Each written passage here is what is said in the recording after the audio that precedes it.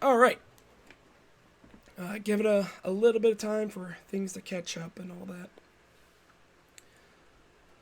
But yeah, cool. Awesome. I've been really looking forward to this. Same here. Same. Yeah, same.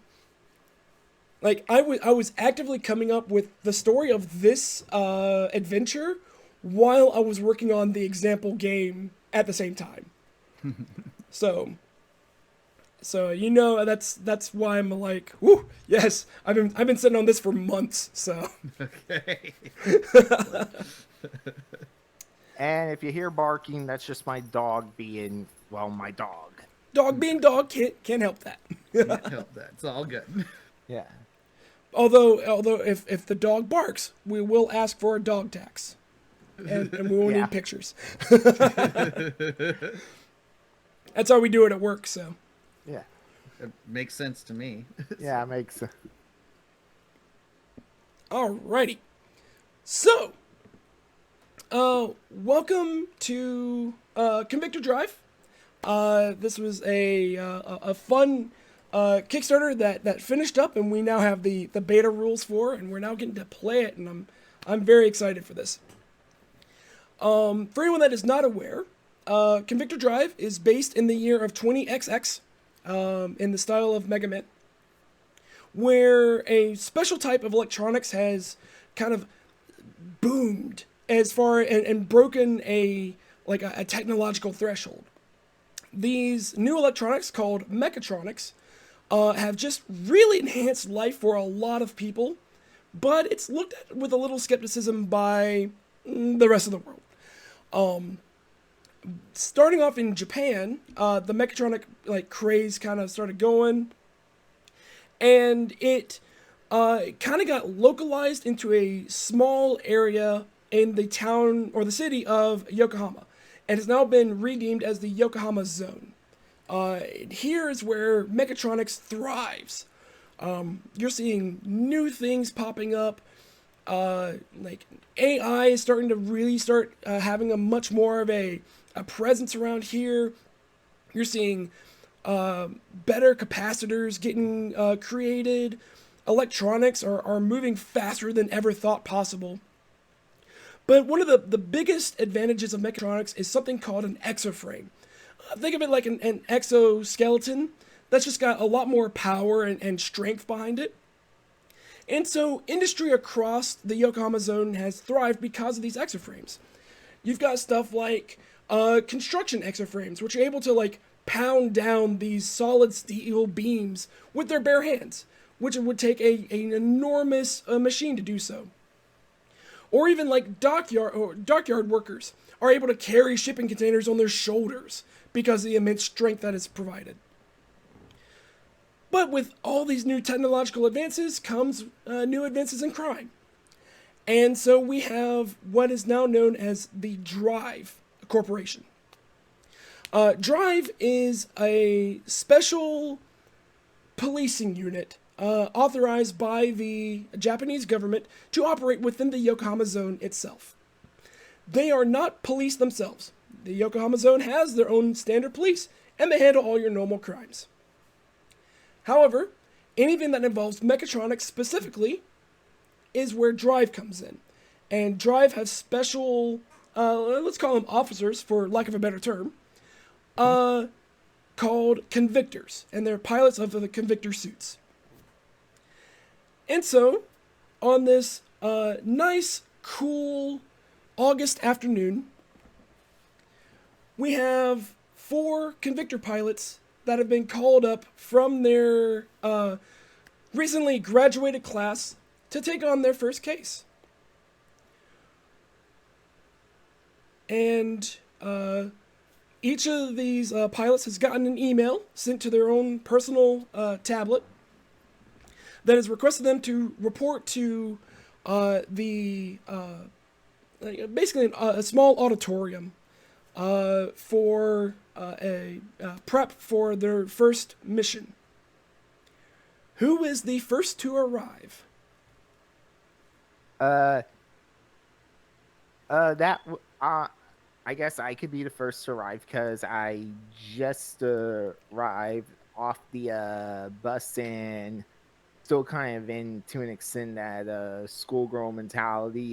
Get to the auditorium to learn what's going on. Please describe your character as you enter into the room. She's a beautiful young girl of around 15 years old with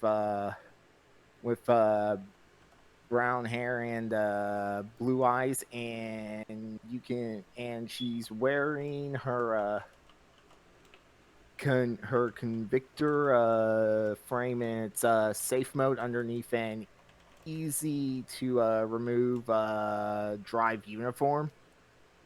And despite her, and you wouldn't think, despite her beauty, that she'd be as knowledgeable and intelligent around mechatronics as she is. And that's kind of what made a lot of her in her class kind of threw them off, was her being so knowledgeable and intelligent around mechatronics. Okay. And I don't think you mentioned your character's name. My character's name is Tanahashi Kyoko. Perfect. So Tanahashi walks in and takes a seat. Who's the next to arrive? From the side of the auditorium, Tanahashi would hear the closing of a heavy lid as a previously open large speaker box closes up and is being latched up by a guy in his mid-20s, dressed in the drive overcoat over what looks to be a hoodie with a kangaroo pouch. The hood is up, covering most of his face, and the other bottom part of his face is covered with a black mask. And he latches close this giant box before lifting it up by a giant wrought iron ring on one side, unhanded, onto a roller stand, and brings it over to the area where Tanahashi is now standing. Yeah, and his character is Mino Dai. Yeah, and I look at Mio and just go, "Hi, Tanahashi Kyoko, graduate of class 1A. Nice to meet you." And I basically just do like a respectful bow. Mino will bow his head and just utter hi. Alright, so I come in next. So at that moment, a woman in maybe her early to mid 30s steps through the door. She really looks like the typical Japanese housewife, kind of a short bob haircut, long skirt, practical blouse, but on top of that is the official Drive jacket. It's buttoned up over it.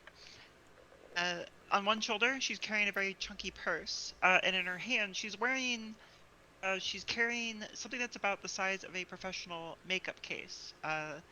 Is her shooter case, and it basically looks like a cube, a somewhat large cube, with doors on every end of it. But anyways, this is Kato Naoko. And as soon as she she gives the room a quick assessing glance before finally locking on to Ino Dai, and giving him kind of a happy wave, and immediately coming over, and saying, and basically, while kind of overwhelming him a little bit with conversation about how long it's been since she's seen him, and how is he doing, and isn't it such lovely weather today, and other such things. Every answer, Mino just responds with like single syllables or just low grunts. To keeps on going on, completely unbothered by this. She's apparently used to it. it's probably where, like, the reunion has probably been going on for a few minutes, so that, like, everyone's starting to relax and everything like that. That's when, another set of footsteps is heard coming down from the auditorium and up. It's kind of like, it's like, I'm just imagining everyone's down closer to the stage here, so it's kind of like, the doors open. It's a little hard to see who's coming down at first until, like, they start coming into things. The first thing is just the gate. The gate of the person that's walking there. It's definitely someone who's very, like, it's an assurance. It's an assurance kind of walk, but not the one of, like, I'm the, like, it on the surface level, it's almost like I'm the boss, I belong here kind of walk.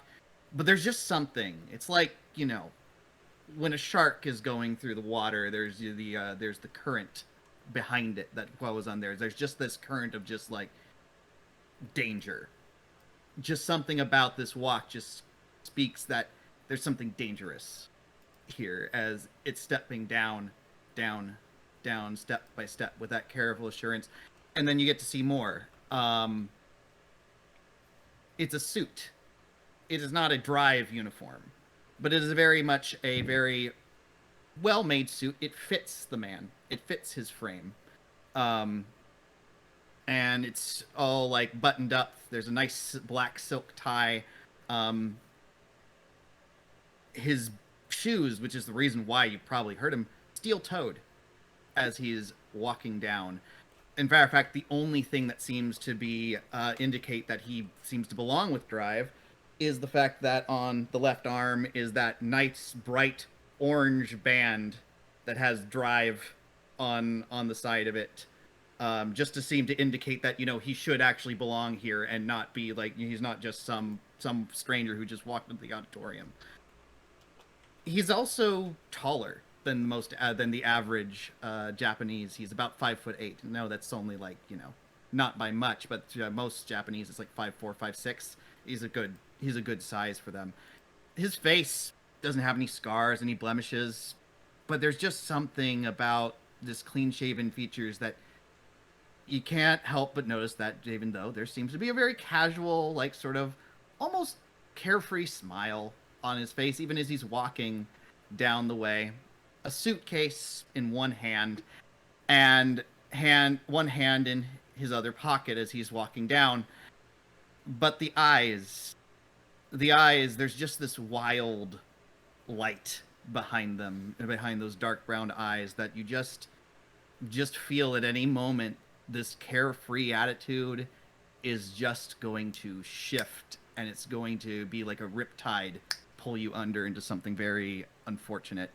And of course, his hair, nice, slicked back, as he comes down and takes a gauge at the group here and sort of gives a nod for a moment. Goes,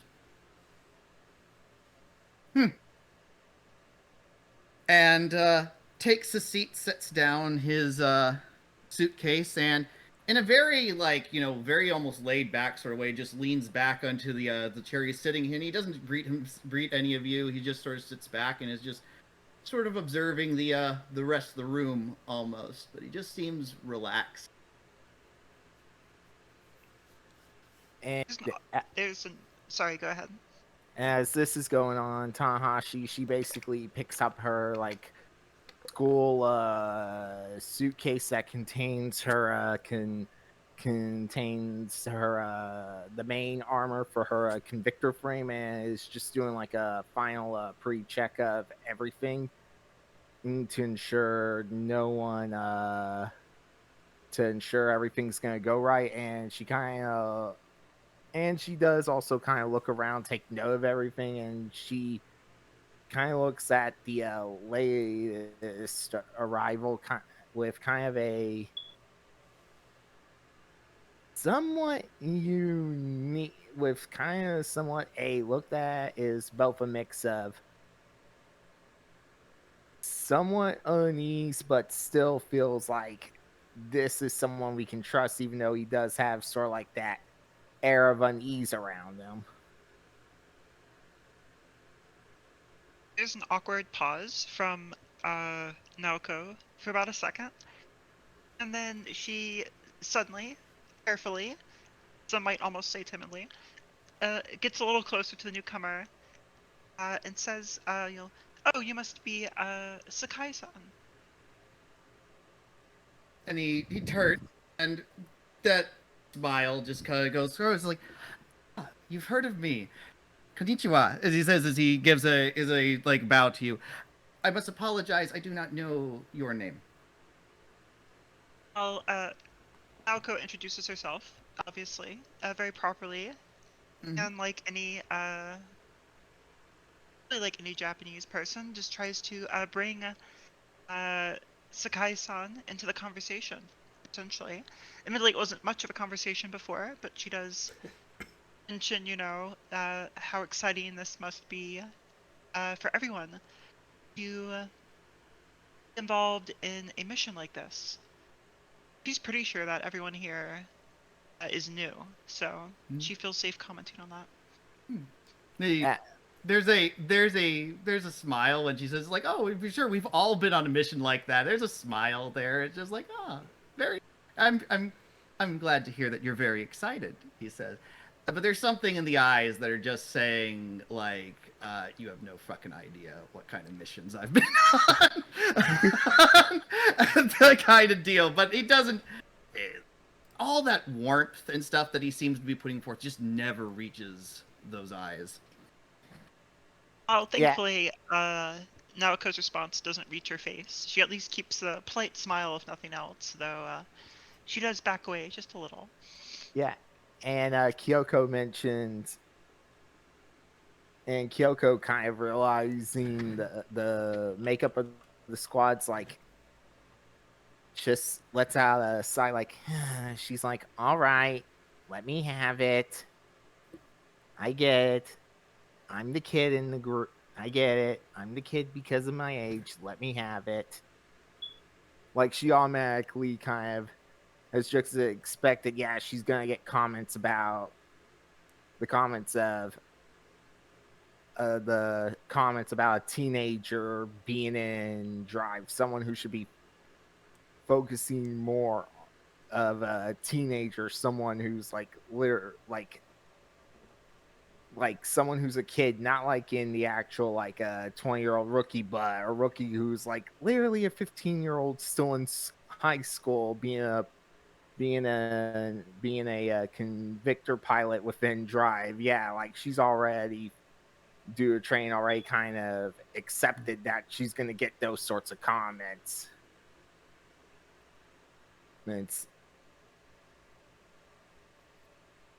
No, not at all, Tanahashi-san. No, Tanahashi, right? Not at all, Tanahashi-san. I'm sure that Drive has made sure that all of us are properly trained for this sort of mission. So please don't feel left out at all. Mino is going to pull one of his hands out of his kangaroo pouch. You see as he pulls them out, they are covered in fingerless gloves that have rigid metal rods coming from each of the knuckles, leading into the underside of his hoodie. He is going to hold out a closed hand to Tanahashi and open it, and the inside is a wrapped green tea mochi. He's just going to say, "Eat." And Kyoko kind of like accepts and goes, thanks, and accepts and just starts eating the mochi, kind of showing that she does see them as squad mates, but for her own personal reasons still keeps her distance for reasons she'd rather keep personal for now. And with that, the door will open up, and a little bit of a younger gentleman walks in, fully on in a Drive uniform, not a pilot's uniform, but a CEO uniform, with a set of lieutenant pins on his collars. And he takes a stance behind the lectern and looks over the four of you and says, thank you all for coming. Please be seated. Koji's already seated and does not move.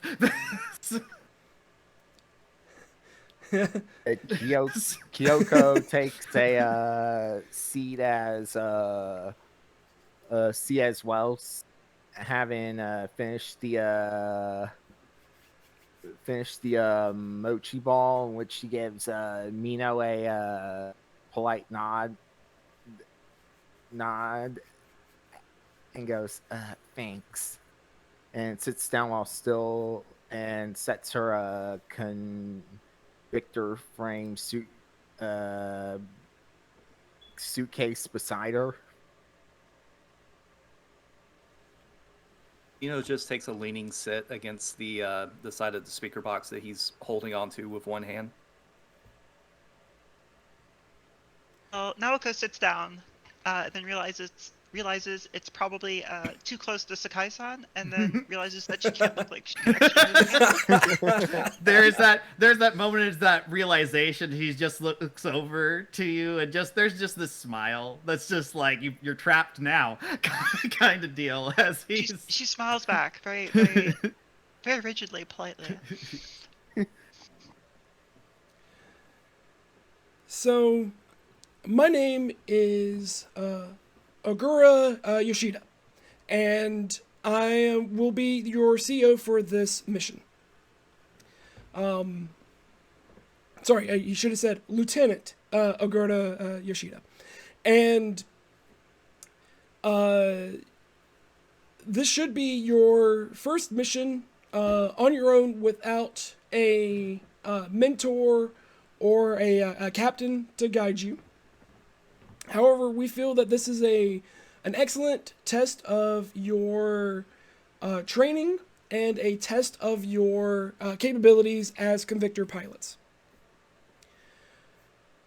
Over the past few weeks, we've been tracking a particular illegal exoframe racing league. Clearly, this is something that is a little bit more dangerous, as they are piloting their exoframes across the streets and putting the public at risk. So far, there had not been any issues previously. Therefore, they've been a little bit of a lower priority for us. However, last night there was an incident. During this particular racing league, one of the one of the exoframes lost control, taking a turn, and impacted a group of pedestrians. And several of the pedestrians were badly injured, and 2 of them were killed.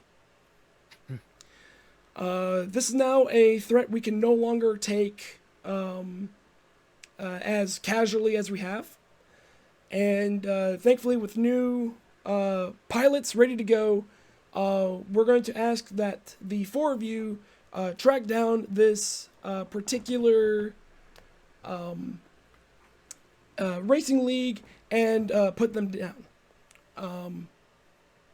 And when I say, and he actually kind of takes a little bit of a side look over at Sakai, but, kind of still keeps his tone a little bit broader and says, when I say take them down, I mean arrest them. There's a very slow nod from Koji, from Sakai, and from the fact that it's like, oh yeah, he's talking about me, that kind of thing. But doesn't seem perturbed. And so, with that, what we can offer is that there are a few pieces of evidence we can help put you along the right track. Our analytics team has found out that a new crew, I guess it's for lack of a better term, has started to record these races. This is the league's been going on longer, but only within the past 2 weeks have these races become more frequent and become more recorded. They're being streamed over the internet on various black websites. And so we need to try to track that down and follow that up. But we don't know who's doing the recording or whatnot. We just know that there is a decent amount of profit being involved with it. Secondly, the exoframe pilot that caused the injuries and the fatalities last night is in critical condition but stable at the hospital. We were just made aware as of 30 minutes ago that this pilot has been conscious. So I believe the best step for us to do is to go to the hospital and interrogate the exoframe pilot. And at which point, that is going to be our first investigation.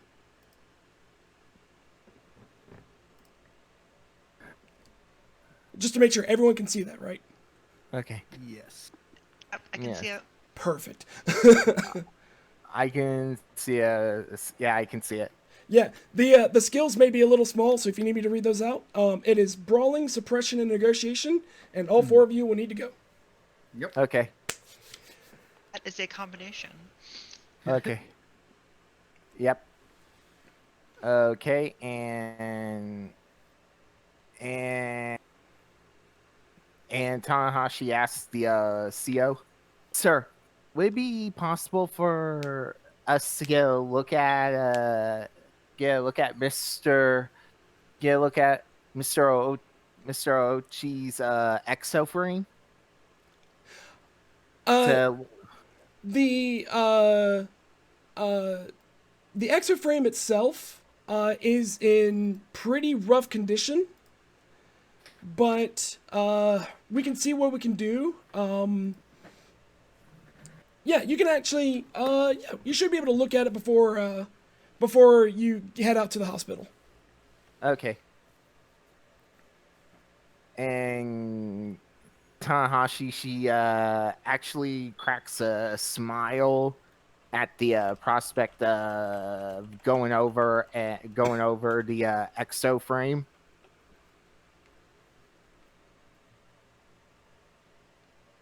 All right.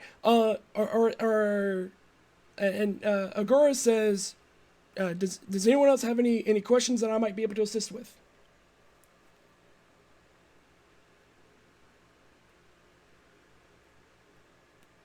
Hospital Does security. it seem like? Oh, sorry. If someone else was about to speak up, sorry. I heard something about security, but you might have cut out. Yeah. Hospital security. The hospital security, the hospital itself is not very, like, they don't have a lot of security there. They've got the standard stuff. However, there are members of the Yokohama police that are guarding Orichi as he's there.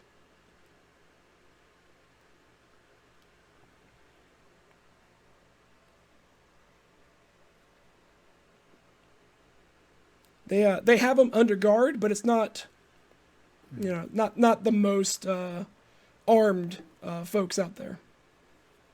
Do you think we'll need to convince them to let us speak to him, or? No. We have full jurisdiction. This was a mecha crime, therefore we have full jurisdiction. They are standing guard over him. One, he doesn't have an exoframe on, but they're standing guard as a, I guess, lack of a better term, a favor to us. Very kind of them. So Kato asks, what neighborhoods the races seem to have occurred in the past? If there's any specific ones to worry about. We don't have a set pattern for where the races go. They mostly seem to stay towards the larger highways, although lately they've started branching out into smaller roads, especially ones with tighter curves. I see.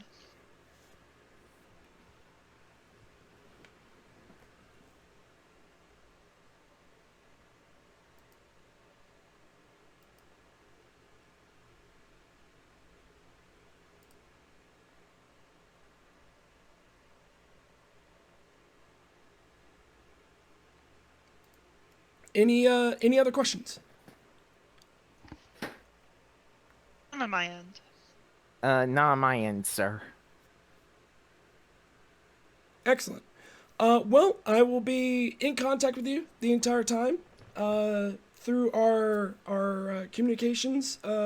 Just overall, anytime you get any sort of evidence or something, we can run it through our analytics team and just kind of give you in the field support. Feel free to take a look at the exo frame on the way out, but good luck and let's go get him. Yes, sir. There's a really raised eyebrow from Koji. Sorry, Sakai. Sakai is at the "Let's go get him" is the team phrase. Like, oh god. This goes on as he gets up and straightens the suit and does at least the appropriate level of a bow to dismiss himself as he picks up his suitcase and starts heading out. Yeah. They got a mission now. Tanahashi kind of does the same thing, just gets up, does a proper bow, picks up her case, and she starts heading towards the exo frame to see if she can figure out what sort of illegal enhancements the legal enhancements the team's going to be taking on. There's one pause as just as you're about to like maybe pass by Sakai or anything like that, a hand comes down on your shoulder as he leans down towards you, and there's a very nice smile as he leans to you and goes, "If anyone gives you grief and you want them to stop, you make them stop." And he pats kindly as he continues on. Tanahashi kind of is like, kind of takes note of what Sakai told her. She's like, yeah, I'll do that. And she just continues to head to where the exo frame is. Grabs his case, and as he's leaving, he just shouts behind everyone, it says,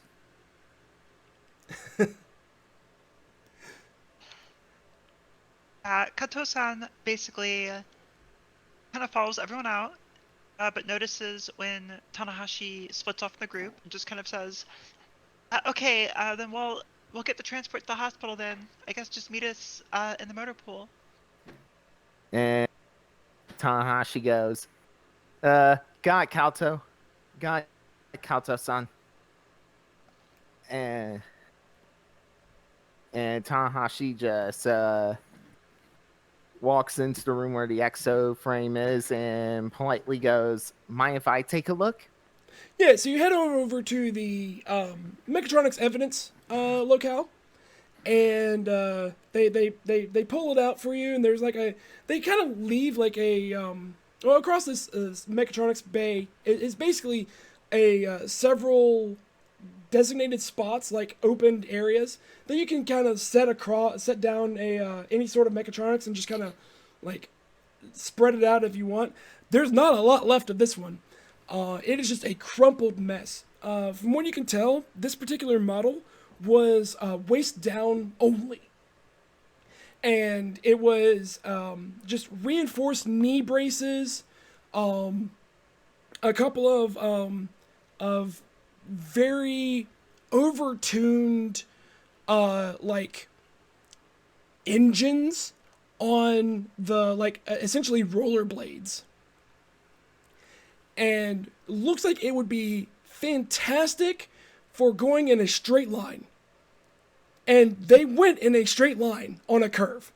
You could tell where it looks like the right leg was just completely like thrown aside, or not thrown aside, but like it bent in a way it wasn't supposed to. And yeah. And Tanahashi takes notes of the exo frame, especially with what especially the illegal enhancements that were on the waist down.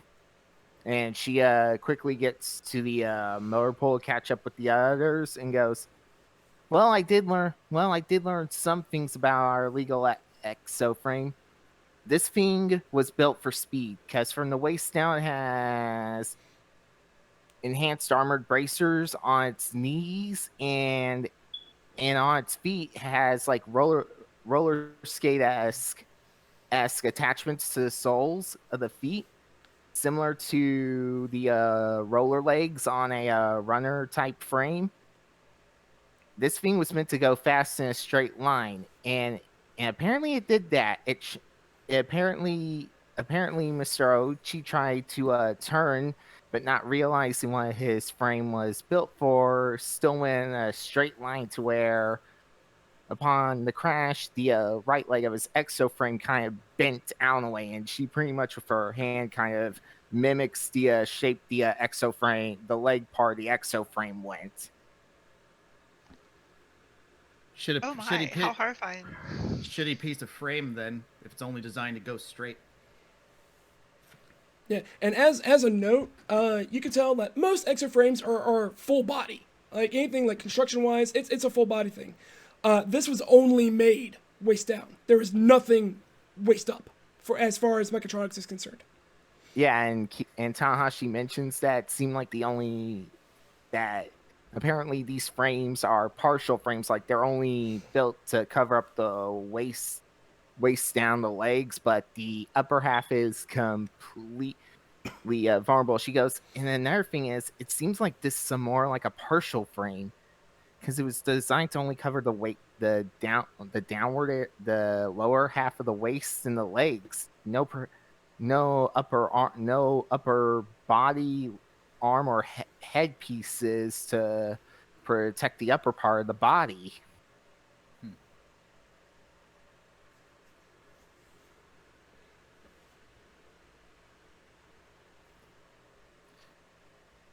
There's the Sakai thinks for a moment. He goes, "Did they say how fast did the lieutenant say how fast he was going, or?"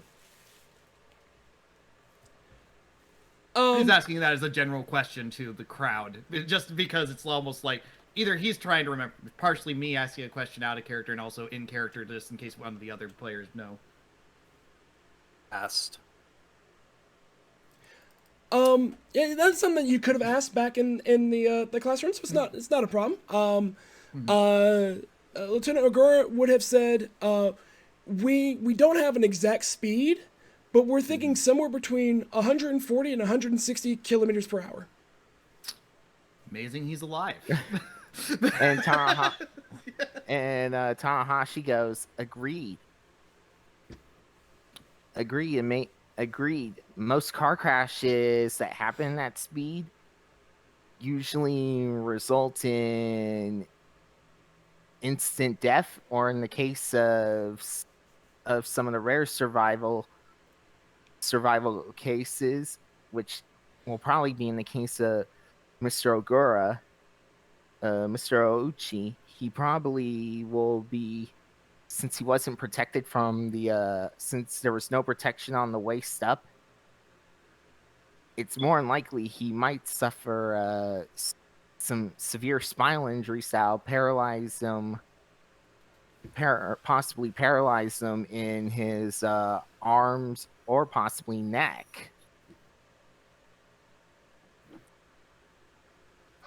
There is a brief moment when Minnow said fast, Koji's attention turned towards him, and there was almost like that cheerful disposition suddenly melted away, and there was just this hard look as though a decision was being made. But then as soon as Tanahashi starts talking about more, that moment passes, and he puts back on that cheery demeanor and seems to almost relax a little bit of like, oh, the kid's here. Kind of deal. But he listens to this and he nods. Well, let's go congratulate the survivor. All right. Agreed. All right. So here's a question. how do you want to get there? Do you want to take one car? Do you just all four of you take motorcycles? Like, what's the options you want? Unless there's a hard request that Koji be part of the entire team.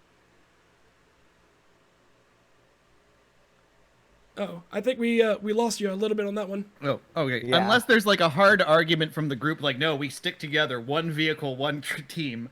Koji is taking his own motorcycle. Same with Kyoko. Despite being only 15, she does have a motorcycle license and would rather take her own bike as well. So, Kato clearly comes from the motor pool, expecting the full team to go together, with like the full band and everything. So she kind of drives up with it, and then looks a little disappointed as she sees at least one motorcycle parked in front of the area, I suppose. Yeah. She doesn't say anything. She just looks a little sad. Oh no, Back in the van, Mom's the not back of sad. She's just disappointed. The back of the van opens, and the entire back end of it dips about 3 centimeters as Minnow loads up his box and then crawls in the back with it before closing the door. And I love and it. Kyoko decides against the bike, seeing Naoko's face. She's like, you know what? Only time I drive that is on certain missions. You know what? I'll just skip the bike and get in the van. Almost no, like Tanahashi. It's totally fine. Please, I mean, you only get that license once, and you're young only once. I mean, you should enjoy your youth. And Kyoko kind of does a bow and goes, thanks, Kato-san, and gets on her bike and gets on her helmet and kind of starts thinking back to her trauma, like, this is kind of why she kind of starts thinking about why she's choosing to remain distant for right now. And she kind of puts on her helmet, which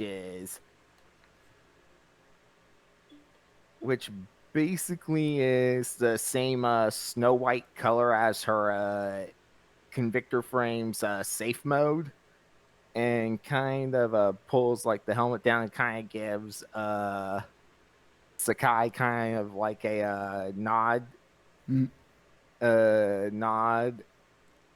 And she kind of like revs up her bike, which I'm going to say is a Kawasaki Ninja. Oh jeez. I was gonna say that's kind of similar to Koji's. Sakai, sorry, forgetting last name. You can say Koji. It's fine. Yeah, Koji. Yeah. It's kind of like Koji's situation. Is he's also got a very.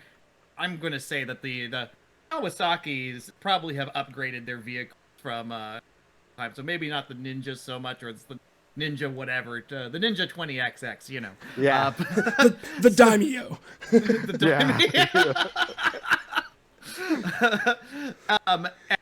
The his is a very very much a not quite solid black, but there's definitely it's that very much sort of sleek sort of thing. His helmet is very much very plain, but also very black. It's just going to be this man in a nice black suit with a white undershirt on this black motorcycle that just goes off it goes. Yep. And off you all take, and you're heading off to the Yokohama City University Hospital. It is not a far trip, maybe with all traffic considered, because it is the afternoon. You're thinking roughly 3:30, 4 o'clock-ish. And you're sitting there going, it takes about 20 minutes or so to get there. And arriving at the hospital, it's just a hospital. I mean, it's nothing special in this regard. You ask for IoT and show your credentials as Drive individuals, and they point you up to the 3rd floor, and you see there are 2 Yokohama police officers there. And as soon as you walk up, both of them look at the 4 of you and just kind of give that, all right, he's all yours. We're heading out. And they leave. Mm-hmm. Oh my. Well, so I guess I first look into the room. So before we even go in, what do we see? What does his status look like? The best way to put it is messed up. He is in. Kind of messed. He is in. Clipboard is outside, right? He is in full traction. His legs are being elevated up. Arms are also kind of like. They're in cast and they're raised up. He's got the full like body cast. You can't see any of his hair because it's all covered up by bandages, along with his right eye. And from what you can see of his face, it is bruised and battered. He has had better days, for sure. He with his one good eye, he looks over and like sees you through the window, and you can see his eye just kind of gets a little bit wider as he sees you. He specifically. Okay. Well, now that I've been seen, obviously we can't be unacknowledged, so I open the door, step inside, of course letting the rest of the team in as well. And I politely greet him first. Just a simple, hello, Uichi-san. Kind of remembering from my training some of the basic interrogation techniques, but definitely the, I'm from Drive. This is what I'm here for. As she's going through the basic interrogation techniques, Koji is going to... is there a window in... I don't. Oh, yes. Yeah. Okay, Yep. definitely. So he's going to take a moment. It's one of those moments to like assess outside the window for like potential threats before it's that very almost sinister sort of moment of like the blinds being drawn kind of deal.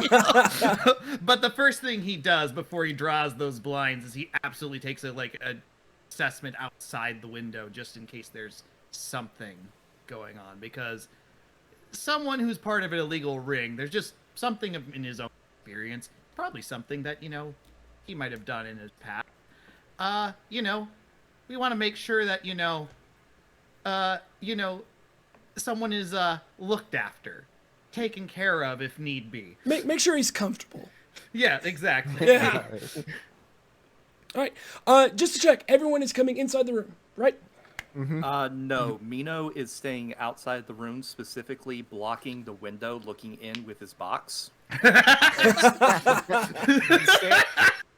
Standing in front of the box with one hand up on it and the other hand in his kangaroo pouch, just looking around, making sure that nobody approaches the room. Okay. I love it.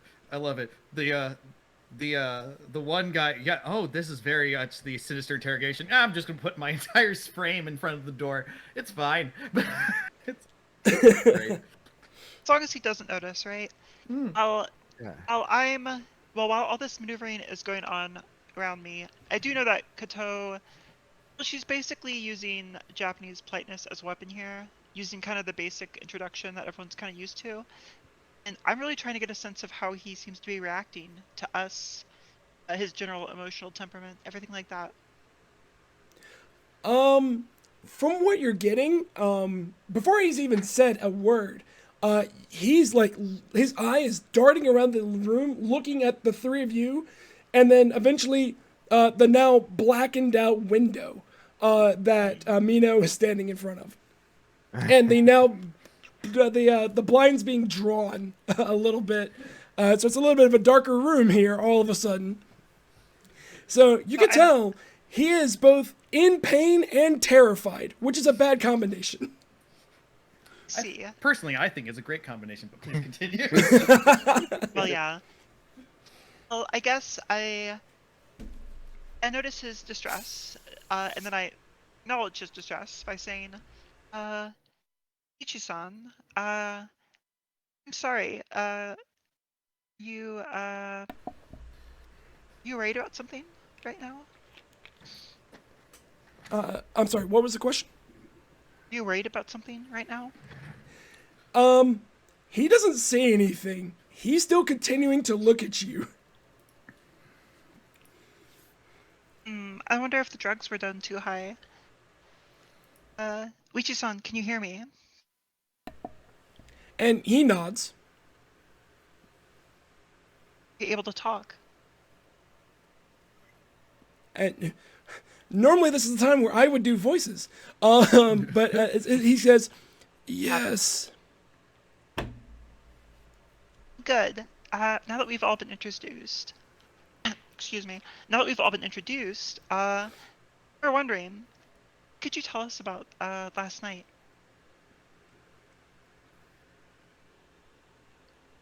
Accident. I see.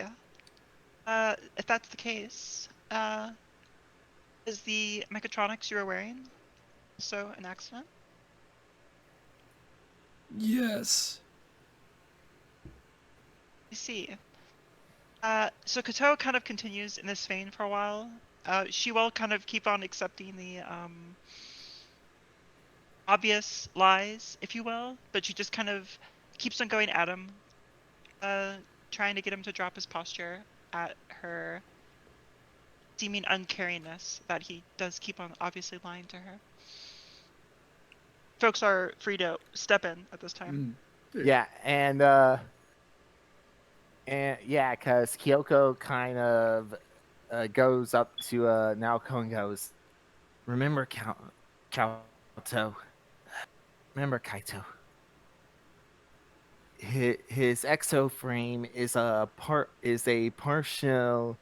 partially built exoframe that was only designed to cover the waist, legs, and feet that was illegally modified to go fast in a straight line, and that his quote-unquote accident was supposedly due to him not realizing what his exoframe's specialty in this race was aka trying to make a turn when he can only go straight." Oh, but Tanahashi-san, I mean, Ochi-san here has said that that was not the case. So clearly, something must be up. And she just kind of says it in like the most lightest, nonchalant voice there is. I kind of nod and whisper. I kind of nod to her like, yeah, she suspects something is up as well. Hearing the "oh, it's just an accident," when she knows from examining his his quote unquote partial illegal exoframe that something's definitely up. That this was no clear accident. Like, she kind of nods like she's aware, and lets Naoko continue with her negotiation / interrogation. Well, Kato's obviously just having a friendly conversation right now. Yeah. But the thing is that, so I mean, Kato kind of just asked the obvious questions. You know, who else was doing this with you last night? Do you know anyone else that was there?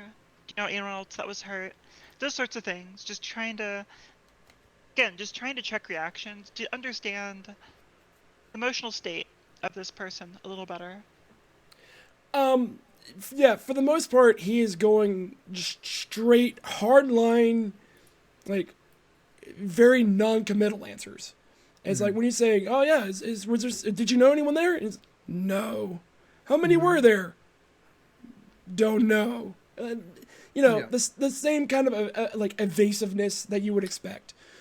And with that, Mino, outside, you notice that there are a few people just kind of milling about and kind of giving you a little bit of an eye every so often.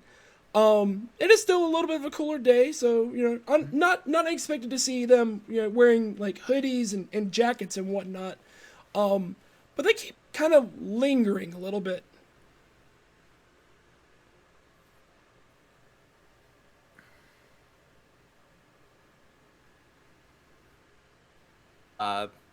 Go on the comms to the people in the room. Visitors outside. I kind of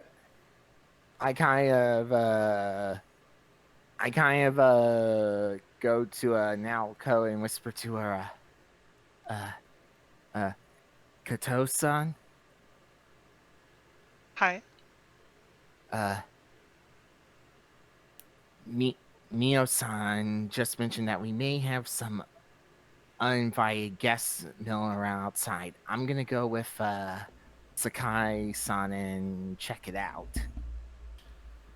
I'm not going anywhere, he says as he looks out the window. What, like, that brief moment of a blind. After all, someone needs to make sure that our friend here is being completely honest with someone who's being very, he says as he pats like the not the head of the, he doesn't pat the guy but the head of the table, being very, very, very polite. So no, so Kato nods at Tanahashi-san and basically agrees. And then you can kind of see her eyes kind of lift up, and like she obviously shares a gaze with Sakai for a second. Mm. And, it's an acceptance that she right now the battlefield is not exactly in her favor. It's not her type of battlefield. Mm. Yeah, and I kind of just look at Sakai and nod and like accepting to him and go, I'll go check it out. And she starts mentally preparing herself to activate her frame's energy, the energy transformer alpha mobility booster beta, as well as use her handguns and sword if they are less than cooperative, if they are basically potential enemies to subdue. Yeah, and just as a note, you are on official business, so you're more than welcome to be in standby mode.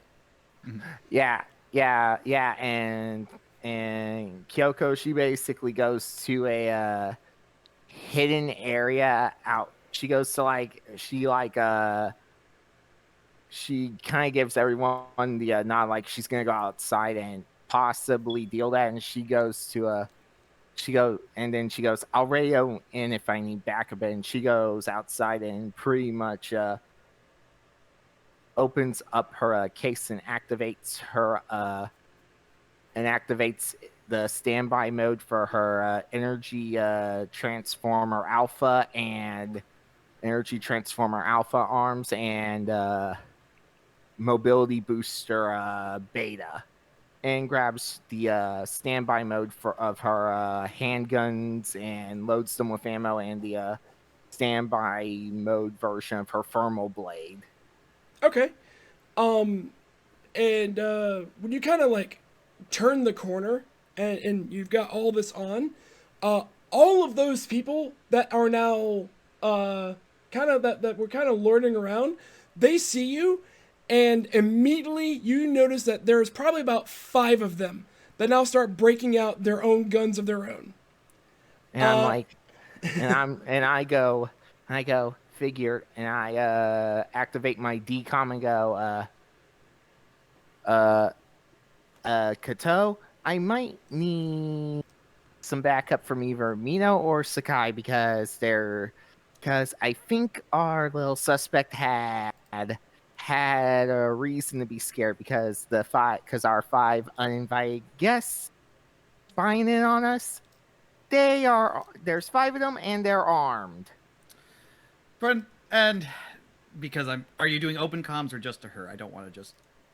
It's just to her to let her know to let you two know. Unless I'm wrong, Mino's outside with y'all, right? Mino was outside the entire time. Oh yeah. So, Mina, you clearly see them pulling guns. I pull out by twisting the iron ring on my case.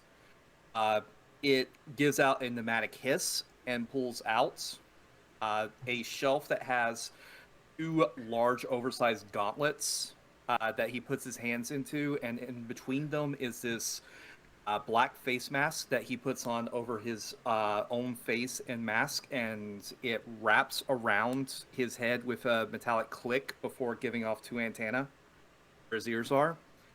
And it flickers to life and turns into the face of a Japanese ogre. Ooh. Nice. That's pretty cool. I like that. Yeah, I like it too. As the gauntlets lock into place, he kind of slams them together, and it gives out this whoosh of wind in all directions as the energy on them powers on. Perfect. All right. So, what I will need is for at least one of you two, because you're outside and the one's more in danger. I'll need one of you two to give me one of those skills of brawling or suppression. I don't think negotiation's quite in the mood for this going on right now. Yeah, I'm gonna try and use my suppression with my handguns to try and hopefully stun a couple of them with the electro bullets. Okay, so just as a note, it is one person that will be making the check here, and then others can kind of like help out with it. Okay. So if you would like to still do that, that's fine. Or Mino can jump in with suppression or brawling. I do have a 4 in suppression. If you want to do that, that's fine by me. I'll provide support. Yeah, if you want to provide support and pretty much take down and incapacitate the ones that my shots miss, that'll be fine. Okay. You're looking for 2 successes. Okay. And just for anybody that's not aware, Tanahashi will take her suppression skill, which is a 2. 2. And we'll be rolling 2d10. For every number that is 5 or higher, that will be considered a success. 10s are Okay. counted as 2 successes. Okay, so 2d10. Mm-hmm. And you need 3 successes on 2 dice. Holy crap! I got a 10 that's and a so 4 close. for 14. That's so close. All right, so what's going to happen here is that you're close to getting them, but they're not fully downed yet. I kind of like do hit them, but they're not down yet. Like they're tougher than I suspected, but I do hit them with accurate shots, like center mass, like. Yeah, and you're using those non-lethal rounds. Yeah. Just to like really just hard hitting shots right to the chest and heads and everything. Mm-hmm. But there's still like one person who's lining up a shot. So now because this is you're not considered to be completely successful on this, someone can make a recovery check. And this is available to everyone else. I am going to grab with one of my grappling arms a nearby piece of hospital equipment and send it flying in the direction of the person that hasn't been taken down that's leveling shots. Yeah, we'll say it's one of those like portable IV carriers, and you just like huck it right at him. And so for every success you get, we'll add dice to Tanahashi's check. Okay. So I roll my suppression. Correct. Or you could also roll brawling suppression, or maybe you could talk this one guy down. Nope, equipment's going flying. Because this is using the battlefield tactically, this is suppression. Yeah. All right, so I got a 6 and a 9. Yeah, that's 2 successes. So this goes flying, and it gives that one guy pause that he's lining up. He has to duck, and now he's starting to peek back up again. Tanahashi, you got 2 more dice. Go ahead and roll them.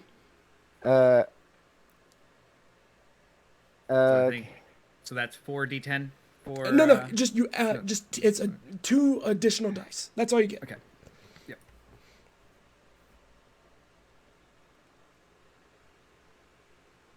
Hey. Perfect. Nice. So he just peeks his head up and bam, knocks him out. Yeah, I knock him out with a sin or a mash shot. And I pretty much holster one pistol, and it's pretty much like that City Hunter shot, to where I just go like,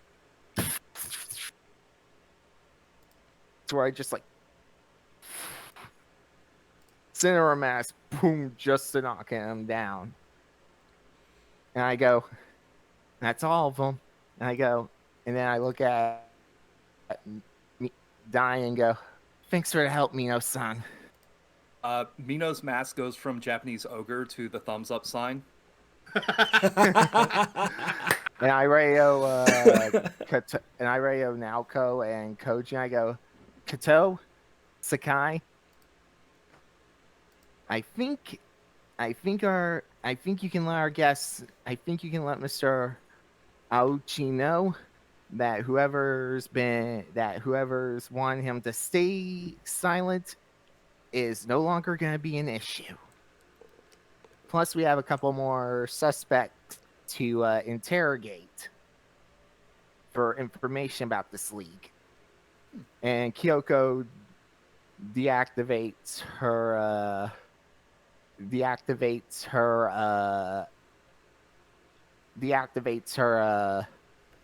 energy transformer alpha arms and mobility booster betas, and pretty much puts her boots back on, for drive uniform back on, and pants, given the easier, because it was easy remove, because she did take the pants of her easy remove drive uniform off, and she kind of looks at Dai like, I'm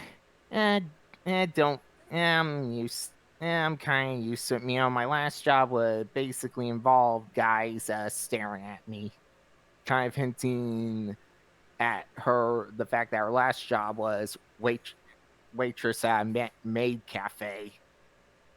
So Mino is paying no mind. He is loading his gauntlets back into the case and closing it back. And Kyoko kind of just pretty much holsters her handguns and sword and sheath back in her case. As a note, he is keeping his mask on. Inside the room, with the transmission is like, think we got them, kind of thing. Sakai kind of raises an eyebrow at Kato for a moment and does that another like pat on the head of the bed frame where Ochi is, and he leans down for a moment and he goes, Ochi-san, my friends have just informed me that you don't have to be afraid anymore, at least of the people who were loitering around to keep you quiet. But Ochi-san, this very polite young woman has been asking you quite a few questions, and I think you've been very, very rude. Now, I think you are... Now, she is a very kind-hearted woman. A very kind-hearted woman she was, you know, she was very sad that we all didn't come here as a family in our little minivan. Oh, calling me out like that. And he goes, I think if you continue to lie to her, you might break her heart. She's been And- so nice to you. And I think, as he pats the bed frame 1, 2, 3 times, something might have to be done if you break her heart. And so, yeah, And there's that pause. That's all. As he steps away and lets Kato continue with the interrogation. you know, he's hooked up to all these machines, and one of them's an EKG machine. So of course you hear the beep beep beep beep beep beep beep beep beep beep beep beep beep. Its pulse is skyrocketing. I can't make the noise, but its pulse is skyrocketing. Yeah. And now his eyes are completely fixed on Katao. So, I think that probably for anyone that's not Uichi, they can kind of detect there's a lot of different emotions going through Naoko's face at the moment. She eventually takes a breath and kind of resettles herself. And while she really, in the most gentle voice, says, Uichi-san, you don't have to worry anymore. You're safe now. I know that you've probably been worried about the guests, is the word she finally settles on, that might have been coming. But as Sakai-san said, and she gives him a glare at this point, I think that it's probably in your best interests to tell us what exactly is going on here. We can protect you. I know that we're not the police, but we can make sure that you stay safe.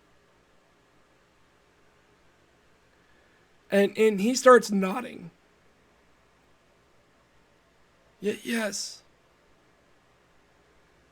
All right. Well, taking that as a victory, Kato kind of carefully takes him through exactly what happened last night. She basically tries to get him to tell the story from his position from the beginning. And through a bit of working with him, because he's trying to be vocal but not unable to, which is a personal experience. And and he basically goes through and says that it was a race that was set up the day before yesterday, and then yesterday was the race itself. To where it was the first one to cross the finish line would get 200,000 yen. And the route that was taken was a lot of straightaways, but one fairly wicked curve near an apartment complex. And as he was kind of describing it, he hit his boosters on his frame to get around someone, and that person tripped him.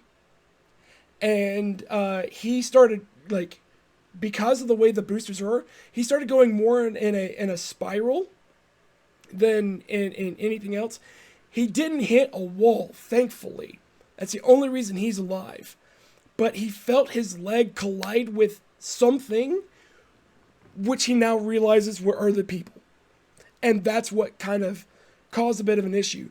He got some distance before actually hitting the ground, so he was able to kind of break, have a little bit of a break fall, but not to the point where he could, helpfully recover.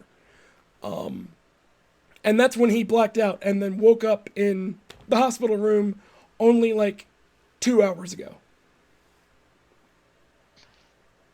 Well, Naoko listens to this story, of course, with all the appropriate gasps and sympathies in the appropriate places. Obviously, it really was such a horrible thing that happened to him.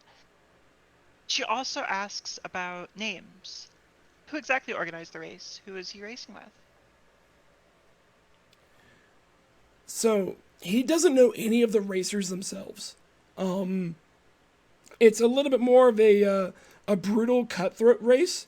It was a lot nicer a few weeks ago, but now it's gotten to be a lot more brutal as a whole. You know, tripping someone in a race, that's not, sportsmanlike. It's not an honorable race, but it's a way to get rich really quick if you win.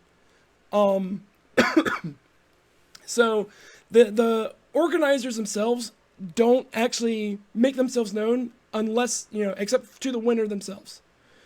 But what he can say is that there are various points across the city where there will be what they call a drop-off point. It's a drop-off of information where you'll anybody that wants to participate in the race will just kind of go to that location, get the information on how to start, and then go from there. The information is not, anybody can see it, and then it's like, what is that? And you just don't understand. So, but you can go to that location and get that information when it shows up.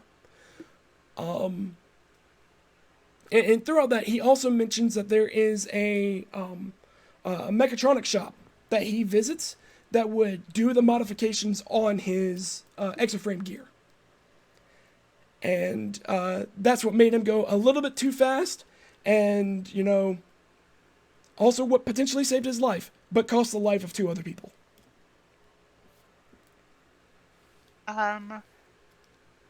Did the cash prizes change in value recently? Oh, yeah. Race? Beforehand, it was for, small stuff. Nothing too major, but, well, Fast and the Furious, they race for pink slips of exoframes. But more recently, the money has gotten a lot higher. But it's also got a lot more dangerous for it. I see. Well, I share a glance with Sakai-san as I collect that information. I collect the drop-off point information. I write that down in a proper little notebook, of course, and also the mechatronic shop that does the custom modifications for the racing exoframes.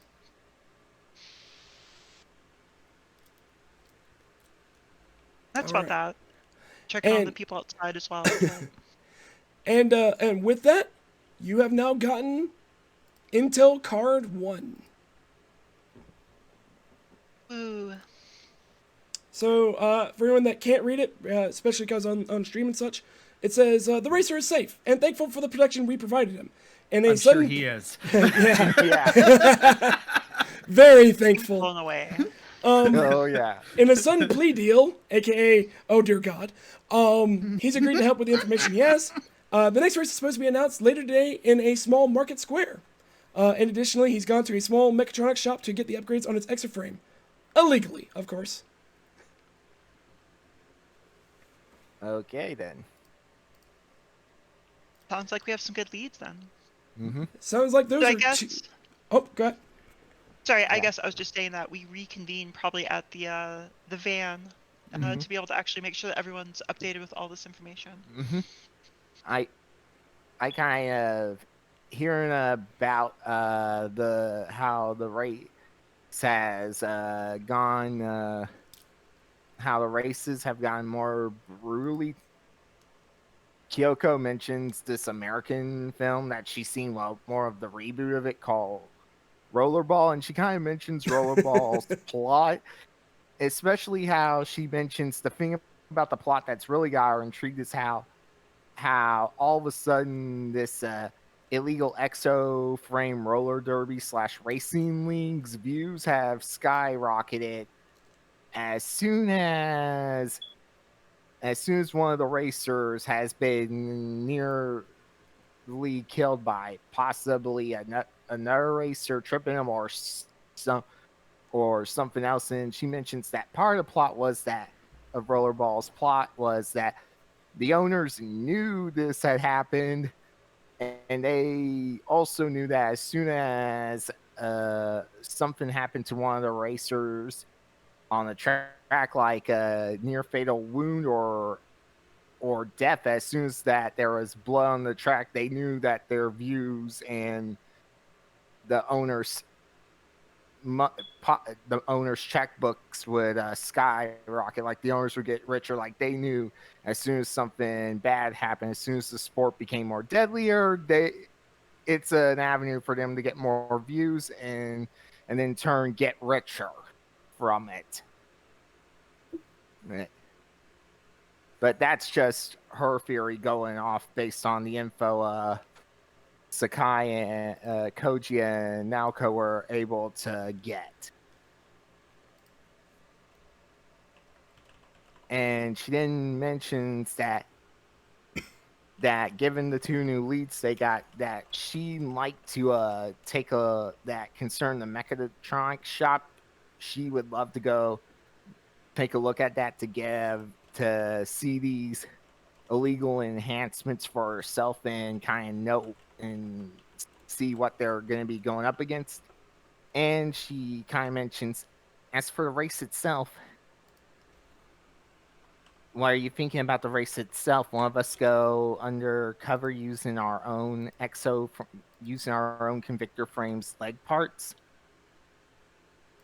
Arts with one of us keeping an eye on things, like I can keep an eye on things from above if I get a good enough altitude.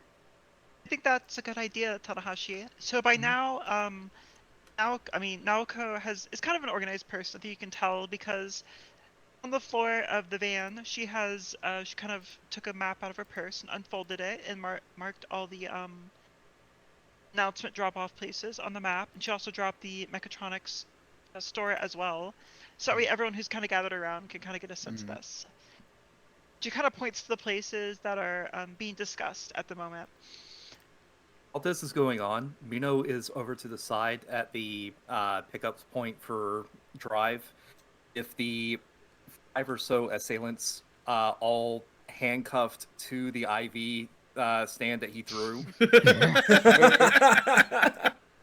And he's got a flat organizer foam bat out of his case, and he's putting all the mechatronic parts off of them onto it. So all the people that you have subdued do not have mechatronics on them whatsoever. Whatever weapons they have, then. Yeah, just your standard machine pistol kind of stuff. Nothing that would have gotten through your armor, but deadly to anyone unarmored, like all the nurses and doctors and patients around you. You know. Yeah. And once I get all that organized, the foam bat gets picked up and slid right back into the case, and the case is closed. Yep, and they are taken care of. The Yokohama police and local security grabbed them. Thank you for your assistance in this matter, and take them off. And my faceplate will display a police officer saluting.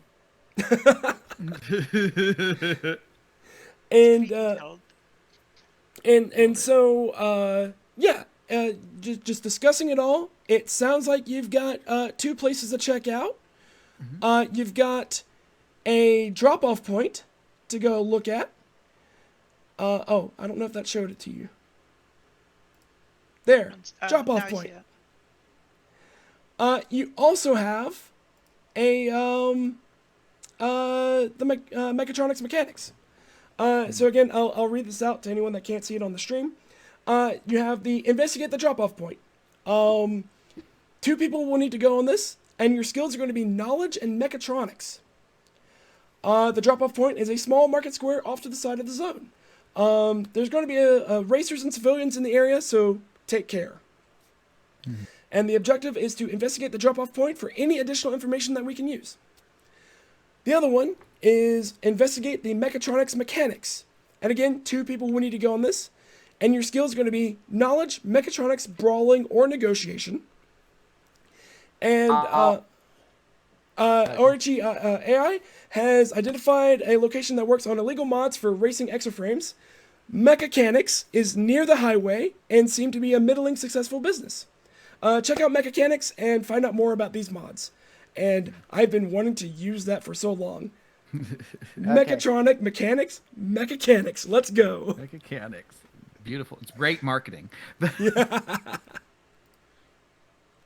Okay, so I kind of look at everyone and go, both seem to be kind of my area of both of them seem to be involved in mechatronics, which is kind of my area of expertise. So I think so one of them's gonna go with me to either the drop-off point or the mechatronics mechanic shop or the drop-off point. Which one do you want to go to, Tanahashi-san? I think I'll start with the mechatronics mechanic shop first, and one of you guys can accompany me there and we'll handle the drop-off point later, because I really want to know what we're going to be dealing with at the drop-off point. So I hate to be that guy, but this is the time where we say, let's split up, gang. Yep. Yeah. So there's only one place. One place you get to go. Yep. You get won't to be able to one hit or both. the other. Yep. You won't be able to hit up both. Yeah.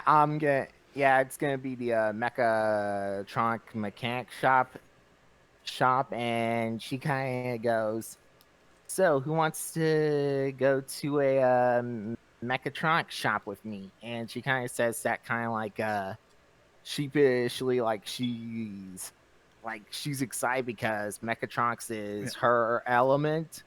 Yeah. But she's also kind of embarrassed because the way she phrased it is kind of like asking someone on a date, and she's kind of like sort of embarrassed of how she phrased it like that. Koji is going to step forward, and there's a very, like, it's very clearly, is this confidence of, like, if it hasn't been obvious, just the breaking of social norms, but it seems like, that sort of, like, dangerous, like, yeah, what are you going to do to stop me if I do this? But he comes over and he pats you on the shoulder and goes, remember what I said earlier? If someone gives you problems, you make them stop. You're not ready for what's going to be there at that shop. So I will be coming with you. I go, I kind of embarrassed and goes, thanks, Sakai-san. Is just going to look at Sakai and just, his faceplate is going to change briefly to that of a peacock. Yes.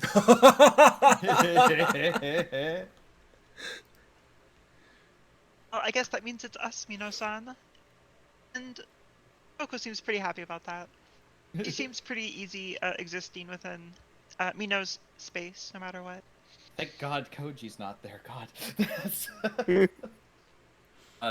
As Mino turns over to Kato, the mask turns into two round eyes, and then those eyes turn upwards into points. I think Dai has had to deal with Noko a lot. Yeah. All right. Okay, so I put on my helmet, grab my case gun on my bike, and kind of give a nod to Sakai, like she's ready to go, and she kind of activates her comm and she goes, let's maintain open comms with each other so we can discuss with what we find. That way we can also alert each other if anything goes on. And she and it's kind of clear now she's getting more used to the group. Like, she's starting to not be so distant from them, but she's still kind of showing that she is worried for their safety.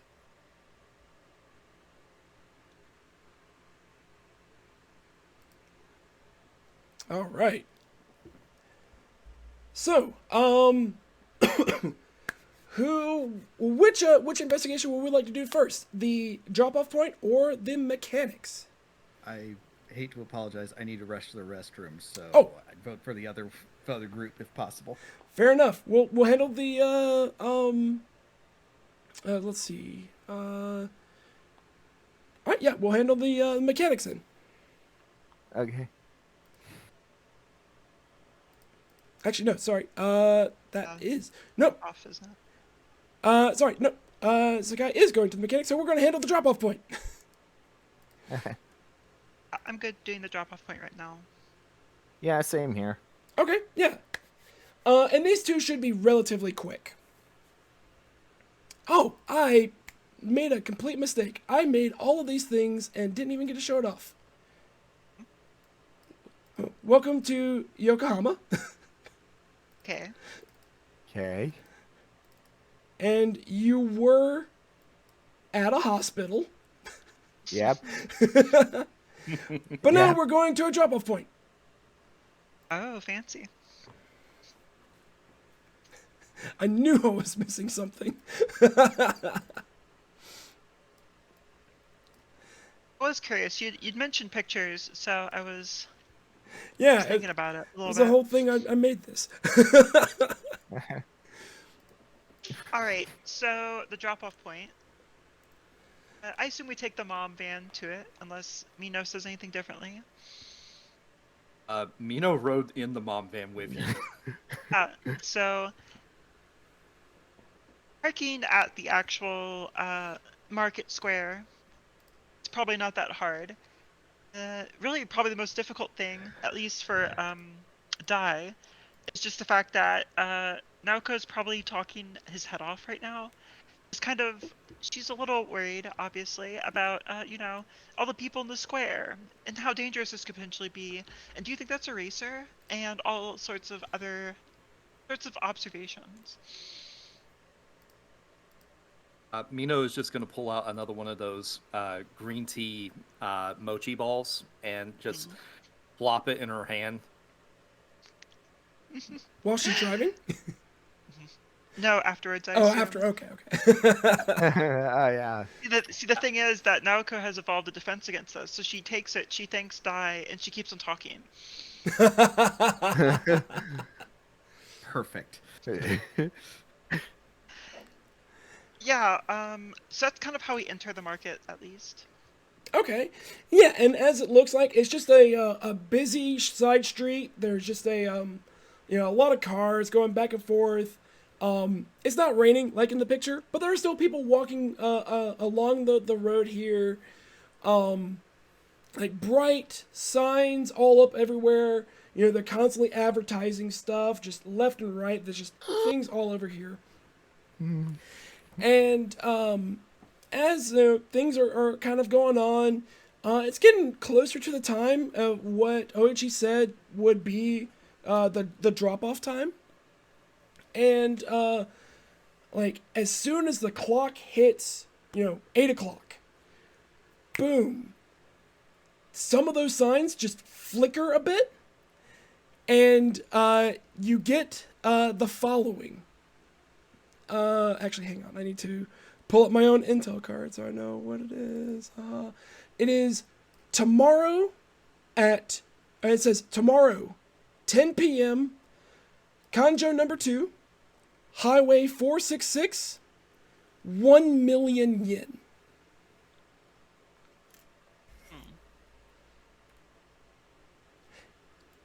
And you both know that clearly those signs should not be doing that. I'm going to need that knowledge or mechatronics roll. So I have a quick question. Sure. So I'm just kind of skimming that section. So it says that, on page 50 at least, it says that when multiple players take part in the same mission, each player has to roll a number of successes equal to the number of successes, correct? So that means that both myself and Ken have to get... Not quite. minimum It's like between the both of you. Between the both of us. Yeah. Okay. Well, Oko-san has about the average amount of knowledge as any housewife, basically. So she's only got a 2 in that. So I don't know. If Dai takes the lead on this. Dai also has a 2 on this. Oh, well, we're well paired, I guess. Don't worry, Koji wouldn't have been able to help anyway, so. Yeah. So we basically both roll then, right? Is that what I'm getting out of this? We both roll our skill and then we add our successes together? No, one of you will roll the skill, and then the other can assist. Okay, sounds good. And Yep. also, forget, we use our support items, or when we use our parts from our Convictor, does that give us a dice bonus, or is that a different? Yeah, this is kind of like that narrative bonus. If you have something that could assist with that, then yeah, 100%, that's when you can get that bonus for it. Cool, very cool. And So- as a shooter, I think you're going to have some really good parts for this. Yeah, no, I was about to say, right? Yeah. So, I guess just for my idle curiosity, for the person assisting me, would it also be possible for them to use their gear and get a similar bonus? Correct. Okay, but just want to know. So, I see, Naoko sees the signs doing that. The flickering's rapid, obviously, so this is clearly information that needs to be gathered quickly, and now, before this little glitch starts and stops. So, she puts down her case that she's been carrying. Again, it's basically a cube, about the size of a professional makeup case. But the thing about it is that when she puts on her parts, essentially there's a like a door or an aperture on each side. So there's kind of like a bunch of lasers that kind of come out of that aperture and outline on her body where that part's supposed to be before it finally shoots out of it and it gets equipped on her, essentially. So basically you can see her put the box down. Her head suddenly becomes kind of aligned, this kind of almost crown of laser drawn image, and then a helmet shoots out of the thing and actually attaches to her. It's basically like it's like one of those 360-degree helmets, basically. It doesn't really have a forward or a back or anything like that. You just kind of tell that it looks around everywhere. And it's her capture helmet, and she uses that to quickly capture data that's actually being sent, and then to analyze the local network traffic around her. It's not like she knows how to do this. It's just that that's the button she's been told to press on her helmet. Okay. Yeah, that's definitely a very useful thing, just to like rapid analysis, especially of network traffic, and that's a big thing. So yeah, you're definitely gonna get that bonus for this.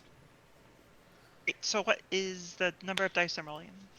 So I you have have a a 2. knowledge of 2. Go ahead and because it's your gear, go ahead and add 3 more dice. Okay. So roll 5d10. Right, looks like I got 2 successes from that. 2 successes. Yep. And did I say how many successes you needed? Now, do we The get card do we says know? 2. Sorry, that's the second investigation card. Sorry. Oh, my Yeah. bad. No, all Are good. we allowed to know the number of successes? Yeah. Sorry. It was 3.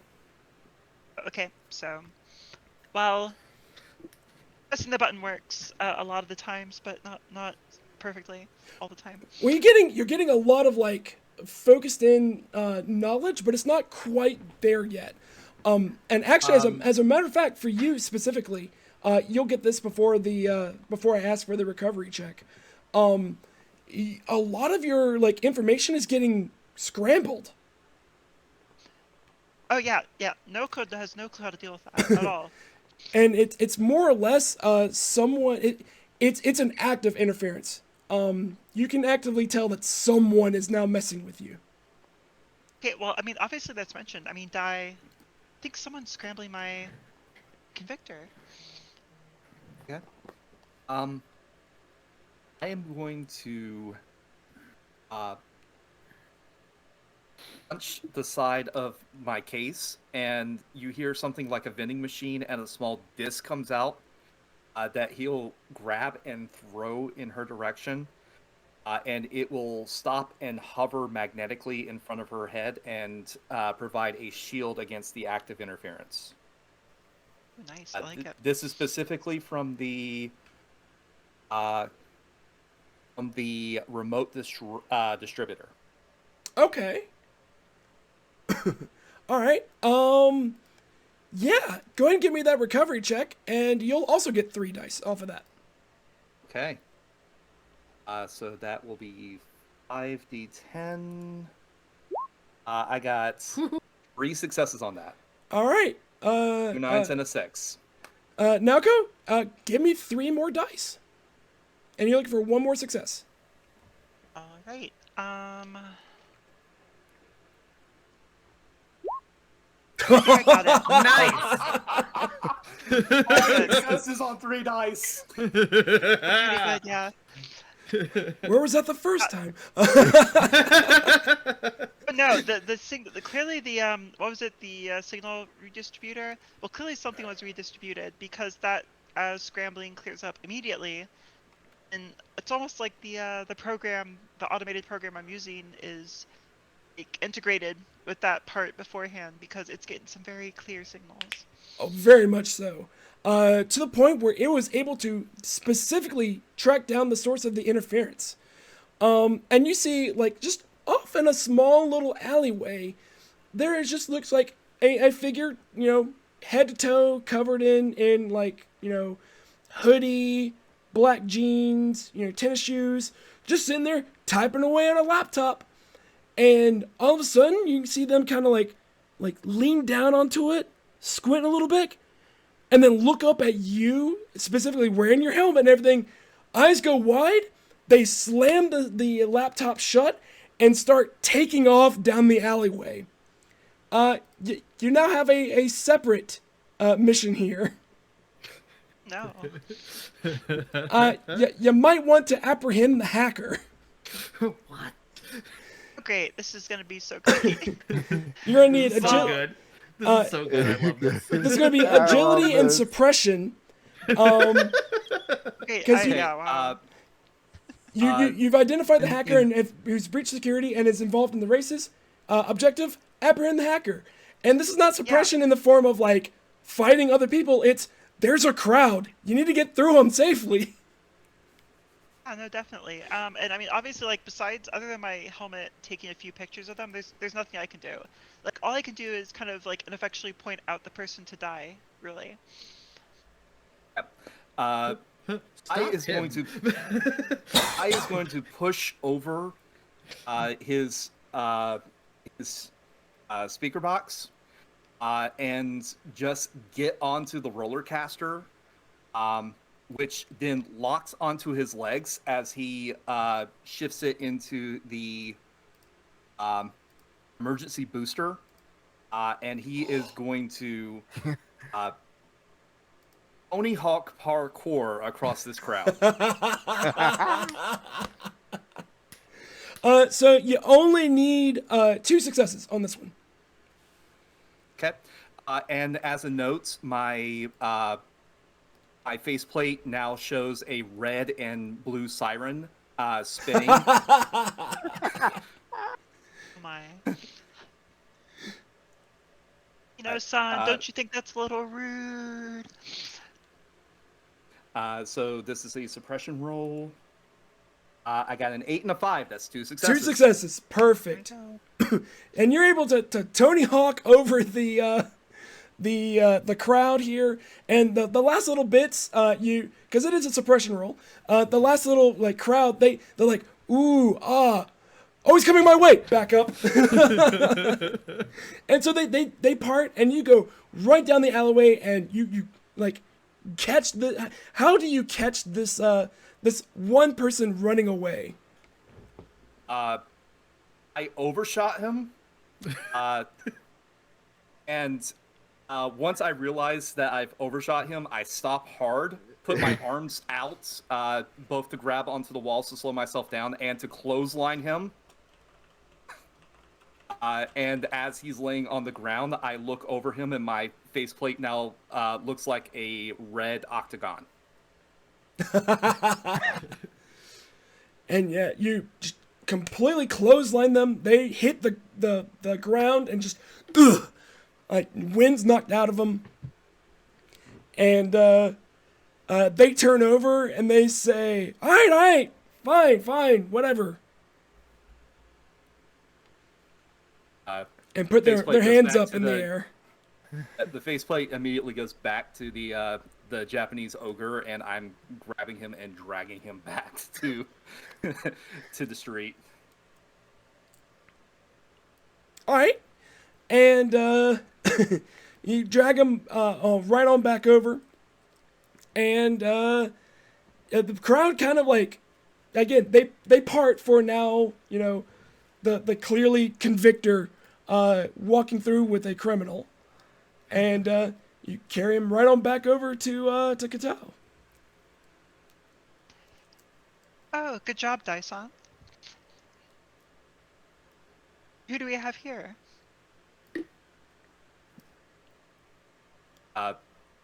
Face turns into a representation of the Guy Fawkes mask.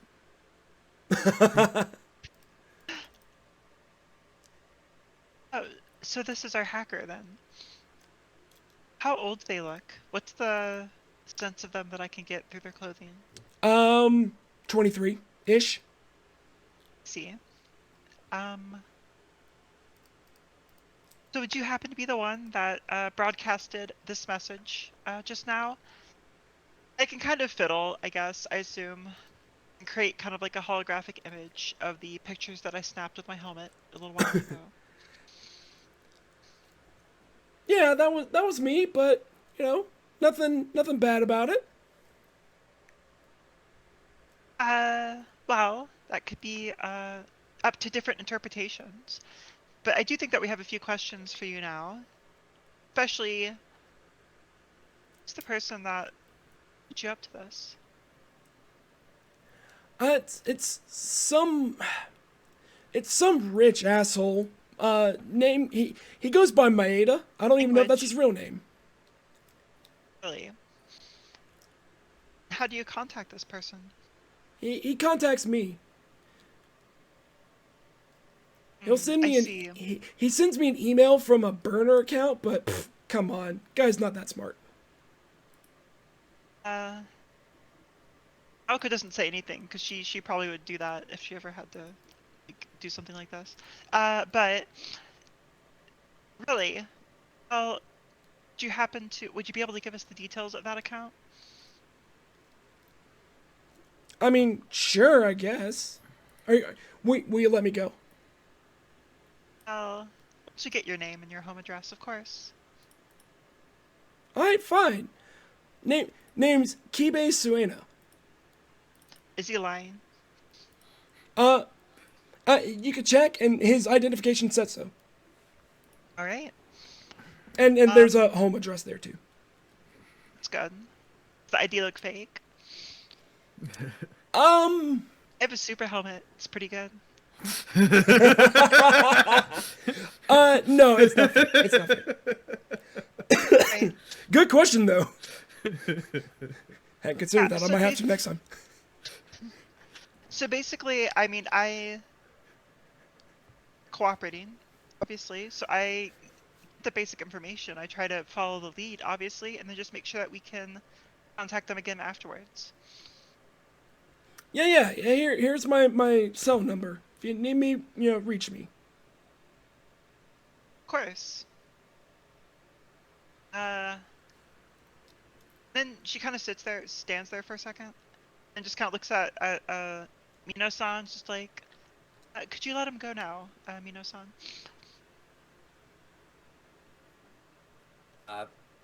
We'll let him go.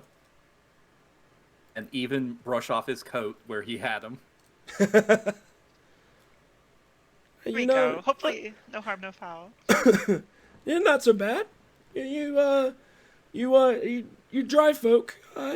You're doing good work. Keep it up. Oh, thank you.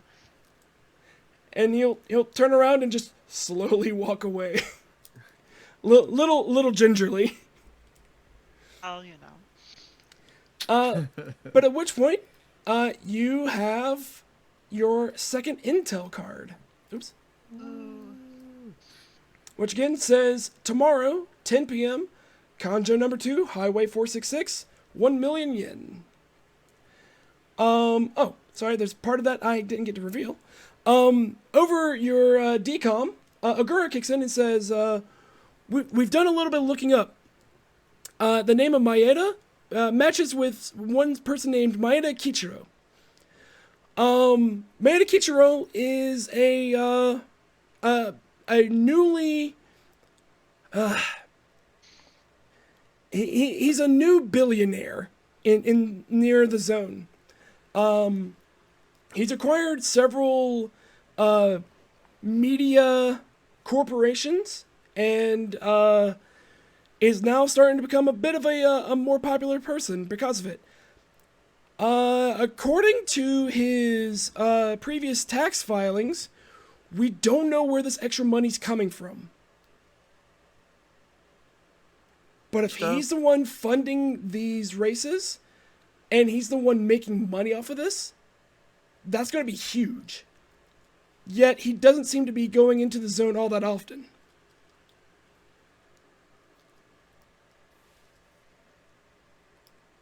How interesting. I'm certainly curious why a media person would be so interested in racing.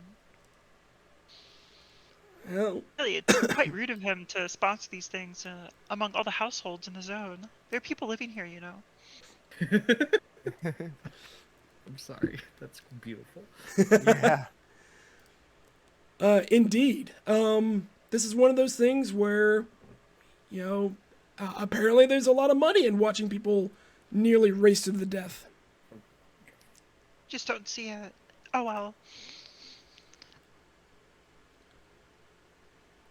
With that, I mean, at least on my end, I can't say anything for Ken, of course, but no, I kind of logged the evidence, but to me it seems like mostly wrapped up here.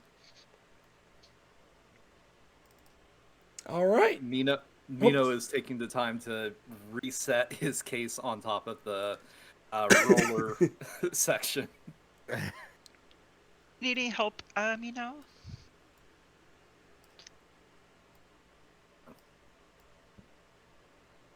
Well. All right. So, with that, we'll go ahead and switch on over to our our very strange team up here, as we will now be investigating our mechanics of mechanics. Mechanics. Yeah. I'm still very proud of that. It's a good one. Do you mind if I steal that later? 'Cause By all I'll credit means, you for it. please. Okay. It's really good. Yeah, you get up to mechanics, and again a little bit later on in the afternoon, and so it's before the drop off would have happened, and you show up here, and it is a fairly small location. Mechatronic mechanics are very few in number because there's just not that many exaframes or larger mechatronic devices around, or not as many. There's still more cars around than exaframes, so definitely a smaller business, but they seem to be doing well. As you show up and you see that there's just two people in the bay, and they're working on, looks like construction exaframes, just large like pile driver arms and whatnot. And as you walk up, they'll look up and say, hey, what can we help with? And Kyoko, she takes off her helmet. She just starts smiling like a kid in a candy store, and she starts asking them very intricate, very accurate details about the exo frame they're working on. Like, is especially like knowing its type, like, and just start like kind of accidentally for kind of accidentally somewhat like she's in her element, kind of like stops herself because she kind of remembers, oh, we're here to ask about legal parts, as kind of like the whole talking shop kind of, she accidentally forgot they're here to get information about illegal exoframe parts, not talk shop. For And she- Koji, he's letting Tanahashi take the lead for the most part. In fact, it's a kind of a weird role for him at the moment. It's like usually like in the like there, he's definitely maintaining a presence, and it's very much a, even though he's not like right next to her or anything like that, it's very much he's there with her. It's something very familiar to him. Long time ago, his the oil buns donder wanted to go to one of the new malls, and he was one of the escorts there, you know, always there, just not right up with her, but just close enough so that her and her friends were having a good time and no one would bother them. And if anyone did go up to try and bother them, he was right there to politely nudge them to not bother them on their day. And it's kind of like this weird moment where he's having this thing where he's having this almost this memory and guilt boils within him for a moment as he closes his eyes, his cheery demeanor gone for just a moment as he opens his eyes again. He's back. He's in the mechatronic shop. He's got a job to do, so he puts on that somewhat cheery, relaxed demeanor, but there's still those eyes watching just in case something goes wrong. But otherwise, lets her have her day. Yeah, and I pretty much ask, like, not trying to sound professional, to give them that idea, like, so seeing we're in the market for building halfway built racing exoframes with certain speed modifications, like speed modifications that will allow us via the leg parts to boost to speeds of 140 kilometers per hour plus. What sort of modifications would one need? They kind of look at each other and they say, you probably want to head down to, like, the tuners down the street. They do, like, stuff like that, but they're more for cars. We just repair stuff here. And I'm gonna, can I do a mechatronics roll to try and catch them? Because again with Kyoko, she's kind of somewhat getting wistful as she's remembering just being in the mechatronics lab with her mom, and kind of you can see somewhat of a tears starting to go down her eyes. She's starting to remember trauma, but she quickly wipes them away, and she goes, "Oh, I think you know about the know how to get the upgrade to the parts I'm requesting." Yeah, you can go ahead and roll. This is a difficulty 4. And my mechatronic skill is 4, so 4 successes. That's what you're going to need. Yep. Okay, here we go. Oh, I'm sorry. Right quick before you roll, or you did roll, but that's okay. Add in an additional 2 dice because you studied the parts before coming here. Oh, right, so that would be 6. Yep, go ahead and just roll 2 more dice. Okay. Roll 2d10 because I did score 110, which kind of counts as 2 successes. So Yes, it does. You got 3 of the 4 you need.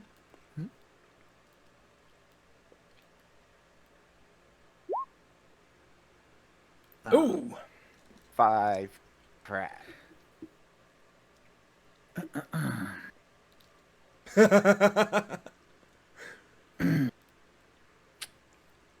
Five, and five. Crap. So, yeah, just to kind of set it up, you're kind of like pressing them. And they're like, no, these are construction suits. We don't do anything for other stuff. Like, yeah, we service courier like extra frames as they come in, but we don't do anything like racing for them. Hey. And it's this moment he speaks up there, and they're like making the excuses. It's like, and he walks over to these two, and all like charm and demeanor is gone. There's just this hard set sort of face as he comes up to them, and I don't know how tall they are. I don't want to assume that 5'8" means he's towering over them. Oh no, you are towering over them. Yeah, he's towering over them as he goes up to them, and he goes. The best way to describe these guys, they're like almost not exactly scrawny mechanics, but they're mechanics that work on smaller things. Like these are mechanics that work on like the equivalent of lawnmowers. Yeah, I gotcha. So he goes over there and he goes,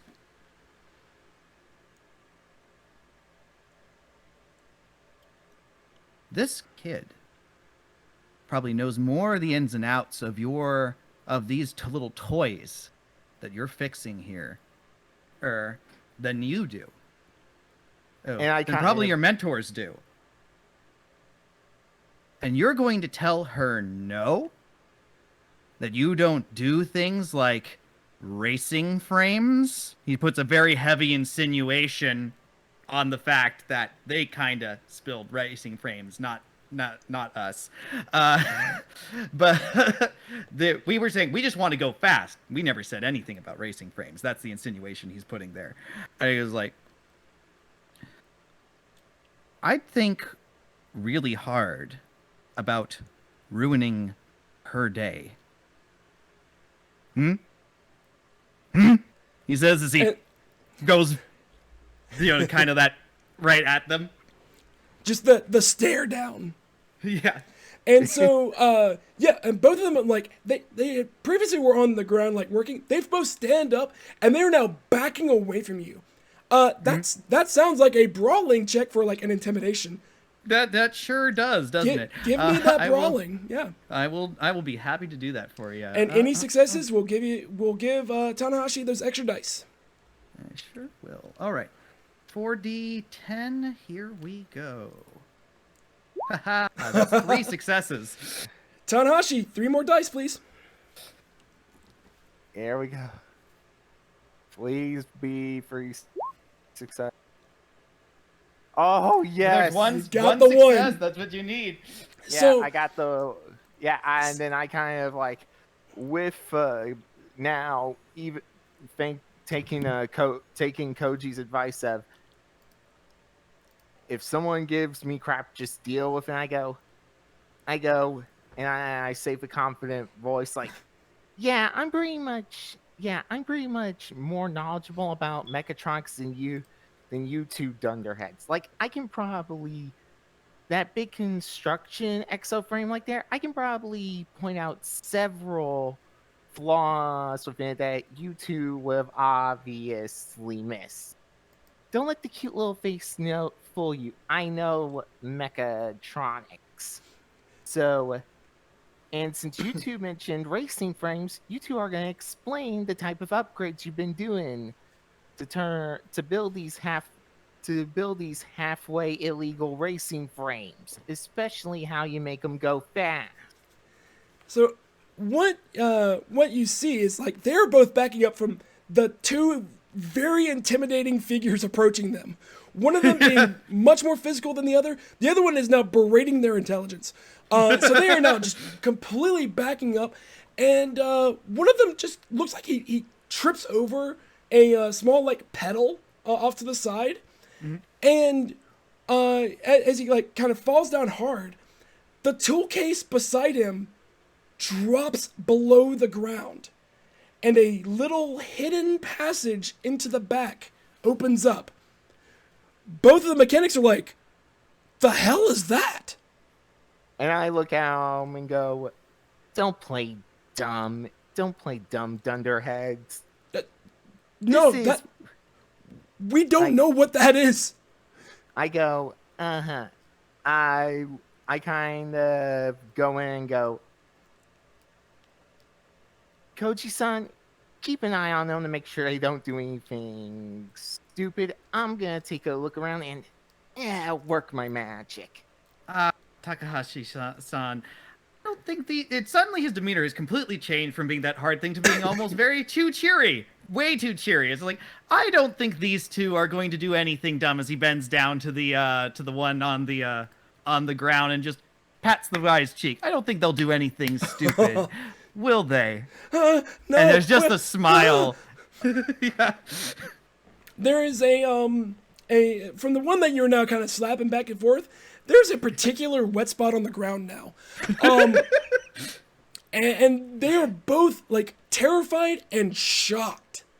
Mm-hmm. Like they both keep looking at each other, at you, Koji, and at the open area, and it's just like a back and forth. It's like look at each other, look at the open area, back to Koji, look at each other, look at the open area, back to Koji. There's just a look if they keep doing like if they're thinking like they fucking book it. It's just a he's very chipper. He seems very relaxed, but there's a look in the eye of like make my day, make my day. I'm going to tell you right now, the thought has not crossed their mind. Tanahashi, as you go down this little passage, it leads down underground.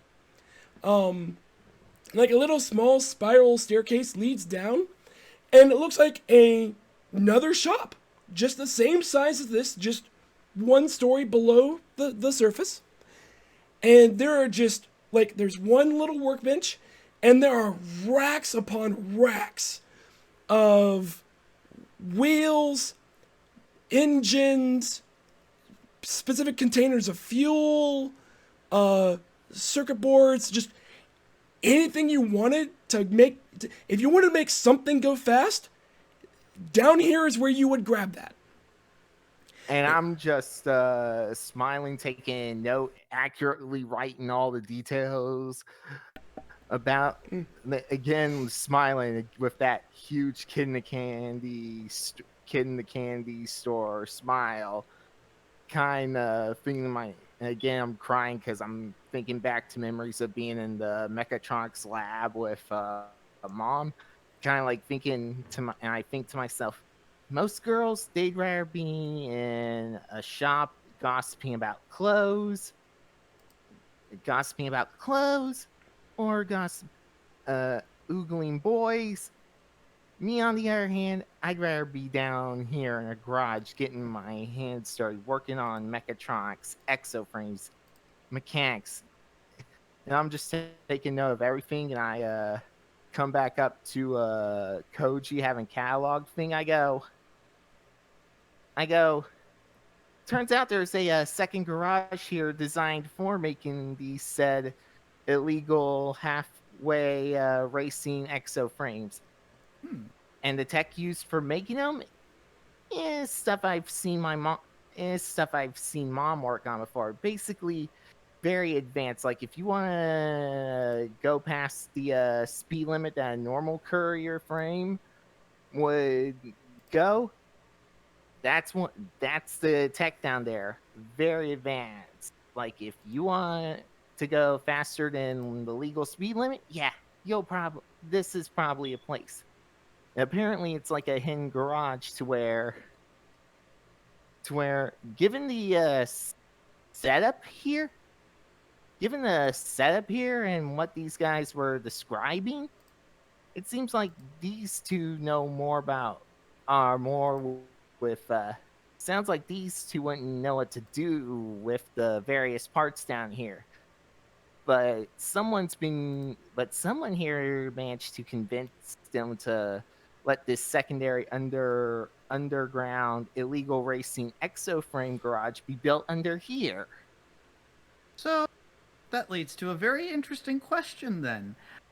As he smiles. Now, children, he says, I don't know the true did, but it's a very condescending. He's calling these two grown men children. Yeah, they're probably older than you. You probably, but you know they're fucking cowing at him, so it's like whatever. So he's like, children. I have to ask. Neither of you own the shop.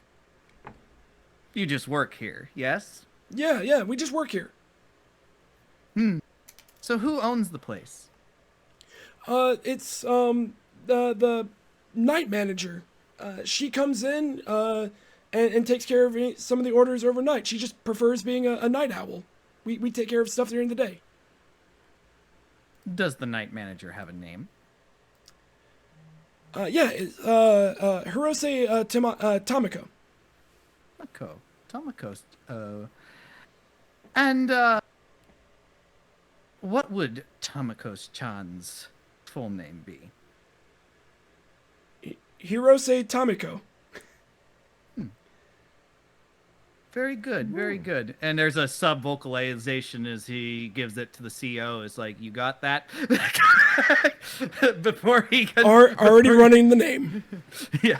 And then I contact the CO.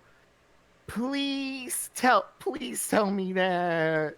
Please tell me the setup underneath this shop is gonna be sent back to the analysis shop for further examination. Like she's like hoping, like she's asking that, like hoping, please let me tinker with this stuff.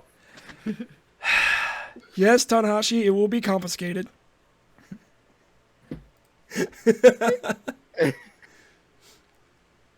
And I pretty much give the CO the exact type of parts that we're dealing with. Basically catalog their number and the type of setup that's being used. What time is it currently, just out of curiosity? About 6 o'clock. 6 o'clock. Almost time for... What time would Tomiko-chan be coming in? She usually comes in around 7 or so. I go, and I look and go, ooh. You what? He says as he comes over and he claps both people on the shoulders, and it's just a very friendly smile as he looks at them. You two pretend we were never here. Yeah. In fact, he says, our bikes could use a tune-up. Okay. You just go ahead and work on them a little bit, make sure the motors are running just fine when Tomiko-chan comes in. We were never here. There was no incident. So, if she decides to send you off early, you certainly won't mention the fact that you found her secret garage, will you? No, not at all.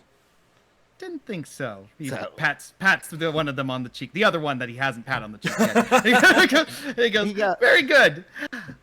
We're just going to be waiting inside for a little chat. He says as he wheels the bikes over and bows, and he's trying to, the CO is like, just hold off on that confiscation. We want to, have an interview. Roger that. Yep. All right, So- and to kind of sorting free bike repairs off of people. yeah, and Ogura says, like, it's, after a little bit, he says, make sure you pay the men.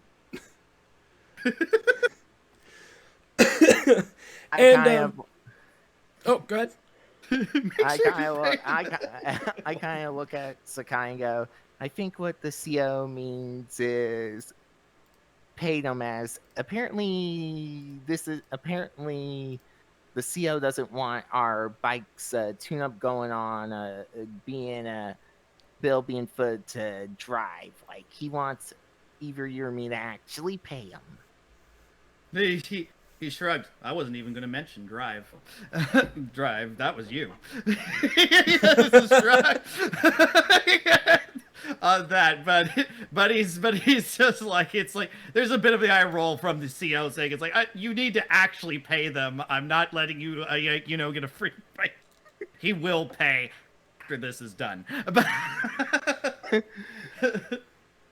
All right, and so to kind of speed things along, an hour and a half goes by, and you hear some rustling up like above you, the door, like, or the toolbox drops. You hear that same familiar sound, and someone just whistling as they walk down the stairs, and then sees the two of you and says, Well, Uh, I want to set the frame of where Koji is in the room. If Oh, go right there's ahead. a place, it's like, you know, right by the entranceway as they walk in, and they're walking in, whistle, whistle, whistle.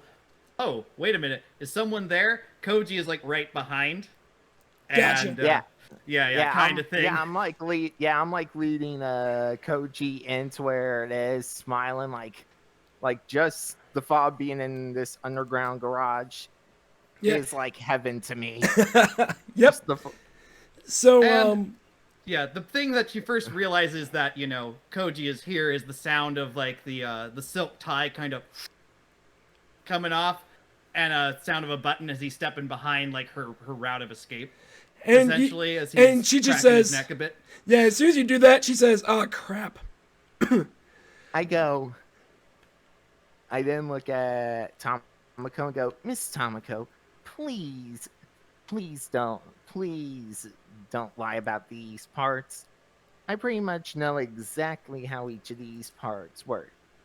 After all, these parts are used for building illegal halfway racing frames that only cover up the bomb half of the waist and legs, with illegally modified boosters designed to make them go faster than what would be the typical speed a courier exoframe would be. And I'm pretty much rattling off the literally rattling off accurately how each of the illegal modifications work. And then I go, I do have to compliment you on your setup here. Very nice. A girl could definitely get used to working in an environment like this. Yes, she can. As she kind of kind of does a little bit of an arm roll and a flex, and you can tell she's almost as big as Koji here. She's you know, got the muscle to back it up. If there was a mechanic in the shop, it's her. Yeah, it's her. Koji's like got the tie, and he's been like surreptitiously, like it almost seems like, you know, like a fiddling motion here, but it's been very with smooth purpose, as he's been like wrapping like one end of the tie around one hand and the other end of the tie as he's got it like, and he's holding it tight as he's just standing there, just waiting just for a move, and he's like, as she's wrapping up there, he's like, what Tanahashi-san is saying, Tomoko-chan, is that perhaps it'd be best that we have a discussion, a very polite discussion. Or we can make it a very loud one. Look, I did look at Koji like, you break one of these parts, I will make you regret it. so just to make sure, Koji, you're in your suit with tie in hand, correct? Yep, just my normal business suit at the moment. Yeah. Tanahashi, what are you wearing currently?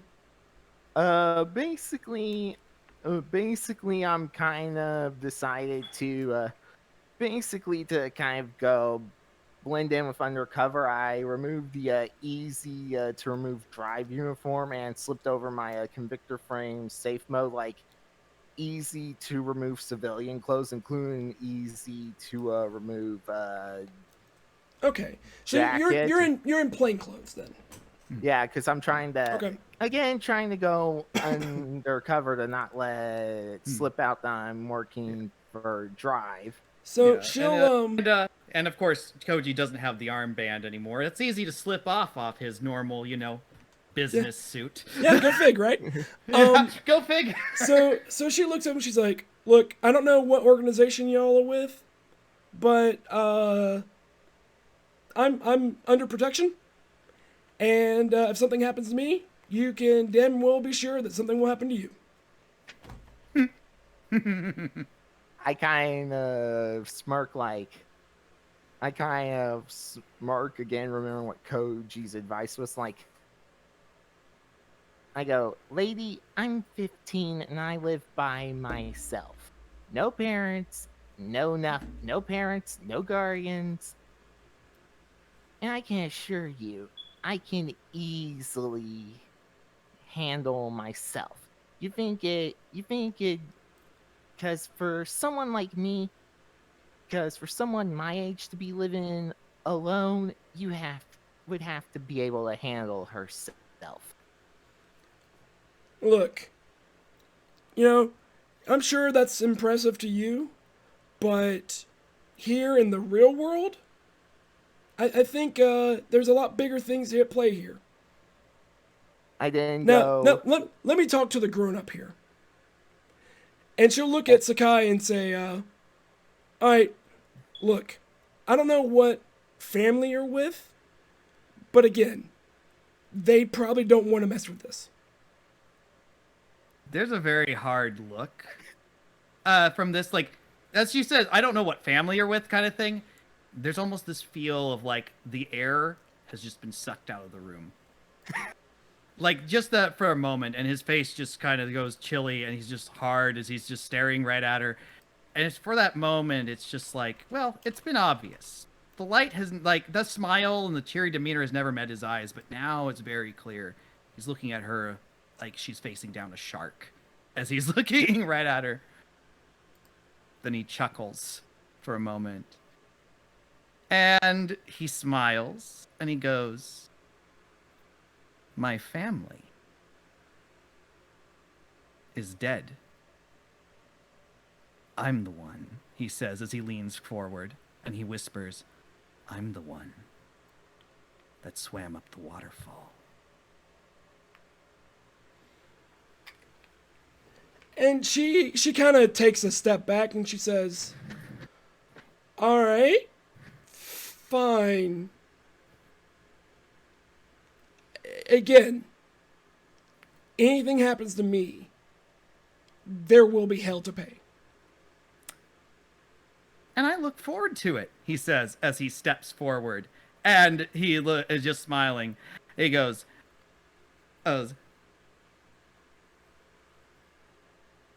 perhaps you don't understand who exactly I am and why it should be whoever you think is protecting you should be very, very concerned.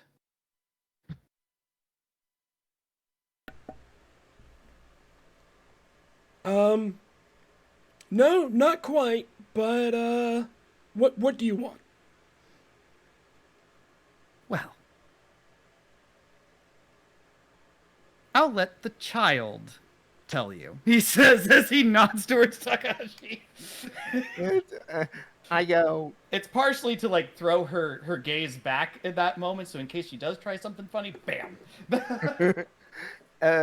Tanahashi just walks forward, smirking like I said, Miss Tomiko. You're not the only. Don't let my age fool you.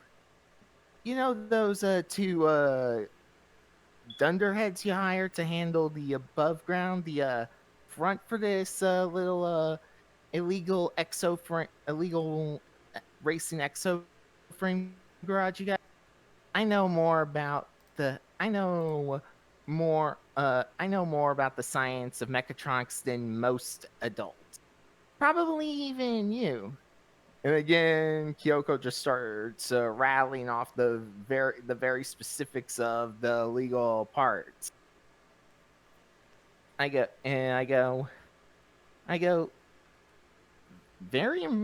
Like I said, very impressive how you were able to figure out a way to bypass the standard booster fuel in most courier exoframes to increase the speed. Very impressive. Most people who try that don't even know the exact calculations needed for that formula, because most idiots who try increasing the speed of the booster usually end up blowing themselves up during a test run. But the fact you've managed to figure it out, very impressive. It wasn't that hard. You just had to make sure you balance the catalyst in the fuel properly. You just get that 68-32 in there, and you're good to go. I go exactly 60 exactly getting the 68-32.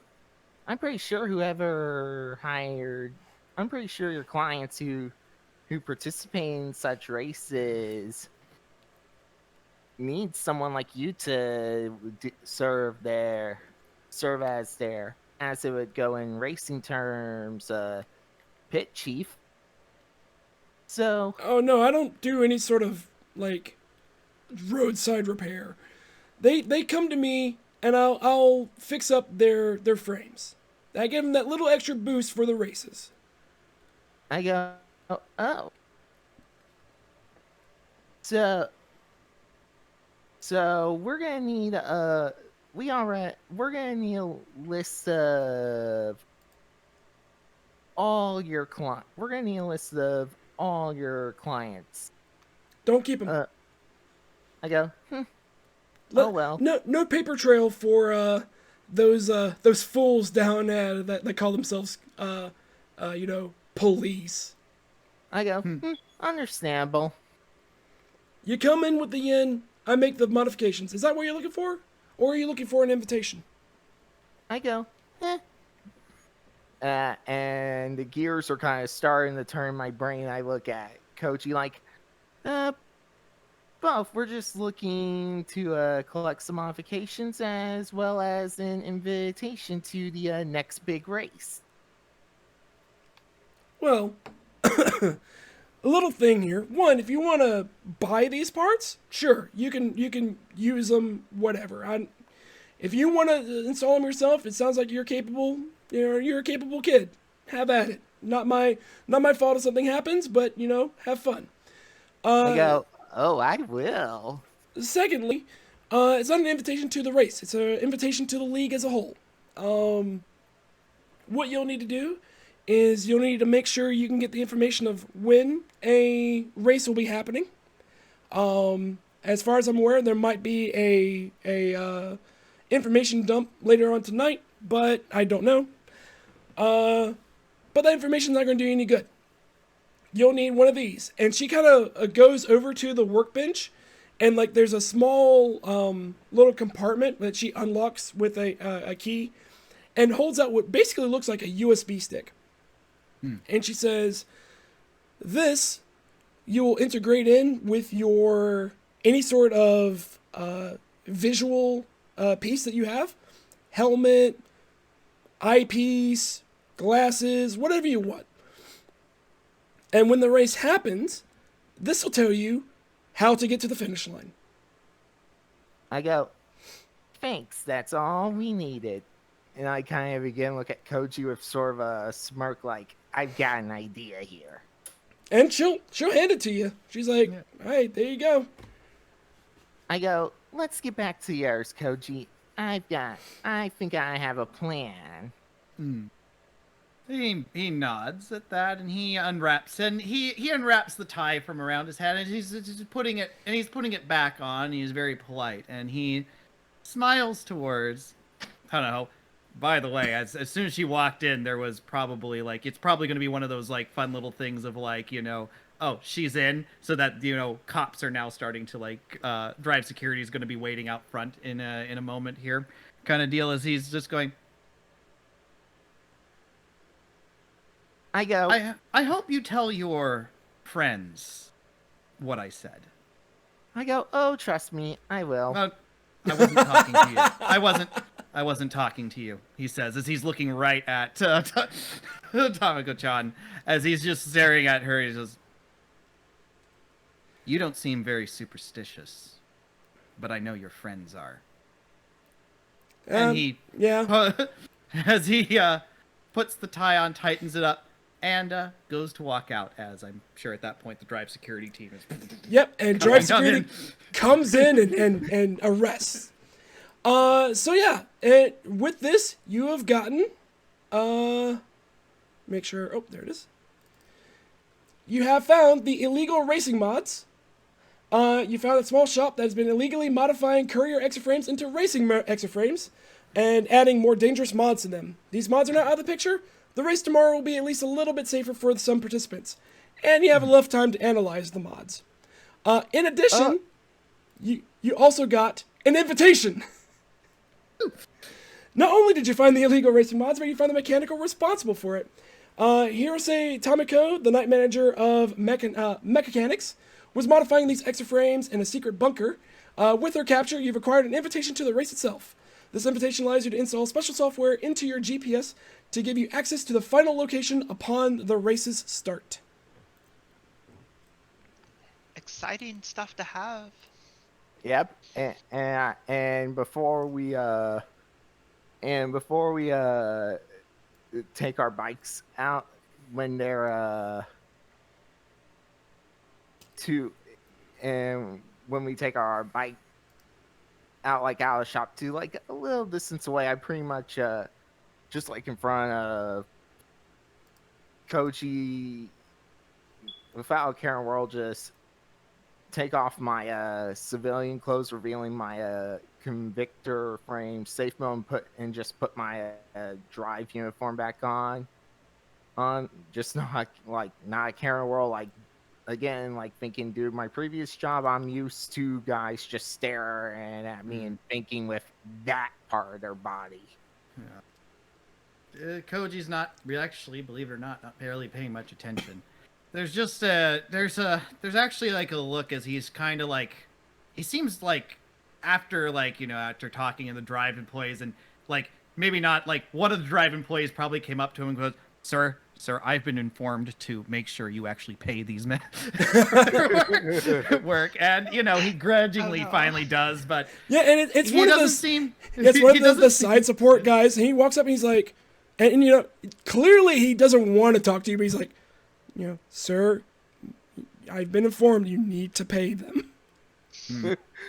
He does, as he takes out a couple 100 yen for a moment. He kind of looks at what they did to his bike and throws in a few extra 100 yen before he hands it to the support guy. But he doesn't seem like he's fully there. There's a part of him that's staring very distant in the moment as he hands the money off to the support guy. He's like, okay, I guess I'll pass the money along. God damn, kind of thing. Before he seems lost in something, lost in the past, lost in whatever it is. In thought. All right. So, with the information you have and an invitation to the race, we're just going to go ahead and try to speed things along a little bit, as we'll go ahead and enter into the next day, and it is getting close to the race time, and you have your final investigation of the race. As all four of you will need to be around. The favorite skills are going to be agility, negotiation, or knowledge.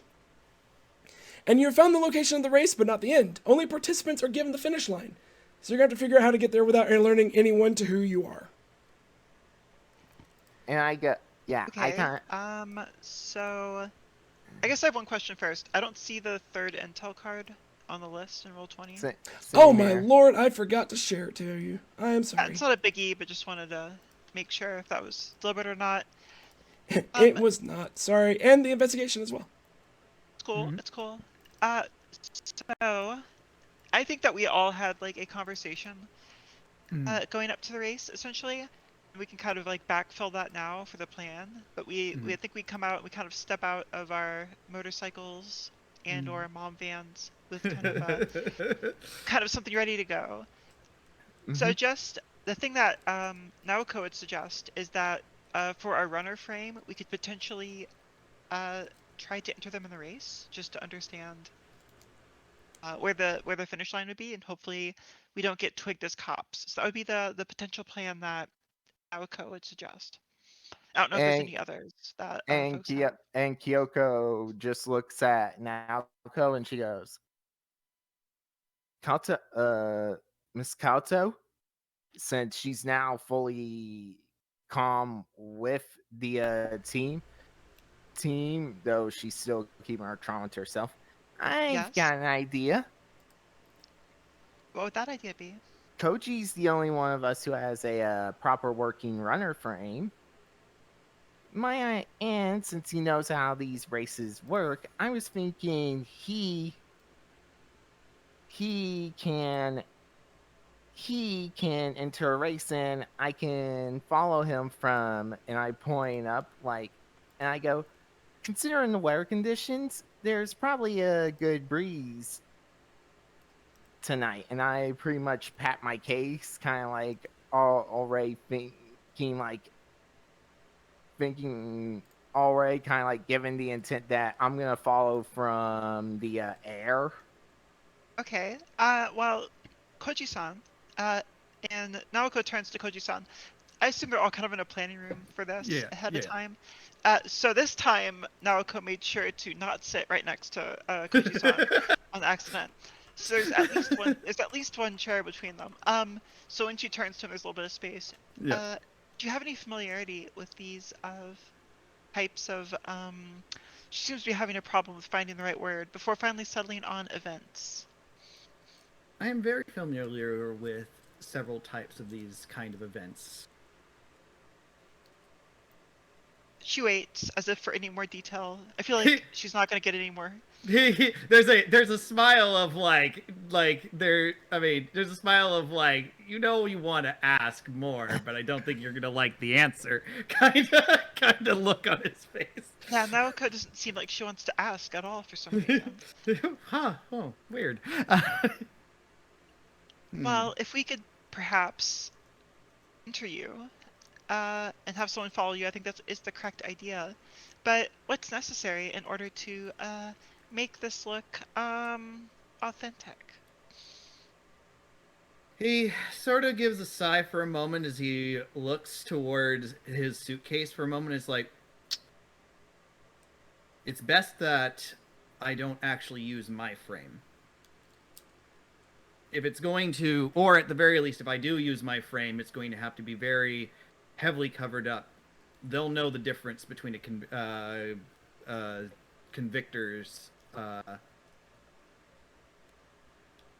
and your standard and any illegally modified frames. Well, we do have Tanahashi-san, who's quite good with mechatronics, and of course, Mino-san is quite good at studying the stage, so I'm sure we can come up with something there. I then look at the confiscated parts. I'm like,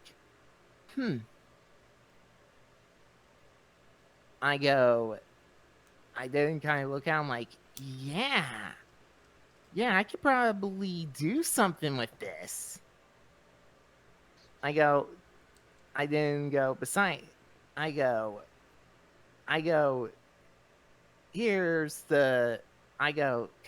in order to draw Mr. Maeda out, you're gonna have to actually win. That is the hope. I didn't kind of look at it, go, I think I can do some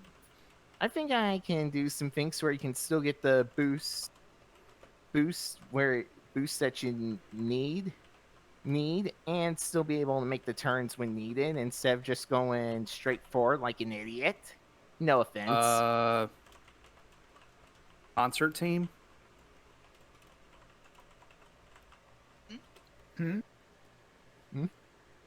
Yeah, it's kind of like a what kind of thing. Partially because I missed what you said, and it's kind of like a what because Minnow is not talkative. So what was it like? There's like a thing to like repeat yourself, please.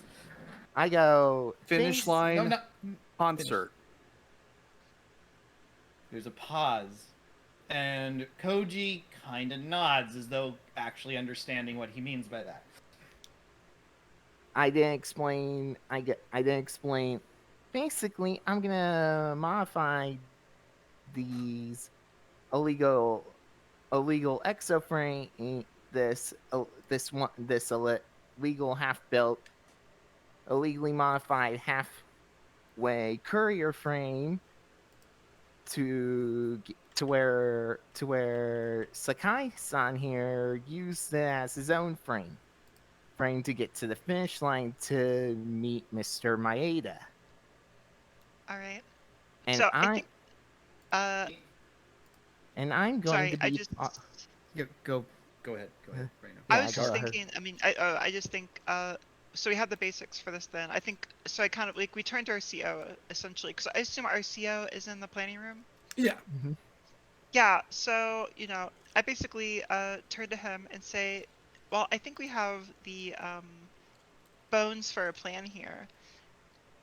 But she looks a little nervous because she kind of knows that she's suggesting that Drive put up a former Yakuza to run an illegal race in order to actually make this investigation work. So I think she's kind of asking for permission, if this sounds like it's the right direction.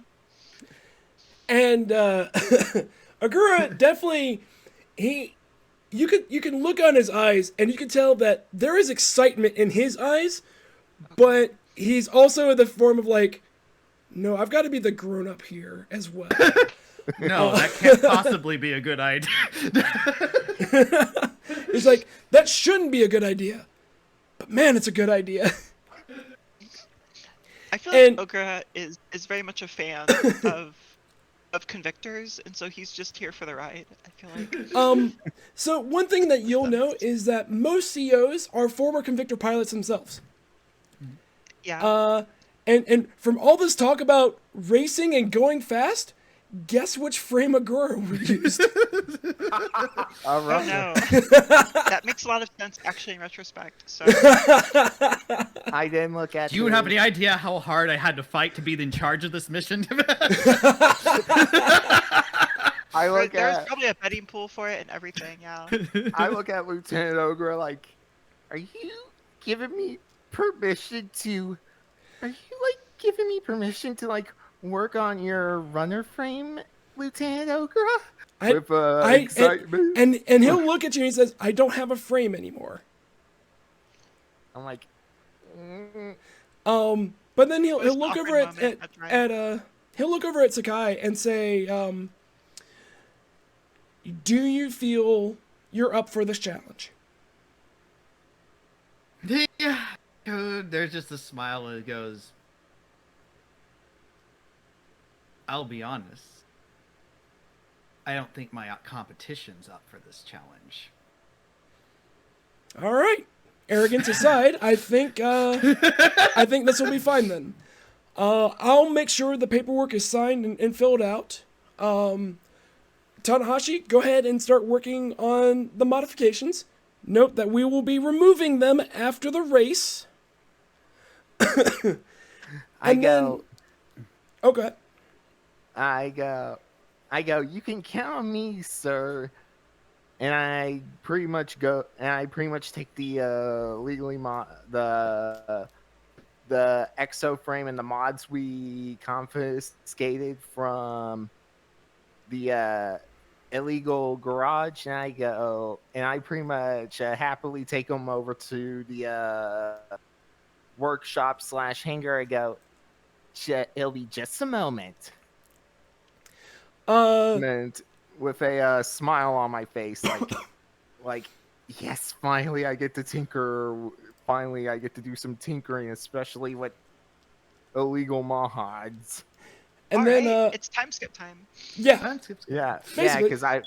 Because then Yeah. Ogura will say, Mino, after that, make sure the suit itself is properly disguised, just to make sure it is not seen as a convictor during the race.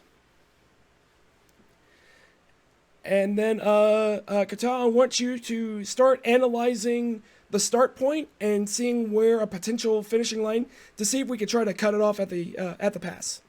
All right, that all sounds good to me. Perfect. All right, time skip. It is now race time. And and- I'm pretty much and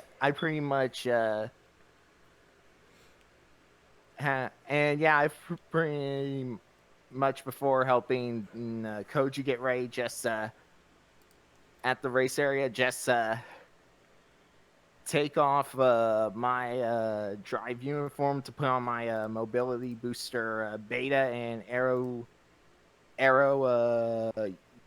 unit W beta, and I pretty much do I pretty much type in some commands in my briefcase and and pretty much when I put on my buy unit, you kind of see it kind of like basically like kind of like like as she puts on the buy unit, it's kind of like shows like an out.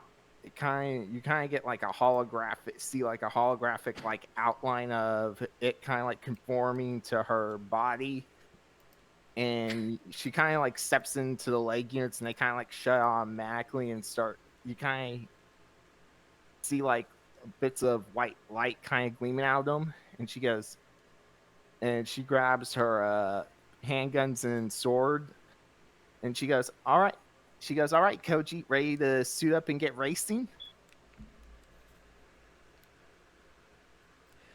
Yeah. Basically, at this point, everyone is expected to be in standby mode. Yeah. So And I then mentioned to Koji, I didn't mention to him the things that me and Tomoko discussed about the mods to his runner frame's leg parts. I go, again, I modified them to where you can get the increased speed needed for like a straight dash, but you'll be able to maintain that speed even when turning. So let's just say you won't end up like Mr. Aochi and go careening into something once you activate the booster. he sort of just nods. It's not all about the speed, though, he says as he starts sizing up his opponents. Because I kind of want to leave the reveal for what his Convictor actually looks like for when we actually go into active mode. It's fully disguised right now. Yeah, exactly. Yeah. So I'm just going to describe what the disguise looks like before we have the full reveal. So he's actually taken, like, when it was like time for like disguise parts and stuff, he was actually like working with Mino quite a bit, and he seemed oddly for Mino, he seems very insistent on like a certain like artistic style that he was like trying to do. So like the legs almost have like they're almost stylized kind of like I want to say tail like fins, like the tail fins of a fish for the most part, and along the edges of the along the arm parts there's actually like moment like it definitely has more of that fin motif and stuff, and almost like some of the bits of it almost has like sort of like different like scales almost on it, and like the helm has been like sort of like modified as well so that it kind of has almost a far more streamlined look than it normally looks, but we'll get to that. There's just almost this more like fish motif, like rushing through water kind of ideas that he has for his frame at the moment with the disguise. There we go. All right, so let's go ahead and get that agility roll. Okay. So what is your agility? My agility is 3. All right. So you're going to have a 3 for your agility. You're going to get another +3 for the illegal modifications. You're going to get a +2 for the disguise, kind of keeping you like a little bit in there. And then another +3 for the constant analysis that Keito will be giving you. God. Okay. So, I'm sorry. 3 plus 3 plus 2 plus another 2 or another 3? Sorry. I'm just... 3. You got 3 from Tanahashi, 3 from Katao, 2 from Mino. 11 fucking dice. This is crazy. Okay. First of all, thank you all, everyone, for building up to this moment. You need 5. As a note, the description of the disguise follows very much in the tradition of Kuroko theater hands. This is more along the lines of the Namigo or wave-clad stage hands. Nice. I love it. Thank you. Rock on. I need to make sure everyone has a moment to flex, and I think this is Mino's time to flex. All right. Let's give because I'm not entirely sure how to make this roll more than 5 dice at a time right now. I'm just gonna roll /roll 11 d10. Oh. slash roll 11d10. Let's see if that works. And I need 5 successes, you said? Correct. Oh boy. Okay. Let's see if this works. Why am I so nervous? 1, 2, 3, 4, 5. Exactly. Thanks to that 10. Very nice. So And- the race goes through, and you are as you line up. Clearly, there's not a lot of people here. You look around, and there's maybe 10 people that are now starting to show up. And right at 10 o'clock, whatever visual sign that you have on your, whatever headpiece you're wearing, in this regard, it'd be your helmet. So on your HUD, you get a little, notification from the invitation software that says, go. And it has, an arrow pointing, down the line and then, turning a sharp left. And it's basically a heads-up display giving you on-the-fly directions of where you need to go. Basically, think like an older video game, racing game, where you've got those really sharp turns that you don't find out until right at the last minute. That's kind of how it looks like here. Gotcha. And so you're dashing through. People are trying to catch up to you, and you're you're throwing elbows. It's fine. Yeah. I was absolutely going to say, if there was a point in time where it was you were going to argue for an agility, I was going to, well, remember, part of this race is not necessarily about speed. It's about knocking your opponent down. And it was going to be a suggestion. So there's definitely moments where there's someone's getting close and bang, probably a hard hit to send. So yeah, you're throwing elbows. People are trying to grab onto you, and you're shrugging them off. It's but after a bit, you're speeding off. You get the information from Kato saying we've got the finish line, and so everyone else is now rushing to the finish line where you're finishing the race. And basically, while the race is going, as soon as Koji gets the sign go, I pretty much, because I'm just going to assume I'm at a high enough area where I can get a good jump to get the wind to glide and just follow him in a sense. Oh yeah, everyone's Possibly getting high there enough. however they can. Yeah, so I'm going to have to, so do I have to make an agility roll? No, not at all. Screech in with the mom band, please. I beg of you. No, I'm flying. No, I'm gliding. Basically, I'm I high feel up. like not allowed to use the mom van for this trip, but it was definitely considered. It definitely was considered. And while I'm gliding, my Convictor frame case is via magnetic field I personally add to it. Allows it to basically follow me midair, and I'm just basically gliding hover right above to where none of the other racers can see me. Oh no, that's fine. But as you're looking around, you do see that there are other drones following you. They're camera drones, and they're pointed down. Yeah, Because and they're watching the race. And I'm taking it. I'm taking advantage of that, and I kind of on a close stealth channel go to Kato and go to Kato and go, Miss Kato, we've got some camera drones here following the race, and even I'm getting a pretty good view of it. And I must say I'm proud of my handiwork, because Koji is kicking, and I kind of let the A word for the A word slip out. Language. And You've so been hanging too long with that delinquent. So yeah, everyone has arrived at the finish line, which looks to be a parking garage. And Koji slides on in well above everyone else. The other the racers kind of disperse after they realize they haven't won.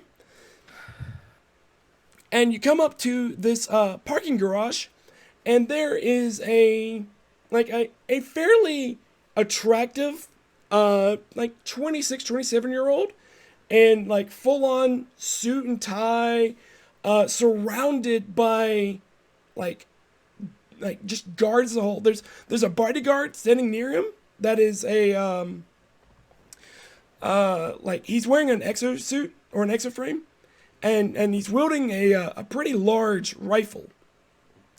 And looks like there are two androids beside him as well. Sorry, excuse me. And he says, "Congratulations on your victory, Racer." There and I don't think there's a crowd or there's not a crowd around. Not a crowd. Not a crowd. As Koji is like, he takes the moment to like take off the helmet and brush back his hair for a moment as he just smiles up to the man and he goes, "Arigato gozaimasu. It is a pleasure to race for you. I hope I will show you many more victories in future." As do I. You have brought up the ratings of our industrious racing entertainment channels. He's taking a look around, looking at the cameras and just like, that performative way. He's kind of more buying time so the rest of the team gets there for this. And as he goes, and as there's a sub-vocalization, how far out are you? As he's like, the rest of the just team. arrived. Yeah, Yeah. just You- arrived. you- and you I'm could be saying, here. and I'm like, I just like somehow managed to land to where I'm sitting, to where I'm like sitting on like one of the lampposts, like right above them. Like when everyone shows up, I just go like, "Hi," like a sweet innocent kid. Naoko is a little more serious about it when she arrives. To be honest, I assume that we've been recording this man's admission of guilt as soon as that happens. So she goes straight to the. She's straight and forthright when she says that you're under arrest. And he looks and says, "I was wondering when Drive would get here." And Kind of then takes a quick step back, hits the trunk of a car. The trunk pops open, and out of it, a giant machine gun pops out and starts shooting at everyone. And And you see That is definitely illegal. that he reaches in, grabs something like a low suitcase, and stretches it out over him as an exoframe starts covering him. Ogura comes in over the decom and says, "We got a situation here. Active mode is authorized." I go finally, and I pretty much deactivate standby mode and Alright, jump down. I go, hold that thought. Hold that thought. Let's go ahead and take our break now. When we come back, we'll hit up everyone's flash words and power up sequences. okay. Yep. Alright, Sounds perfect. good. Okay. Cool. I'm gonna get a drink and I'm gonna hit the restroom and get a drink. Yeah, let's be back in a couple of minutes and we'll get ready to go. Anyone that's watching, feel free to unmute and talk. This has been a lot of fun. Yeah. But I'm gonna be right back. Yeah, same here. I'll be right back. And I will definitely be hydrating for sure. Ken, by the way, I love your use of the emojis with your character. That's fantastic. Same. I hope I haven't been overstepping you as far as like dialogue or anything. Same with you, Corp. I love your character. I love just this, trying to be kind, nurturing, and everything like that. And I don't want to be like overstepping you in any way. I hope you've been having fun. Yeah, I'm gonna be here Yeah, right quick. no problem. I've not gotten that feeling at all. So. And yeah, I'll For me, it's just be about being right able to back, play off y'all. everyone else. So Absolutely. I'm good looking good, and I'm good looking bad.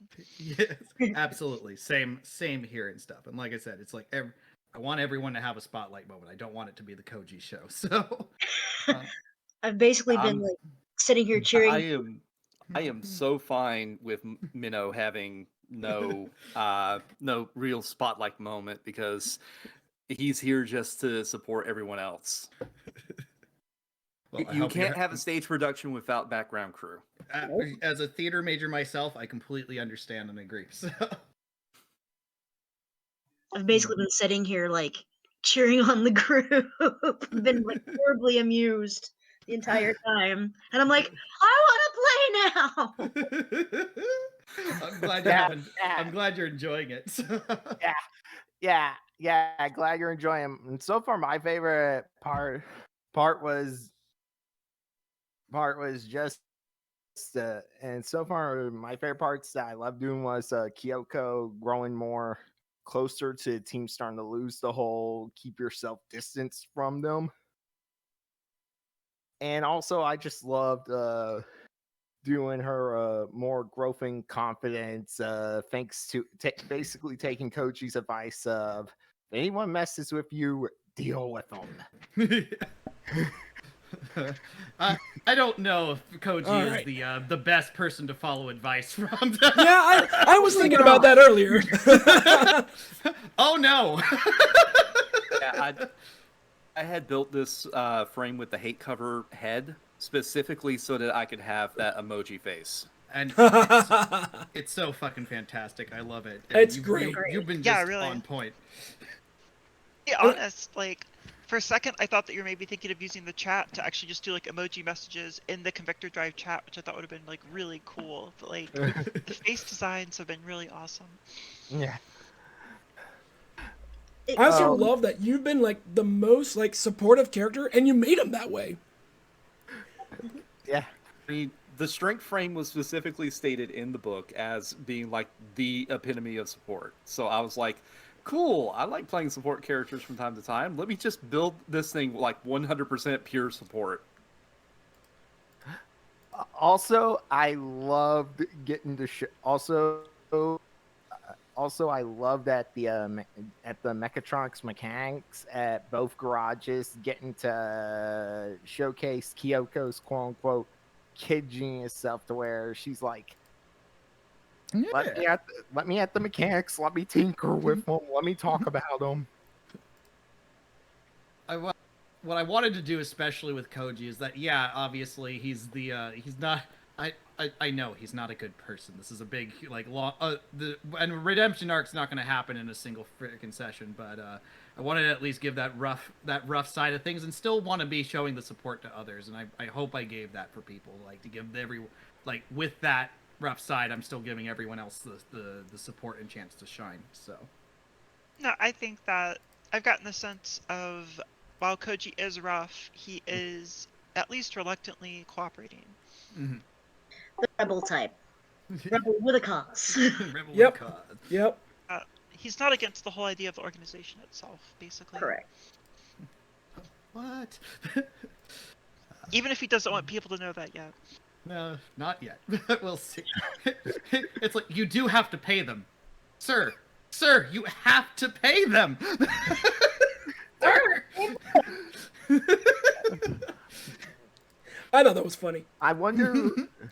Yeah, that was funny. I wonder what everyone who's probably watching, what their reaction to Kyoko when she first showed up as this sort of, she'll work with you, but she's gonna keep her distance from you and kind of basically be like the shy rookie to, over the course, actually get more confident in herself to where we get the mechanic shop to where she tells the first two to like where she literally calls them dunderheads and like literally insults their intelligence to her actually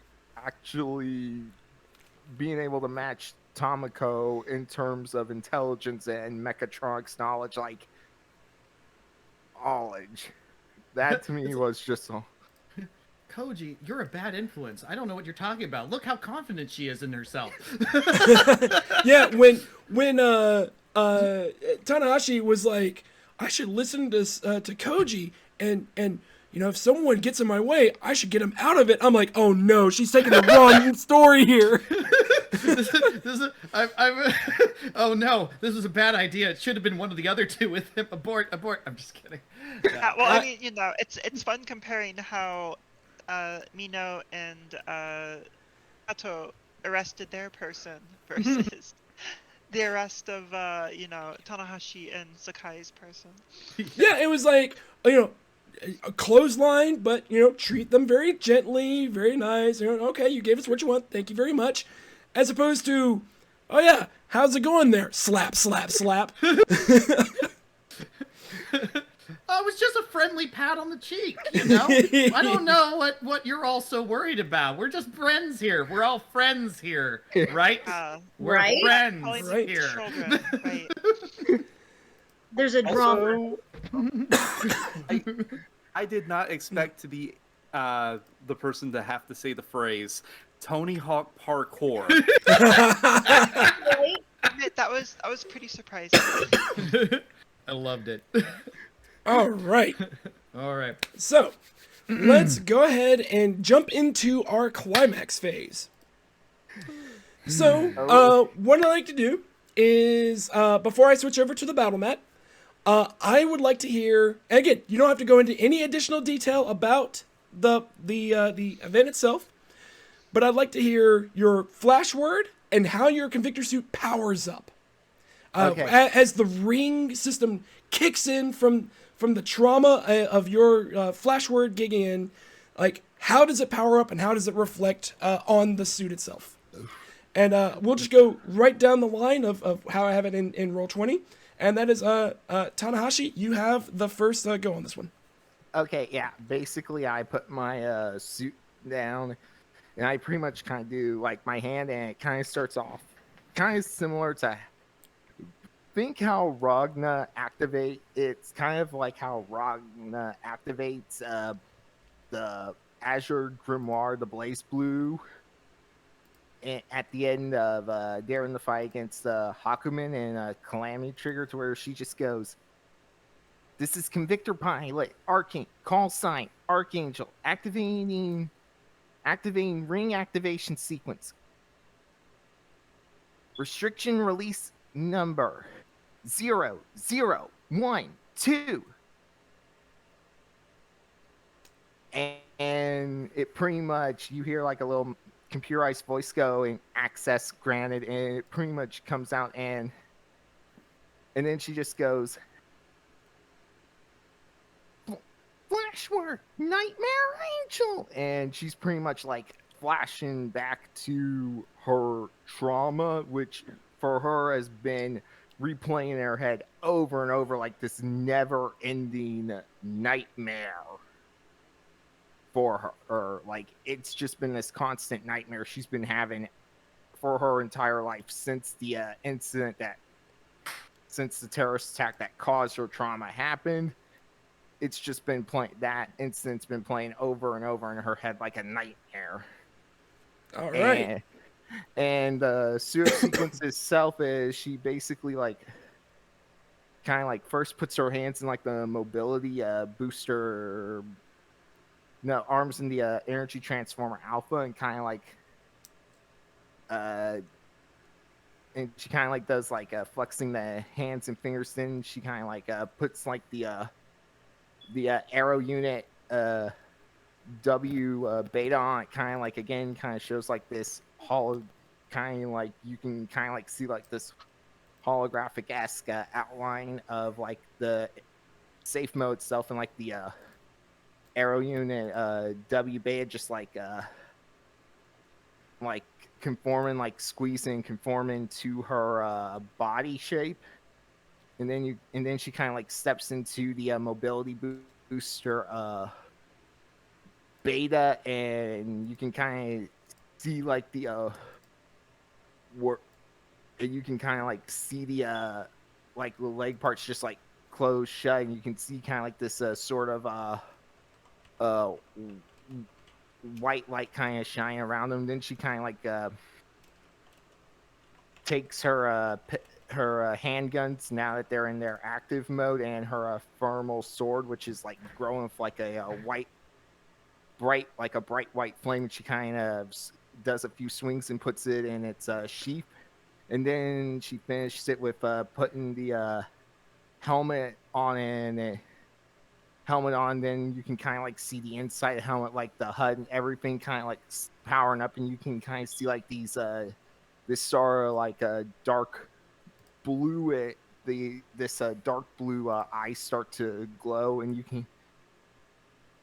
can kind of see her somewhat rise up a bit, like the wings start, and the wings are kind of starting to flap, kind of like the Wing Gundam Custom Endless Waltz when it first got its angelic wings backpack, kind of like given the, and you can just see like this bright white lights like shining up and down energy patterns for Convictor Frame, kind of giving her like this sort of like she's just become this now like warrior angel who's like willing to face her nightmare head on, and she kind of like lands,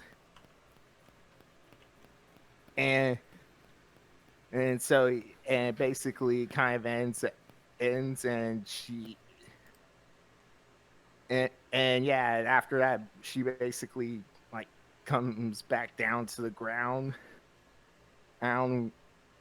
with the wings down there like proper spot, since they're on the ground, and like her trajectory predictors basically already like starting to like get the appropriate weapons, just like start scanning and giving her all the possibilities and probabilities of what's going to happen that she can react to.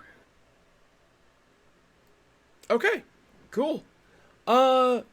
Mino, flash word and description. Bino kind of jumps back and lands on the top of his speaker box. And you hear him call out, "Curtain rise in 3, 2, 1.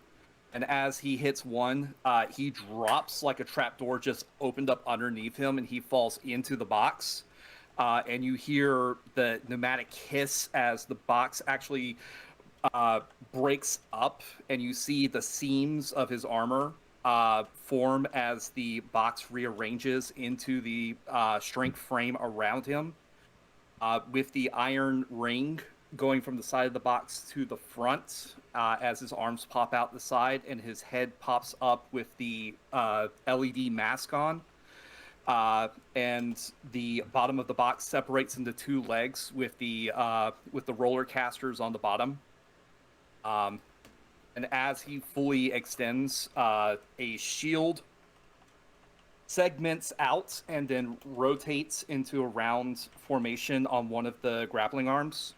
And you see strapped to his back a very large 2-handed construction pylon driver.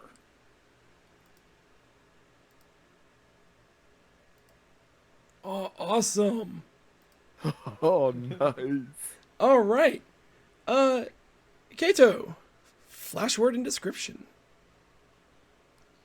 All right. Well, said almost quietly, but its playtime is over, and her suitcase, which again I said is basically like a cube, and this is important as to why, it kind of pops onto the edge. You know, like when you roll dice, essentially. Mm-hmm. So it pops onto one of the corners, and again, each of the doors on all 6 faces open, and it starts to spin around, just shooting out all sorts of parts in all directions as they kind of fly. Clearly each of her armor parts have the ability to fly independently from each other. And they start circling around her, almost like a school of fish, or maybe piranha. And these laser designators basically start to target her body, all the different places that they're going to land. And about a second after each one hits, the part comes on, and very slowly, that piranha swarm starts to attach onto her until she finally has her suit fully on. Ooh, I do like that too. And then Koji, flash word and transformation description. So I will admit the transformation description is going to be a little modified because of certain things that were done to the suit, but it'll make sense in a second. So, Dear. Koji, as everyone's like, doing their sequences, there's like almost this like pause for a moment as there's like this focus, and the cheery demeanor is gone. There's just this like focus and that wild light in his eyes, and almost because like the energy is building up inside him, it's like welling up as he just like brings his fists up towards his chest. His eyes close, and his eyes open up. Dragon's Gate.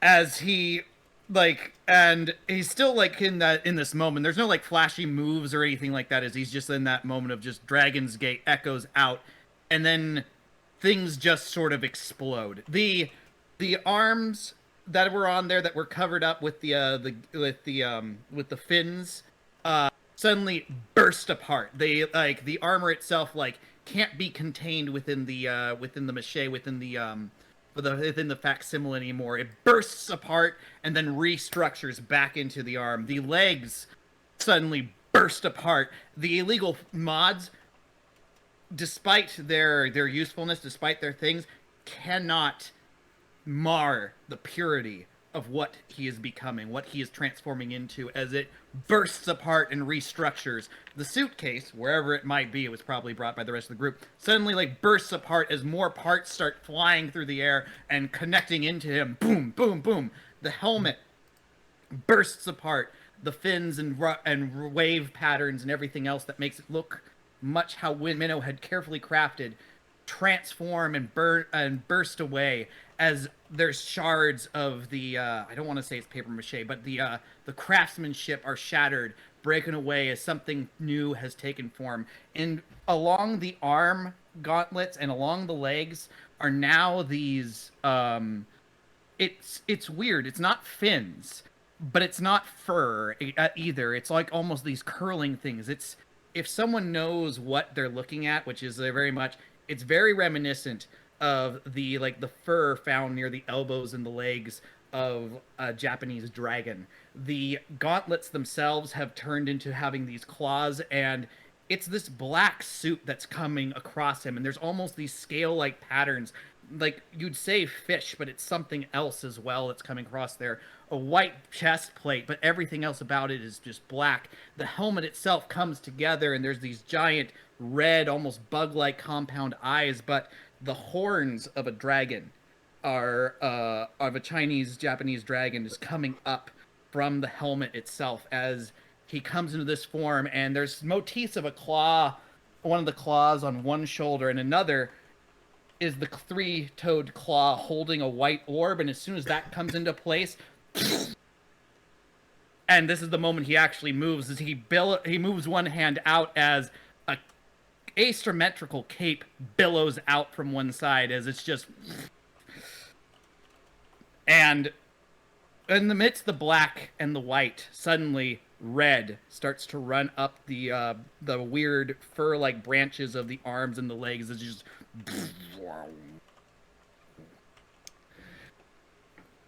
Ooh. Oh. All right. So, with everyone in active mode and the suits are fully powered up, let's move on over to our climax phase grid. So, what you might notice is that there's quite a bit of people around here. yeah. To give an explanation of how things are looking, there are two people currently flying in the air above in 7 and 9. They are both on exoframes and look fairly agile. Mm-hmm. There are two robots or androids on the top of the parking deck, which is where everyone was kind of congregated at first. And this is where also the car was at that has now opened up to have a giant machine gun there. And Maeda has actually, can you yeah, okay. Ooh, I had to make sure everything was here. Maeda is down into the garage itself using a looks to be a very much modified courier suit. It's a full-on racer suit, full body. But you notice that it's been modified that its elbows have very sharp, jagged spikes coming out of each elbow. And his bodyguard has also gone underneath as well into the parking garage. So as a description, ground level 1, 2, 3 is in the garage itself. Okay. And because we all know how parking garages are, let me go ahead and pull this up as well, because this is something that is a little unique.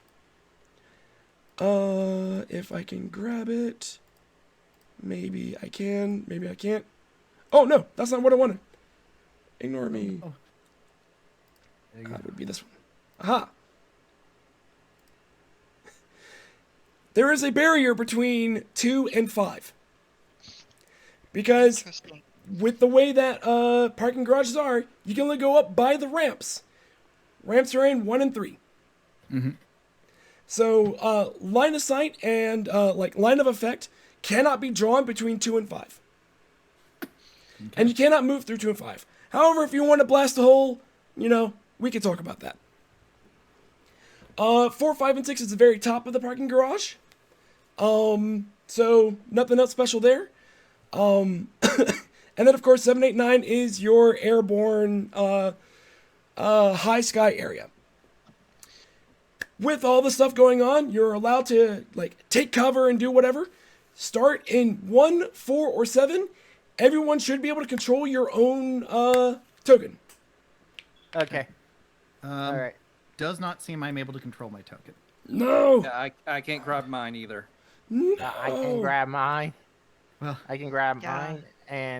And is it okay? So, is it possible for me to Oh, I see what I gotta do. Give me one quick second. all the best laid plans gone to waste. I know all this prep I did. Jeez. Uh, All right, the curse of virtual tabletops, basically. Koji, you should be able to move yours now. I cannot. Curses. I am. Cannot grab any of them. Oh wait, no, I am. Oh, you're moving. Sorry, I'm moving it. Yeah. Yeah. No, I am on select move, so, and I'm able Yeah. to click other things. Oh wait, it didn't. Yeah. Koji. Okay.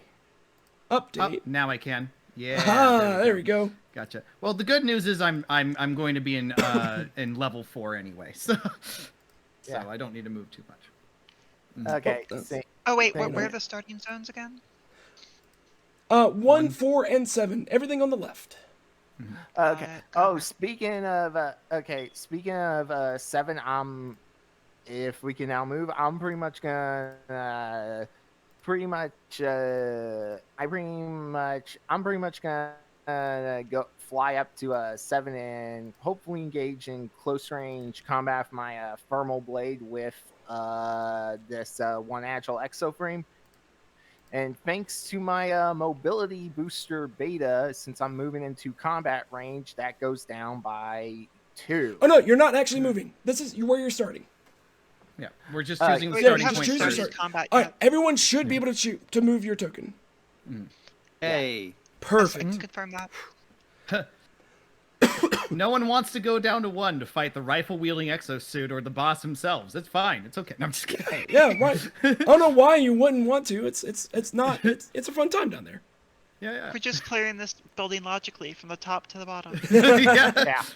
Yeah. All right, Besides, there's a gun battery that has my name on it. Anyway. it's got bullets for you. That's for It sure. sure does, sir. All right, I need everyone's reserves. My reserves are 13. Alrighty. Mine are 10. mine are also 10. Koji's is 15. 2 All above right. me. Freaking runners. I swear. Oh, don't be jealous. Just wait till I get hit. All right, and That's also, the same situation for me, to be honest. so also one thing I would like is call signs. I got Archangel. I don't know if I got anyone else's. I don't think we I didn't came know up we were with the supposed to do call that. sign. I'm gonna roll Oh. this Call table sign. now. I'll sign Kuroko. All right, Kuroko. Perfect.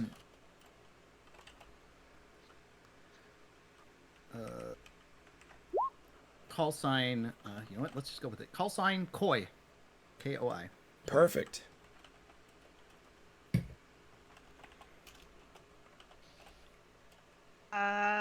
Yeah, I don't really have one made up, so I just rolled on the table, to be honest. So, Yeah, that's perfectly fine. yeah, let's go with. Well, it says Charlie, so Charlie, works for me. Charlie's Angels. Why not? There it is. Yeah, considering my Convictor frame motif is literally an angel, kind of fits. All right. Well, this has been a interesting start. So let me look up one thing right quick because I always forget every time I play.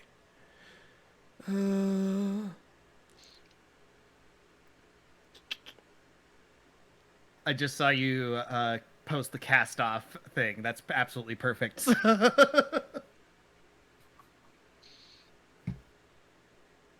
Okay, so at 15 reserves, Koi, you're the first to act.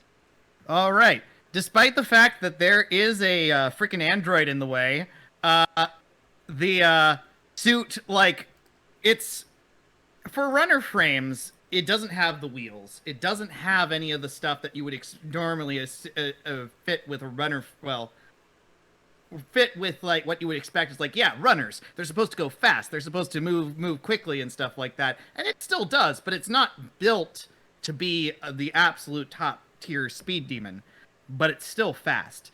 When it moves in this motion that's all. It's like maybe not perfect poise or anything like, but when he rushes. Maybe it's thanks to the cape. Maybe it's the design of thing. It's almost like the dragon, like snaking through the battlefield, through the skies and the clouds and stuff like that. As it just moves, like darting, bam, bam, bam, past the android towards the gun battery. So that's 2 reserved down to move to a new square. I'm just keeping track here, and he goes rushing towards it, and basically, does a spinning, like, leaps into the air as the cloak is like, the cape is just billing around it as one of the arms sort of charges up with crackling more with that red energy as it comes crashing down onto the gun battery. So, gonna make an attack, and since I actually moved, thanks to my Excel ad, I get a +1 dice to my attacks. So... personal combat arms attack costs 3, so I've used a total of 5 energy so far, and thanks to the +1 I'll have 3 dice to roll. Let's hope. And it's melee energy, just so you know. It is an energy attack. Perfect. Yep. And just so you also know, when attacking with this weapon, my critical value changes to 8, but if the enemy's armor is higher than my roll, I cannot critical. So 3 dice. Let's see if this hits. Hey, and that's a crit unless that armor is 8 or higher. Well, luckily for you, the gun battery is not really equipped to handle energy. Its armor is a 3. Oh, so that's 3 successes on it. Yep, 3 damage. Yep. There you go. As just the armor just kind of goes through, and it's more than just a fist. Like almost the tips of the energy arm is like claws, as it just kind of like punches and rips into the gun battery. I don't know if that's a defeat, but I'm sure there's. Oh no, it's sure still pretty, there. yeah, but I'm sure that's a pretty decent blow, especially for a runner. Oh, it hurt. Don't worry, it for sure hurt. How many reserves was that? That was, in total, with the move and the attack, that was 5 reserves, and that's, I believe, the end of my turn. That'll put you down to 10. Yep. All right. Next up, at 15, is Maeda. PCs get to go first when it comes to ties with enemies, so that was the thing I had to look up. So I do not like Maeda. that number on our boss at all. Wow.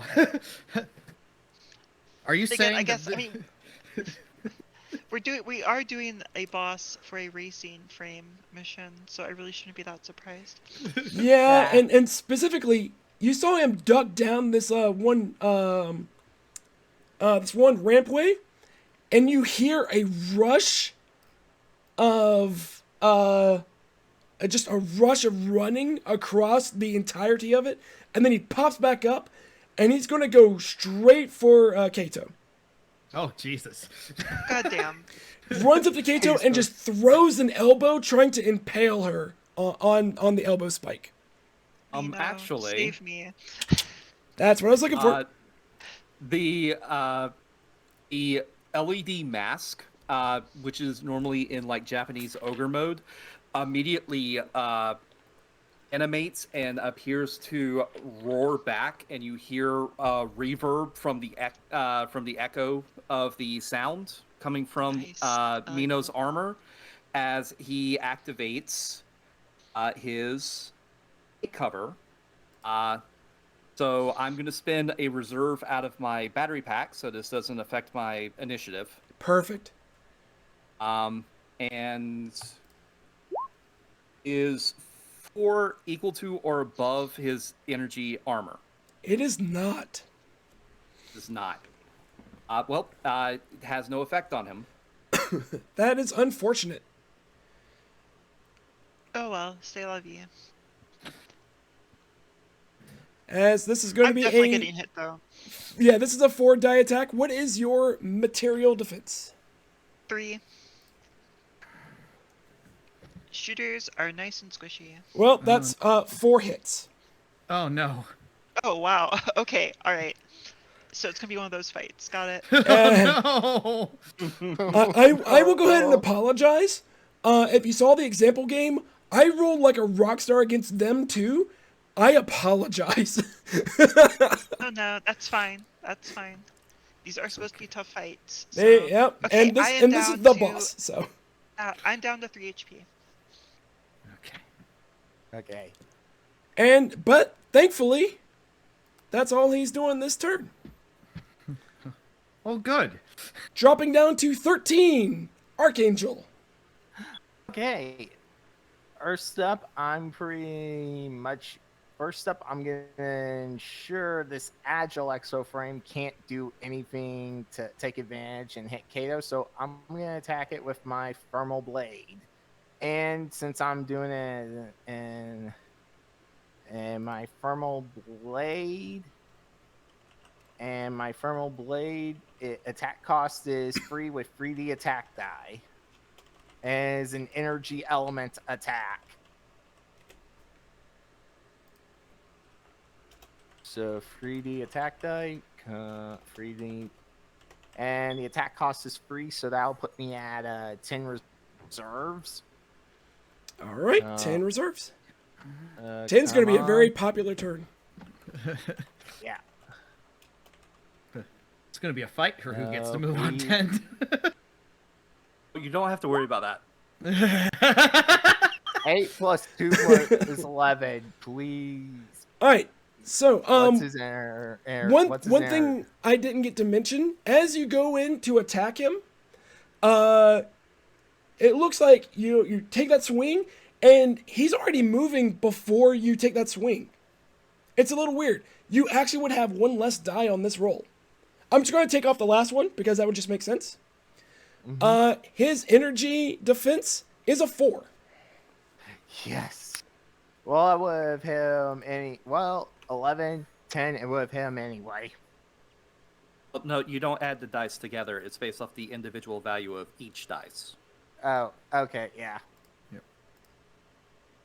Yep, Okay, so yeah. Yep. That's 1 So hit. the 8 still hits. Yeah. All Yeah, right, and- but you land a blow on him.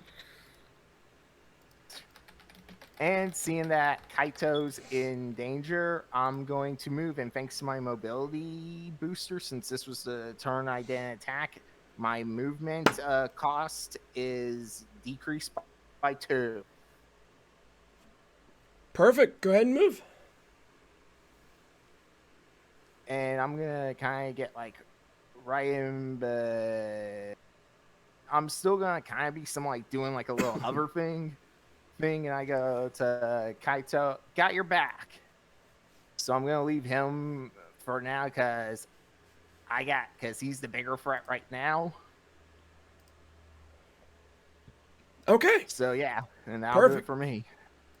All right. Next up is going to be those exoframes.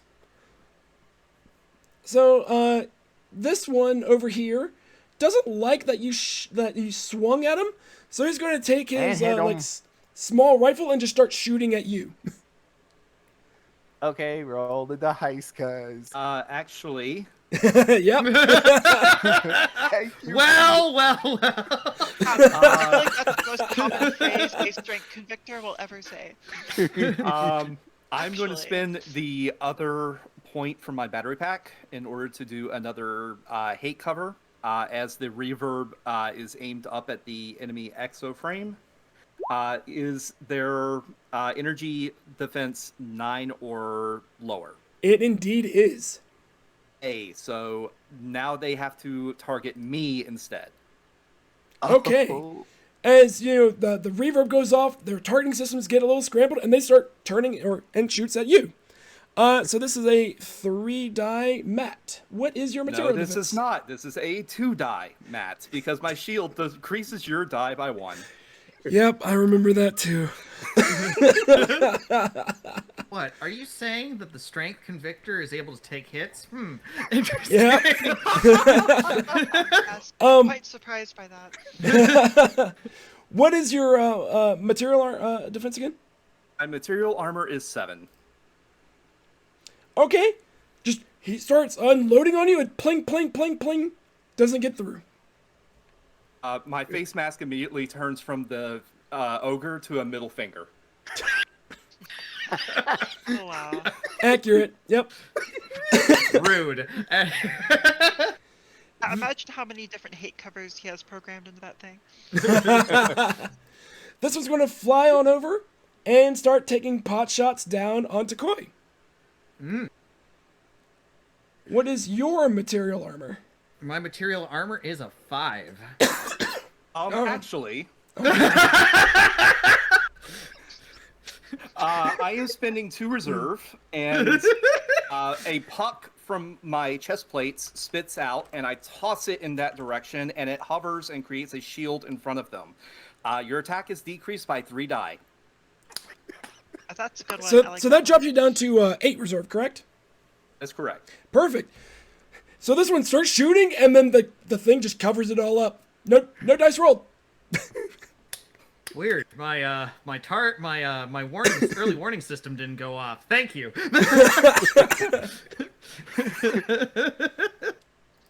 And now we're at the coveted 10 slot between Charlie, Koi, and Archangel. Who wants to go first? I'll go first, and I'm fine with that. since Maeda attacked, since I'm at a good, since I'm like at a good range, I'm gonna put my sword away and attack with my handguns. Oh, and here's the thing with the handguns. When attacking an enemy in the same square as me, I can reroll one attack die of my choice. Who are you attacking? I'm attacking Maeda, and this is a material attack, so that's 3d10. Yep. And it's gonna cost an artery, so I'm down to 7. So I'm now barely have it. All right, his material armor is a 7. 7. I gotta get something higher. 4, 4, 4. Oh wait. Trip 4s. Oh, but trip 4. But I can reroll that 1d10 thanks to my handguns. Go ahead and reroll. Please get something higher than a 7. An 8, so yeah, I do get to get him a good bit with my handguns. Yeah, you pull out the pistols and you're starting to shoot, and you're getting that bead on him. But he looks at you as you're shooting him, and he's kind of like he's dashing around. They're not staying stationary; they're moving around. And he looks at you, and he holds out his hand at you, and you see like there's a little bulb in his hand, and he flashes a bright light at you. And I'm going to cancel one of your dice. You're canceling my main one, aren't you? I'm canceling your 8. Yep. Yep. Oh, So okay, I just put my pistols up, and I pretty much give him a double middle finger. That's what I learned from Koichi. Anything else from you? No, that'll do it for me. Perfect. Charlie and Koi. Okay. Actually, sorry, Charlie, do you want to go? I don't want to, if you have an idea, I don't want to go first unless you have something. Nothing major, I think. Is there anything on the field that's damaged other than the gun battery? You. That Agile Exaframe Red get to hit? I forgot. Yeah, Red got hit by 1. The gun battery has been hit by 3, and then of everything wounded the most, you. Yeah, I did that part at least. Oh no. Yeah, if that's the case, then yeah, go ahead. Okay. So here's what we're gonna do. I know the gun battery's still an issue, but this is kind of like where the runner frames, like, you know, stuff goes into things, and this was actually part of the and it actually kind of fits Koji's fighting style as well, where it's just kind of wild, almost all over the place, and the runner frame seems to almost fit him. So I'm gonna move, despite the fact the gun battery is not completely out of commission yet. He's gonna actually like bounce. It's that same sinuous motions of rushing around as he gets around to the back of the android here, as he whirls up a kick. So that's 2 energy reserves to remove, 3 for the kick. Now, thanks to the Excel ad, this is going to be 3 dice on the personal combat legs kick, because I'm going to see if I can't send this android frickin' flying. 3d10s. And this is a mat type of damage. All right, you're looking for a 5. 5. Okay. Let's see how this goes. Oh, that's 6s. Well, those 2 with 6s would have crit, so. well, good to know, I guess. But let's actually roll the correct dice this time. Good to know, guys. There we go. Hey, there's a crit there, and I'm actually going to spend 1 more reserve, thanks to the targeting computer in my head, to boost one of those dice up to, one of those 3s up to, it's a +4, so one of those 3s up to a 7. So that's going to be 3 damage, which means I can move it up to 3 squares. So let's just say it moves 1, 2, and it like ricochets off something in 3. Bam! It just goes boom. It's just like the whirling cape motion for the moment as the leg powers up, and there's this sudden, like, the red energy sort of like channels down into the leg, and like rather than like, you know, in full energy form, it just adds to the kinetic force as there's just this boom, boom, as it like bounces off the gun battery, bounces off like a truck between like all the rest of the group over here, and just down the ramp as it goes down. And so it bounces down the ramp, and your targeting system still has it locked on, because that's just how it goes. And as soon as it hits the end of the ramp, you just hear this solid like crunch, and that signal, the signal, you were tracking it the entire way, but as soon as it hits the ground, gone. Okay. Because it still technically fell down from midair to ground level. That's fall damage, baby. Really? Oh God, Just curious about that's that, beautiful. Koji, I will fully admit, Koji is an absolute. He's just a thug. He's a Yakuza thug. There's no doubt about it. He wasn't. No. But I know this may be surprising to some of you. Someone reposted this already. But clearly a combat genius in this moment. But unfortunately, now my reserve, I dropped from 5. I'm at 4 reserve now. So Cool. I had that correct. Perfect. All right, and Charlie. All right. So basically, how to put this? So yeah, so Charlie's legs, feet basically blossom like flowers, and she just immediately jets up high sky to get a perfect view of everything. So that movement is free because vertical movement is free with my soul booster part. And with that, I begin to engage with the exoframe that appears to be flying above everyone else. It's best to take out the people who are taking pot shots at those below them, after all. Air superiority is king. Yes, it is. So with that, I draw my twin handguns. I go to town, basically. So let's see. Looking at a 2 attack cost for attack die, 2 rerolls. Alright. So I'm doing material damage. So what am I trying to go for? Your target here will be a 5. 5. Okay. And I crit on 9s. Cool. So I get 2 rerolls because they're in the same square as me. So I'm going to reroll those 3s. Do it. Do it. Do it. Kill them. Right, well, I'll take it. So, yeah, 2 damage on the exoframe, and I'm down to 8. All right. Perfect. All right, so yeah, you shoot him up, and he's still flying, but not looking happy. Anything else? No, that's it. Perfect. I already attacked, so I can't move anymore. Oh, yep, fair enough. All right, well, at 10 still is Maeda. And Maeda dashes around Archangel and Koroko, goes around the battery, and then comes in at Koi. And you can just hear him laughing over the speakers and just saying, let's see which one of us can keep up to speed. Response. Good response. Oh, Jesus. I'm going to use my once per cycle ability to immediately move to section 5. That emergency booster.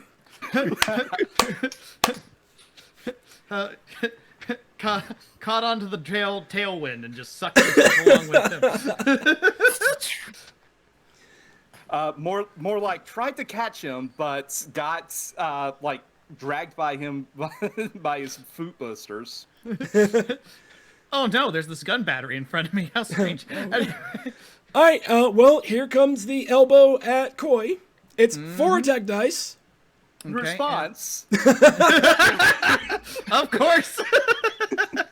I am spending 2 reserve in order to provide the remote distributor and subtract 3 dice from your attack. Okay, I will get 1 die. Cool. Just out of question, is it energy or is it? Oh, material. It's material. Material. Okay, cool. So it's 5. I'm going to use my parry guard to reduce that -6 from that from 1 die of my choice, which happens to be that one. So it's a 1. Does a 1 hit you? 1 does not hit me. You have to ask with runners. If it was energy, yeah, absolutely. Yeah. But let me go that. So I'm at reserves 3 now, thanks to that. I'm just keeping track. But yeah, so he comes in. It's like, which one of us is fastest? As the interference is coming. As just like almost this thing. The blade he's coming to Pearson gets caught on the weird almost fur part of the gauntlet as this glows red. It's like. As well, we'll see whose maneuver is next in the moment here, because he might realize, oh shit, I'm in trouble, as this guy's right here. It's just like, I don't know, let's find out. But we'll move to whoever's on the next reserve list. Well, next up at 10 is the androids. Wow. When I said 10 was a busy turn, I was not kidding. Yeah, that is. Well, this android is very straightforward and simple, and is going to attack Archangel. Oh, Yes, make your own because I got no plan for it. This is going to be, and it looks like the this little like android, its hands kind of like split open, and a small laser pops out and is trying to burn you with the laser by touching you. My In inner- response, Oh Jesus! my energy armor rating is 5. I spend 1 resource in order to activate my hate cover. The reverb goes out. Hate cover Does is so a good. 6 meet or beat its energy armor? It does. Then it focus fires on me. I need to make sure one thing, because this is a melee attack. The hate cover can apply to any attack that I can see against an ally within range 1 of me. Okay, well, never mind then. What it's going to do then, it's going to move over and try to laser you then. Cool. My energy armor is 7. Well, okay. Well, okay then. At least I have 3 dice on this. You have 2 dice on this. Yeah, about that. Oh, yeah. Well, doesn't matter which dice, I miss.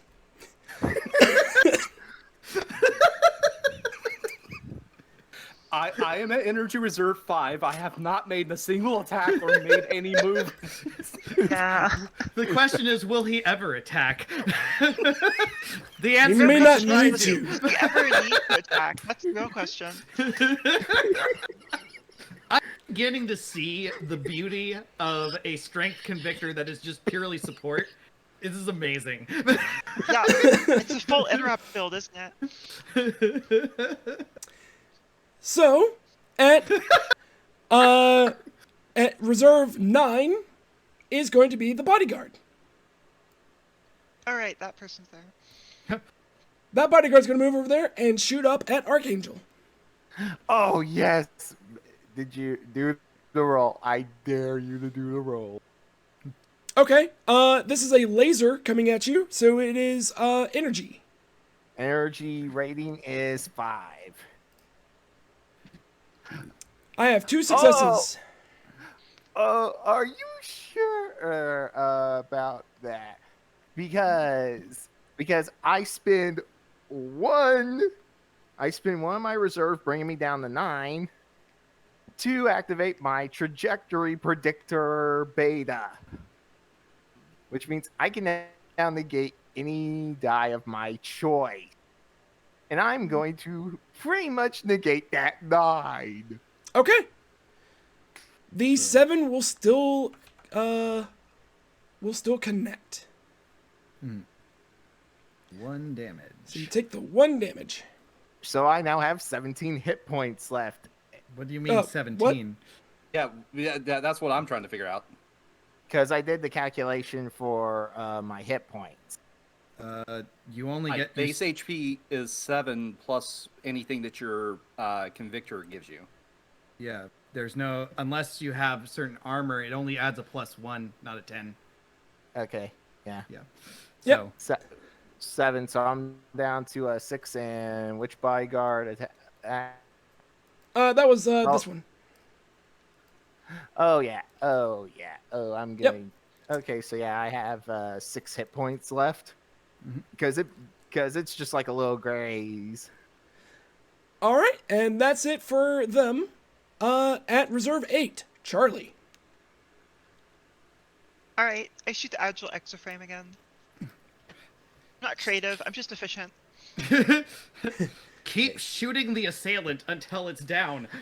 As a wow. reminder, it is moving a little fast. You would have gotten -1. The 2 would have been dropped off. So That's fine. I'm gonna be re-rolling that again, obviously. So. Yay! Yeah. There we go. what The did 9 you? is a crit, by the way, so I would that's 3 say. damage.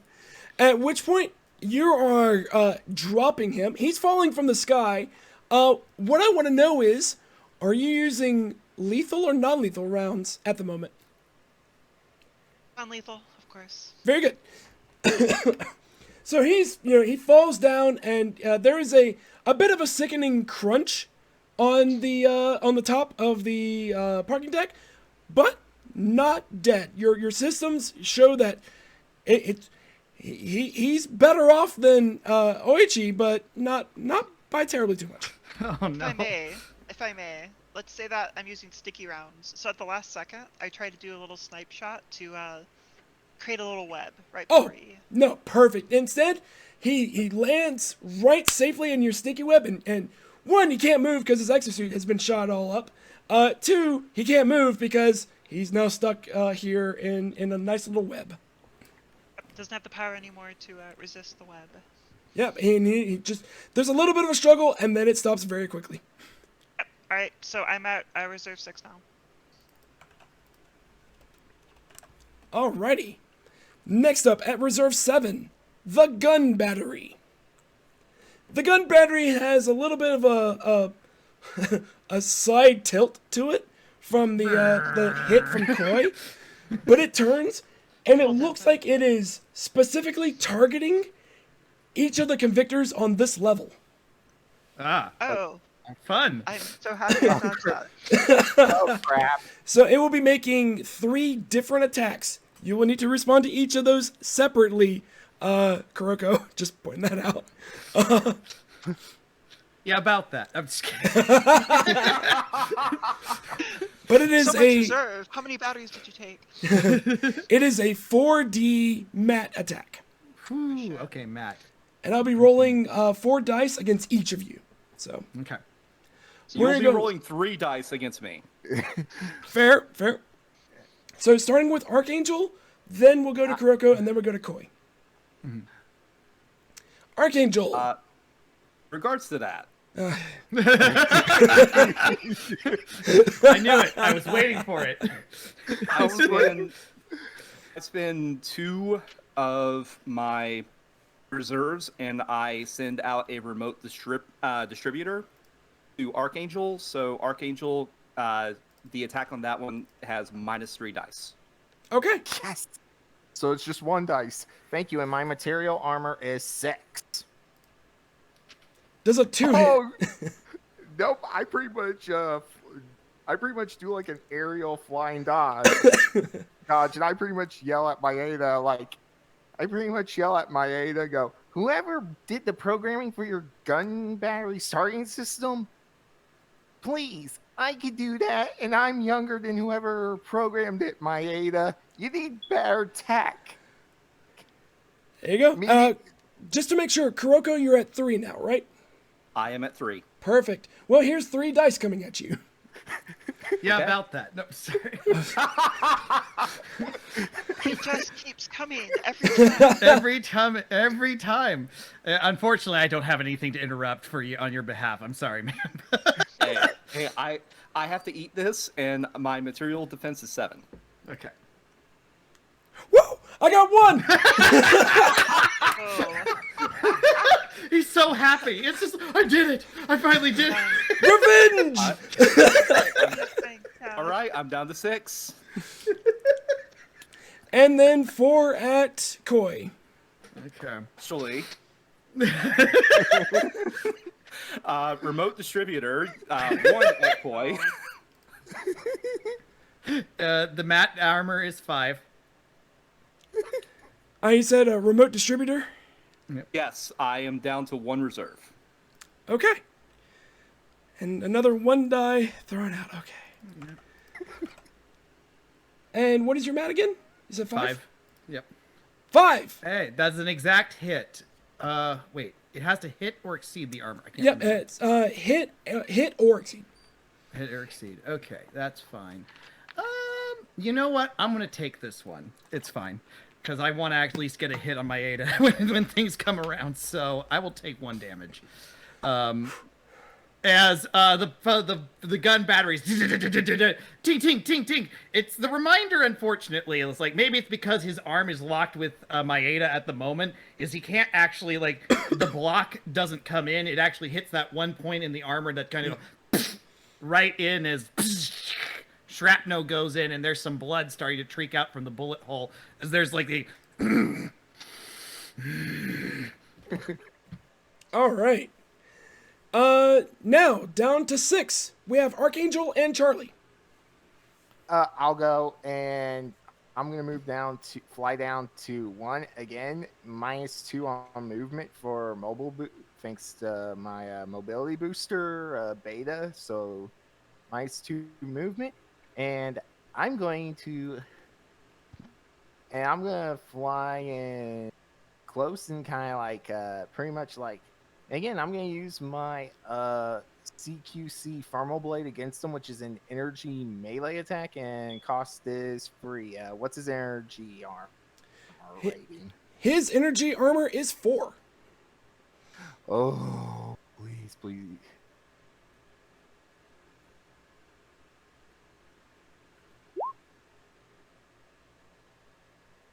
Oh, I get 2 hits on him, 8 and 4, so I get to hit him twice. Yep, 2 hits. 2 damage. And basically the way this works is I pretty much do like a flying EA Jutsu types / think Kenshin Himura's Double Dragon from Rurouni Kenshin, as I pretty much fly to an area, and it's kind of like that sort of standstill moment, and I just kind of do like the and you just see like these 2 white X shape like in the middle of his chest. And yes, this is lethal. I'm going for damage like, so I have 3 reserves left, and that's all I can do. All right, 3 reserves remaining for Archangel. And he takes how many hit points do you have? Well, he took 2. Yeah. We're not. 2, yeah. We'll have to find out what his hit points are later. Yeah, keep hitting him. You'll figure it out eventually. Yeah, the only way I can now be able to hit him is if I use my hands and feet. Well, now it's Charlie's turn. So the flower-shaped kind of spread of jets that's keeping Charlie aloft stops. She drops to the ground, quickly boosts past the carnage in the middle of the map, and then pops back up once more. So that was free for me because I used, for the movement payment, I used 2 for my battery. So I'm going to attack the Agile Exoframe again. Yeah, have at it. And you do have -1 dice. I remembered it this time. Because of the Exoframe, yes. Yeah, Exoframe. yep. So that's 1 crit. I'm going to reroll the... Wait, what's the armor I'm going against again? You're Matt, so it's 5. Oh, so that's the 3 hits so far. So if you reroll the 3, you might get more damage. I guess I'll be conservative and only reroll the 3. Oh, yes. I reroll that again. Does the rules... Is that, like, actually... Technically, I can reroll 2 die. Let's take a look. I can reroll 2 attack die of my choice.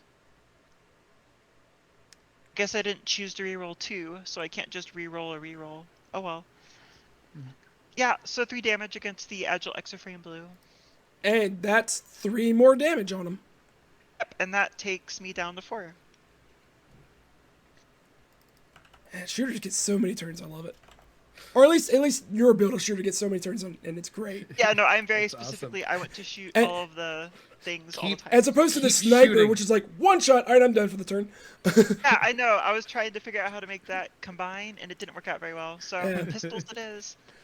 I Alright. have 3 pistols and 2 arms. All right, that tells you what my style is. Pistols akimbo. So, Look, I know I built a runner, but I wanted to live my best Common Rider dream, and that meant punching thing and kicking things. So I built it that way. So... Yeah. Those are fun weapons, to be honest. Yeah, it is. oh, I love the runner weapons. They're so cool. There's a reason why the CEO was a runner. So, now down to 5. We have Maeda. Maeda, staring down the barrel of a crazy man. And Yeah, and is going to... Yeah, he's going to just take another elbow at you. okay. Actually, You have 1 reserve! And that's it. That's it. That's his last one. I am using my game, that's last all you got. reserve to perform hate cover. Does a Takeover is 7 so meet or good. exceed his energy? I hate you. I hate you. Oh, wrong person.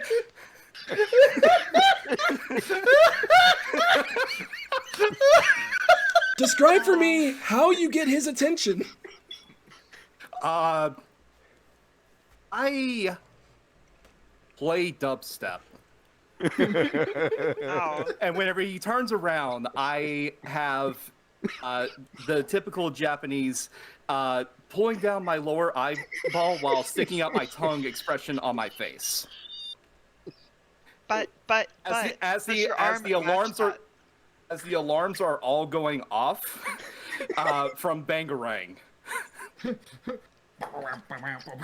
And at which point, that that one song, that just sets him off. I'm having a moment. Oh no. So I found a yeah, valid interrogation technique. yeah. So That one down I for have later. 4 dice, which is 3 dice. That is correct. Okay, Is this material or energy? material. Good, because my material and energy are both 7. Oh, lovely. Oh, good. 2 hits. Oh no. I am down to 4 HP. Oh crap! I have no reserves. Good. I have The to the commend blue you. player the blue player is out of mana now. So do I actually get to play? That's the neat part. You don't.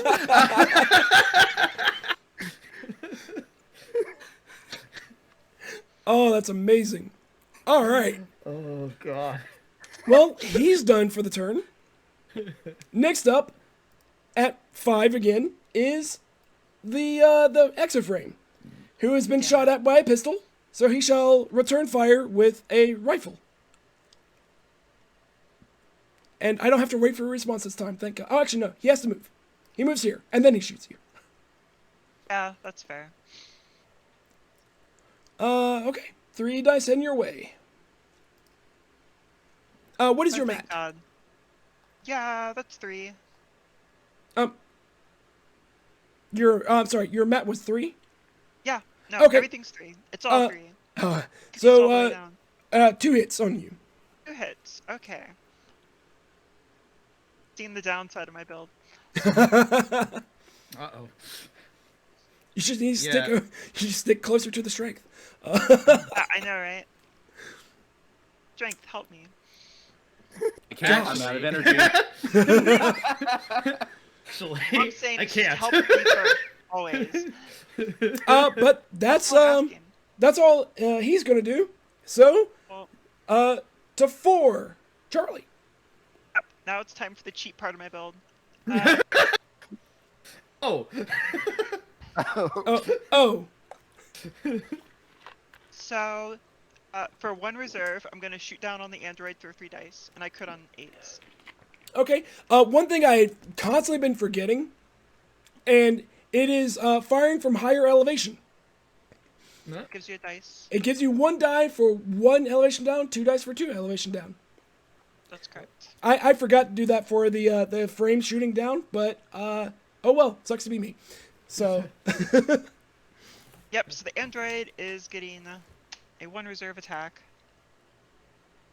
So what am I? This is a material. So what do I have to hit for android? the androids have a material of 5. Cool. So I get 1 hit. Yep. Don't you get 2 more dice? Cause you get 1 more die, don't you? Yeah, Or is I only that get 1 more. Oh, okay. You just put that in there. But I'm at 3 reserve now. Yep, 3 reserve, but that's 1 hit. Anything else? Perfect. Wait until 3. All right, well, still at 4. Is the android. The android continues fighting Kokoro because that's, kind of what his programming says to do right now, is attack the thing that's hateful. It hates. It hates. It hates. It only programmed to do. It's the only thing it's programmed to do. It hates. What is your job? Is that Attack the minus- strength. Is that -1? Oh my god. Oh Because my special? god. Ooh! Oh wow. That This is is- 3. 3 energy damage. It's through. So I'm down to 1. Oh no! Oh, Oh no, our strength is down to 1. Why is it? Oh my god! The, okay. What? How is the runner still up? I'm sorry. Because the strength it's of his honestly job. There's a thanks to the priority strength, that's the target right reason. now. Yeah. Strength is what it's no. supposed to do, basically. Yeah. But Oh no. the bodyguard goes next, Oh god damn it. moves up, and will shoot down onto Archangel. Oh, is that material? It is energy. 5. All right. And because of the elevation targeting, I get the +1 die against you. Actually, Oh, God, no. He doesn't have anything. I can't do anything. Oh crap! I'm Get down. it! More batteries. All right. Yeah. I now have a flash word for myself. It's actually. Yeah. Oh my gosh. Yeah, I'm Uh, forced to activate. It one of turns my out- Sorry. Yeah, I'm forced to activate one of my remaining. I'm forced to activate one of my remaining reserves. Bring me down to 2 to activate trajectory predictor, and I'm pretty much negating your 10. Probably a good idea. I'm So negating your 10. that is going Yeah, to I'm- be 2 hits against you. 2 hits. 2 hits. Bring me down. I'm at 4. Oh, great. When it's my turn, I'm pretty much going to have to I'm pretty much going to have to do a certain thing that I was hoping not to do, but I'm pretty much going to be at no choice. So, Well, I'm We're at at- 1 and 0 reserve, so We're now yeah. currently at 3 reserve, Koi and Charlie. Charlie, you don't happen to have a way that you could knock someone in my direction, because unfortunately, if I move, I'm not going to be able to hit anyone. Yeah, sorry. Shooters are pretty selfish. I don't have any extra tools To for be you. honest, I build a pretty selfish build myself, so so it's fair. It's fair. runner frame, run. Yeah, aren't you supposed to have some of What? that movement decreasing tech on you? Well, unfortunately, it's still going to cost me 3 to make an attack. So, unfortunately, unless someone's standing next to me, but what I could do at the very least is maybe draw some heat away from our strength frame by getting into the melee. So that's what I'll do. I'll get into here just in case my Ada gets ideas. And Oh, Yeah, let me just do the make a move jam, here. what was that? Let me do the move here in 3. You needed Because me to there's a move bar- here. Because Oh, there's so- a barrier between 2 and 5 that they would have to move around. It would cost them more to get to you. I know, but but there's things about Koji, and I'm going to be the barrier for you. Koji has things, all right. Look, So- his So family you has that, moved okay, in so- there. That leaves you I at am 1. I'm at 1 reserve, and that's my turn. Charlie. Charlie, we need help. Charlie's great. Charlie, don't worry about it. She shoots at the android for 1 reserve. You got that bonus. Go for it. Oh yeah. Keep shooting the android. I'm taking out the chaff, all right? There you go. Okay, so that's a crit. Yeah. Yep. I'll just take the crit. That's it. Okay. 2 damage on the android. It is. It's got 4 damage on it. Great. So I'm down to 2. All right. I have some both good and bad news. Oh god damn it. The bad news is it's the gun battery's turn. Oh crap! The good news is we know what happens when someone hits 0 health. Oh god. Oh, yes. So Fingers crossed. Fingers I'm going crossed. to do my attacks. To keep it dramatic, I'm going to attack Koji first. Okay. This is going to be a 4 die mat attack against you. Cool. My armor is 5.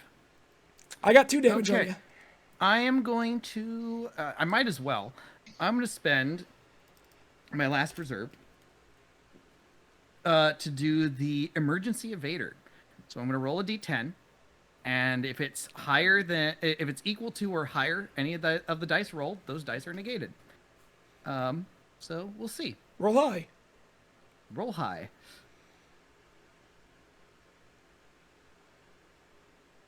4. Nope. Okay, Well, I'll take those 2. Wow. The 2s are negated. I mean, it was worth it. Yay! I But, mean, you I know- take that defense as a Yep. shooter right now. Pink, pink. Yep. Well, I'm down to 4 hit points. And now 3d10 against Kokoro. High armor, high armor, high Oh, armor. jeez. Oh no! Oh, that was not. Oh no. So, Okay, so that puts me at -3. you are now at -3. You now have a choice. You have the choice of doing a full retreat right now. You will be slightly hurt, but nothing else major happening to you. Or you can release your inner trauma. Just take that emotional energy and push your Convictor suit to past its limits and go all out. But you know I gotta go all out. All right, everyone. Okay. Now, to power up this Convictor suit, I need to know how you saw it. I had worked for months preparing the set pieces for the production. This was going to be my graduation from apprentice stagehand to full crew member. I donned my Kuroko gear preparing for the first stage transition. Stage manager whispered in our headsets, "Places, everyone. Curtain rise in 3, 2, 1. The audience never got to see my work. I never got to advance the crew member. Next thing I heard was explosions as sections of the catwalk and scaffolding fell on top of us, crushing my arms and my dreams. Around me, the actors and other crew members were trapped, calling for help, the illusions of this theater broken as reality set in. If we only had a few seconds more to open that damned curtain, I could have shown what I worked so hard for." And with that emotional, powerful drive, you activate the Convictor Drive of your strength frame. Please explain what your final action in this combat will be. As this gun battery pierces through the shield and you see Kuroko stagger and blood starting to pour from the holes in his armor, he reaches back. He grabs hold of that pile driver he had on his back, and he slams it into the concrete below him and pulls the trigger, breaking the barrier and causing everyone on this level to fall. Oh, Oh hell yeah. Shit. Yeah. Yeah. the barrier is destroyed.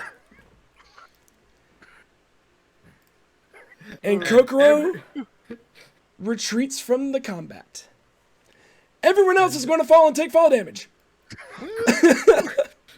Boo, boo, boo.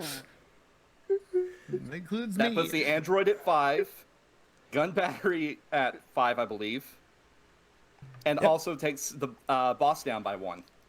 I'm gonna have to check and see something because it is 1 damage and 2 reserve, I believe. And I'm now down to 3. We took everyone.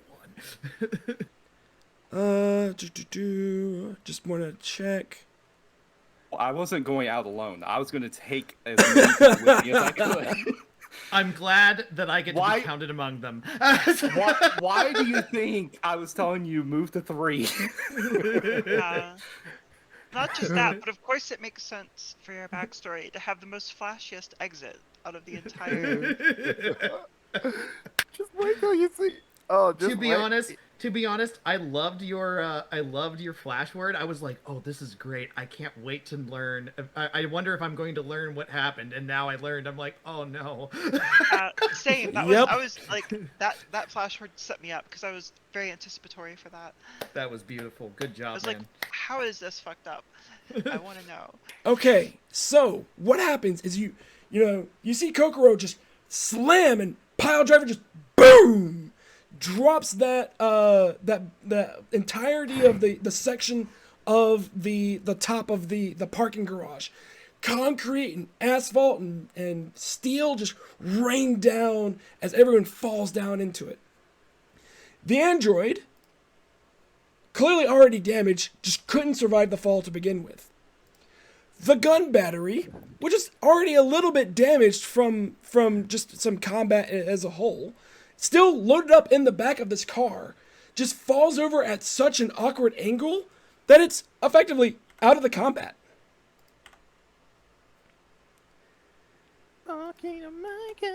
And of course, Maeda himself takes some damage, but is quickly like jumping back up to his feet. Yeah, along with Koji at this moment, who's also. We're now at initiative 2, or reserves of 2. We have That would be me. Archangel and Charlie. I'll go it. And yep, I'm pretty much doing it. Yeah. Kuroko's not the only one.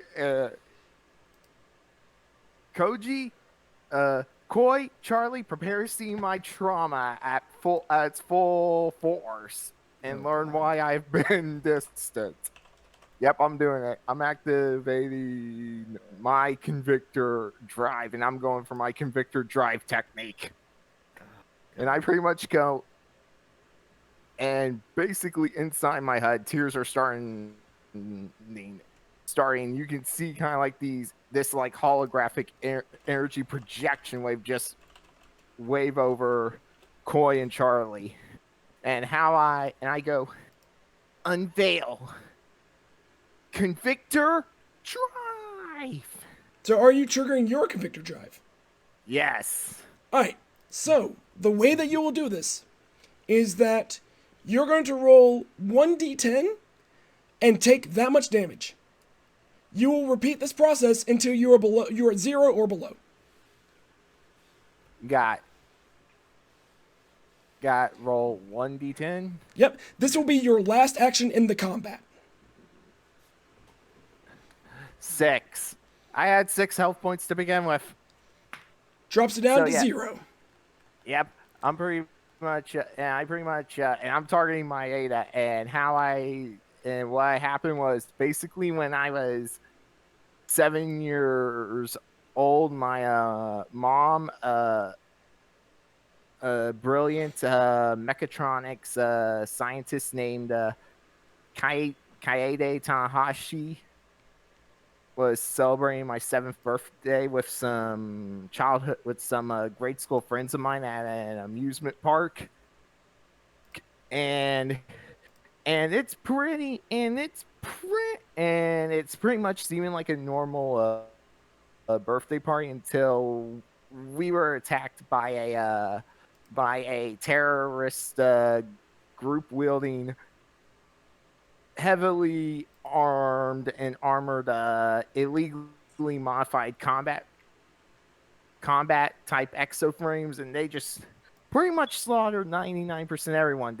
Bombs going off. And I'm pretty much just witnessing everyone I love and care about. My mom, my whole family, watching all my friends just get slaughtered with the worst save for last. That being my mom and my two sisters basically just get slaughtered right in front of me, a la what Ridley did to Samus's parents in Metroid. Pretty much just right in front of me. And they all just kind of laugh at this, and I'm just screaming in terror, tears, like, no, this can't be happening. This can't be happening. Mommy.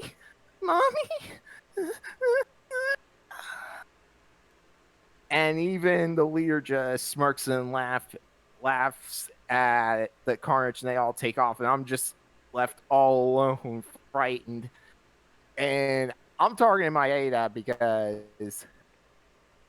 because I pretty much do my Convictor Drive technique, the Celestial Arrow Kick, and basically I pretty much fly up and dive down like a dive kick surrounded by white energy. And according to my Convictor Drive, I can move up to 2 squares. In this case, I'm just gonna move up to 1 because I'm targeting. And I make an attack cost of 0. This attack has a critical value of 7. I gain plus 40 to its attack dice after rolling the attack die. I can change the value of 1 die to 10, and any number of PCs have retreated from battle. For each PC who has retreated, you may at the same time change 1 value of die to 11. And given Kuroko retreat, yeah, I'm going to be able to do that. So since my attack has a... and this is an attack cost of 0, and it's a melee attack. Yep. So it's... Okay, so how many attack die do I get to roll? You're attacking with your sword? In a sense, I'm pretty much calling this Celestial Grand Cross. Yep. So it's So that'll whatever your be- your normal attack plus 4 dice. Oh, so that's 7. Oh, and it automatically gets a crit value of 7. So what's his energy reserve? His energy is 6. What's his energy? Okay, so I'm rolling 7d10, so...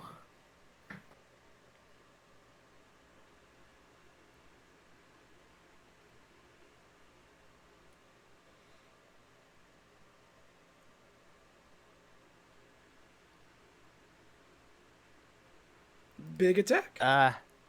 How do I do this? How do I roll the 7d10? You on do here. backslash roll the right roll space 7d10.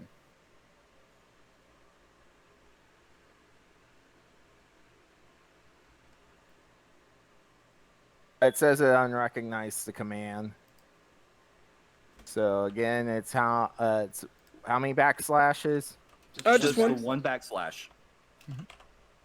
Okay. Then what? It's /R 7d10. Sorry. Slash R. And then you can Seven. put /R space 7d10. Okay.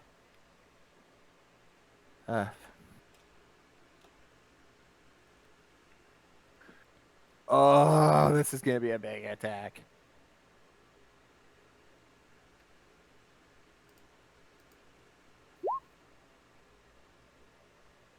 Oh my god. Oh, 1, 2, wow. 3, 4, 5, 6, and 2 of those can become 10s.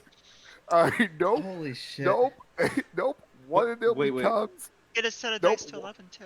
Yeah, one of Yeah. them becomes a 10, one of them becomes an 11. Yep. The 5. So that is 7, 8, five 9, 10. 7 Jesus. crits. That is Jesus 7 crits. Christ. Jesus fucking Christ.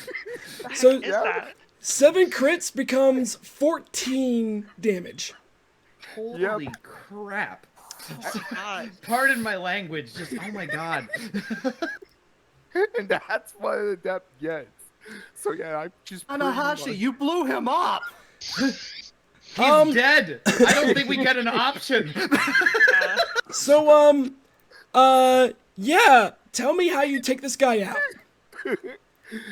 Basically, since this is like my ultimate Convictor Drive technique, I pretty much get into like stance, kind of flying up, kind of like flying, like hovering, like the wings. You can like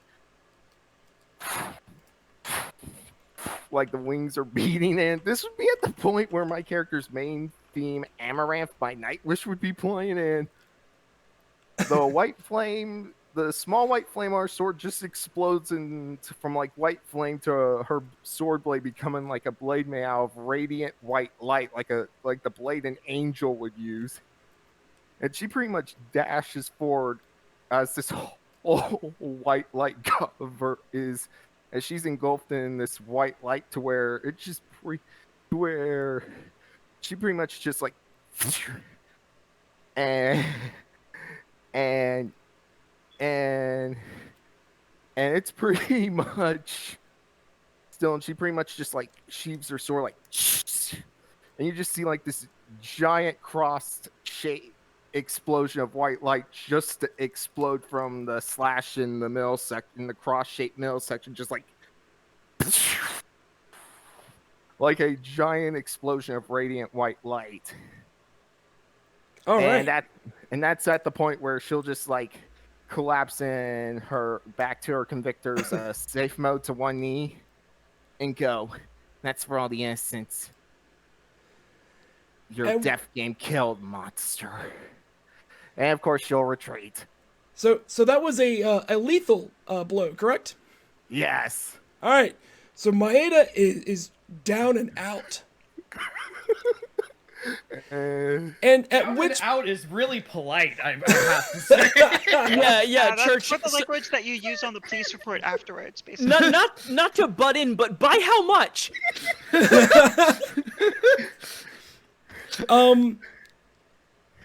Double. Yeah. All right. Yeah, thanks. He had 7 hit points. Oh dear God. So Yeah. with the boss dead, clearly dead from the strike, the bodyguard and the other flying guy, they split. They're gone. And since this was at 0, I pretty much take the mildest of minor injuries to where I'm just like exhausted, like, and I'm just like slowly putting my drive uniform back on, like. Not quite. You still took right. you still took enough damage that you are basically incapacitated. Yeah, I'm just collapsed. Yeah, and the only thing in my class that I'm collapsed by is just like a thumbs up. Just like incapacitated, like a smile, like I'm chuckling, like, yeah, I'm still gonna have nightmares of my trauma, and I'm also kind of like thinking, I bet Charlie and Coy are gonna want to ask me about the fact that I also activated the part of my Convictor Drive to where I showed them my exact memory via holographic projection. So the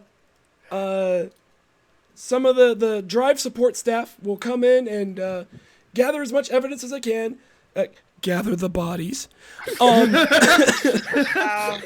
in quotation marks. Why do they have the flamethrowers? Technically, there's No only wit- there's only evidence. one body. There's one other person that survived. He's stuck in web, but Fine. It's all good. yeah, it's fine.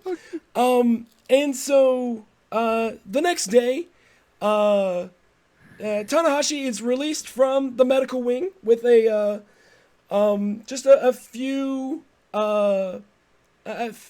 like strained muscles and ligaments. Yeah. Officially put on medical reserve for the next few days. Kokoro, on the other hand, just that strong hit with the arm broke his arm bone, so he's going to be out of action for like 2 weeks. While the mechatronics start to kind of get a little bit of a better heal on that. Yeah, and I'm just looking at medical strain. I'm just like put on medical reservedly for a few days. I'm like, saves me enough time to do. I kind of just look at everyone else, goes, allows, gives me more time to work on some projects. And I kind of look at Sakai and Kato, and I go, sorry for forcing you guys to see my trauma. Let's just say I'm still gonna have that nightmare. And Ogura comes up and says, about your projects, we think that was a little bit reckless. Well done, but a little bit reckless. We're gonna need to talk about that a little bit more so, and you get to figure out, or you get to find the best part about this job. You've got a lot of paperwork ahead of you now. I go, figures. I'm gonna have to, let me guess, this is gonna require I go, let me guess, Ayane's gonna come see me and demand to know why I have to do paperwork on deceased suspect. We'll discuss that at a later point, but there's a lot of paperwork after a case. And so you get to enjoy that now. I go, sure. And again, I just look at Sakai and Koji and Naoko. I just go, Sakai-san, Miss Kato, again, sorry for going ballistic and forcing Before you even finish the apology, Koji puts a hand on your shoulder, and there's a bright smile on his face as he's looking at you. But that smile doesn't reach his eyes as he pats you on the shoulder. And he fully fucking decks you in the face. Hard. Hard. Onto the ground as you're there, probably reeling in shock. Everyone's reeling in shock as he's over you and he's like, you didn't have to fucking do that. And we had everything under control. You nearly died. For what? For what? In the background, you hear the hospital door open, and Mino just steps out with the slide whistle going. Good timing as always. As there's this, I just look at, and I'm just starting to cry fists, ball up in rage, and I go, "That's why I was so distant at the start. I already lost people I cared about once. I just don't want to see the people I care about. I just don't want to lose the people I care about, okay? You guys are like family to me. I don't want to... Shut up! You're not family! You're just a dumbass kid! And a sniveling mom! And a... Fuck you! and he goes... Yeah, I pretty much give the double middle finger to Koji. Go, well, Sakai-san, you're like the douchebag uncle. Cool, so we're even.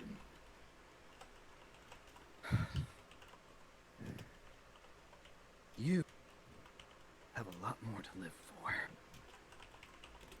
You have a lot longer of a life. One day you're going to stand up, and you're going to face the world. And you're going to live. Don't throw that away. I go, easy for you to say. Punch! Right again. And I think that point security's gonna fucking have to start taking him Yeah, away because he's about to fucking Sorry. Yeah. And I pretty much tank the punch this time, and I go, easy for you to say. You didn't watch everyone you care about die in front of you. You don't know anything about what it means to lose everything in A front shrill of you. whistle interrupts as you see Minnow put his mask back on, and he is holding up in his uninjured arm a flyer for Jibaraku, which is a kabuki play being performed in a local community theater. And he's, like, waving it energetically in everyone's face.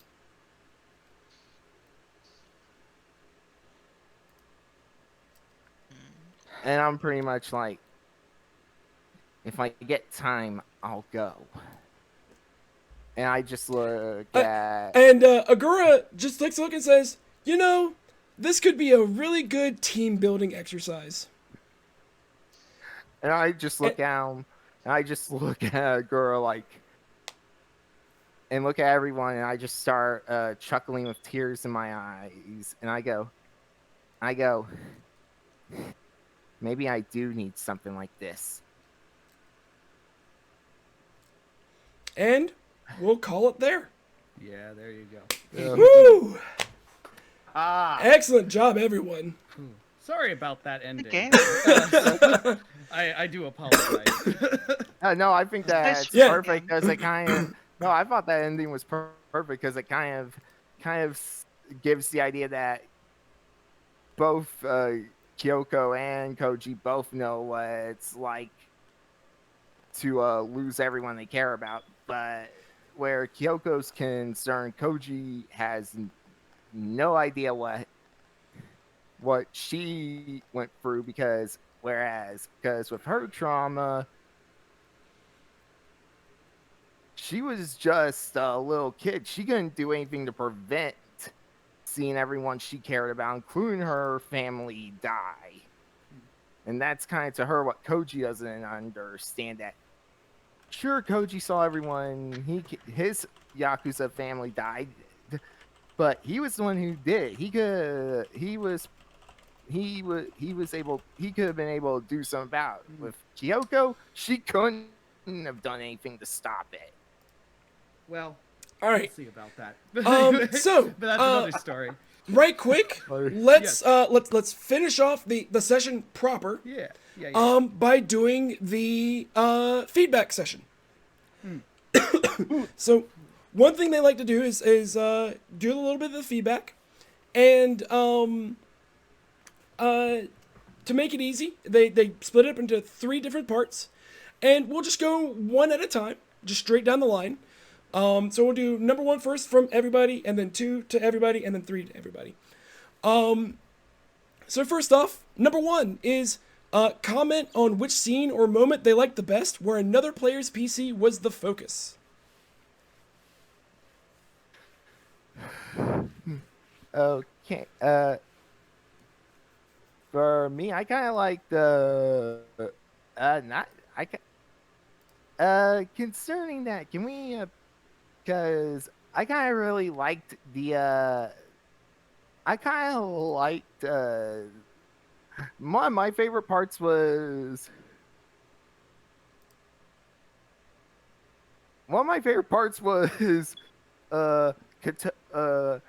Naoko pretty much pulling the Captain America from Age of Ultron on my character Kyoko, and she said the word concerning Koji's excellent performance with her modifications to his Convictor frame during the race, and Naoko goes, "Lang is like language, young lady."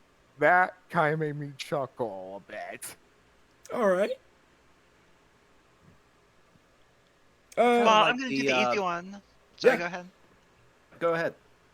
Yeah, I was gonna do the easy one. I thought the ending scene was quite evocative.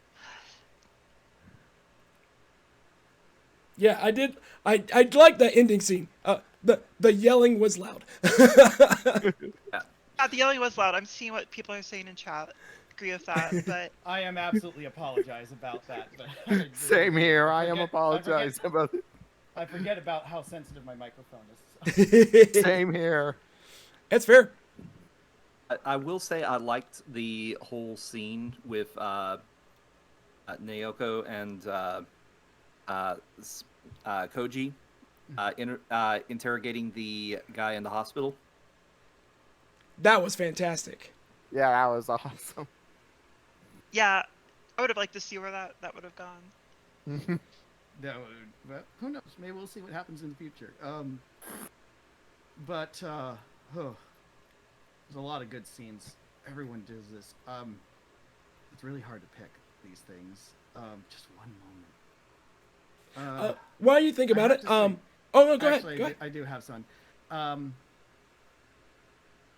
For how, like, for not playing a character that talks a lot, Minnow just does. It's just a fantastic job with like the emojis and everything like that for like these provocative moments.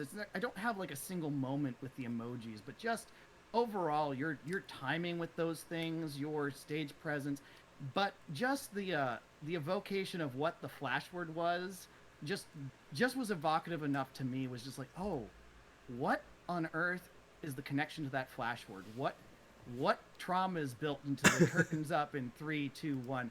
And I wasn't expecting us to see it, but when it did, that payoff was great. So Same I just have to here. commend you for that. Same here. It was one of the longest sentences that Dai ever said. Yeah. For me personally, I absolutely adored the interrogation of the hacker. Because like in my mind, I had this whole thing set up and being like, this is not a mecha crime. You cannot hold this guy or like just at all. So I had this whole thing planned out and be like, you can't have me here. I know my rights. You gotta let me go. Just the whole thing. And both of you were like, oh yeah, you're good. I'm like, oh sweet, cool, walk away. I absolutely adored that. That was fantastic.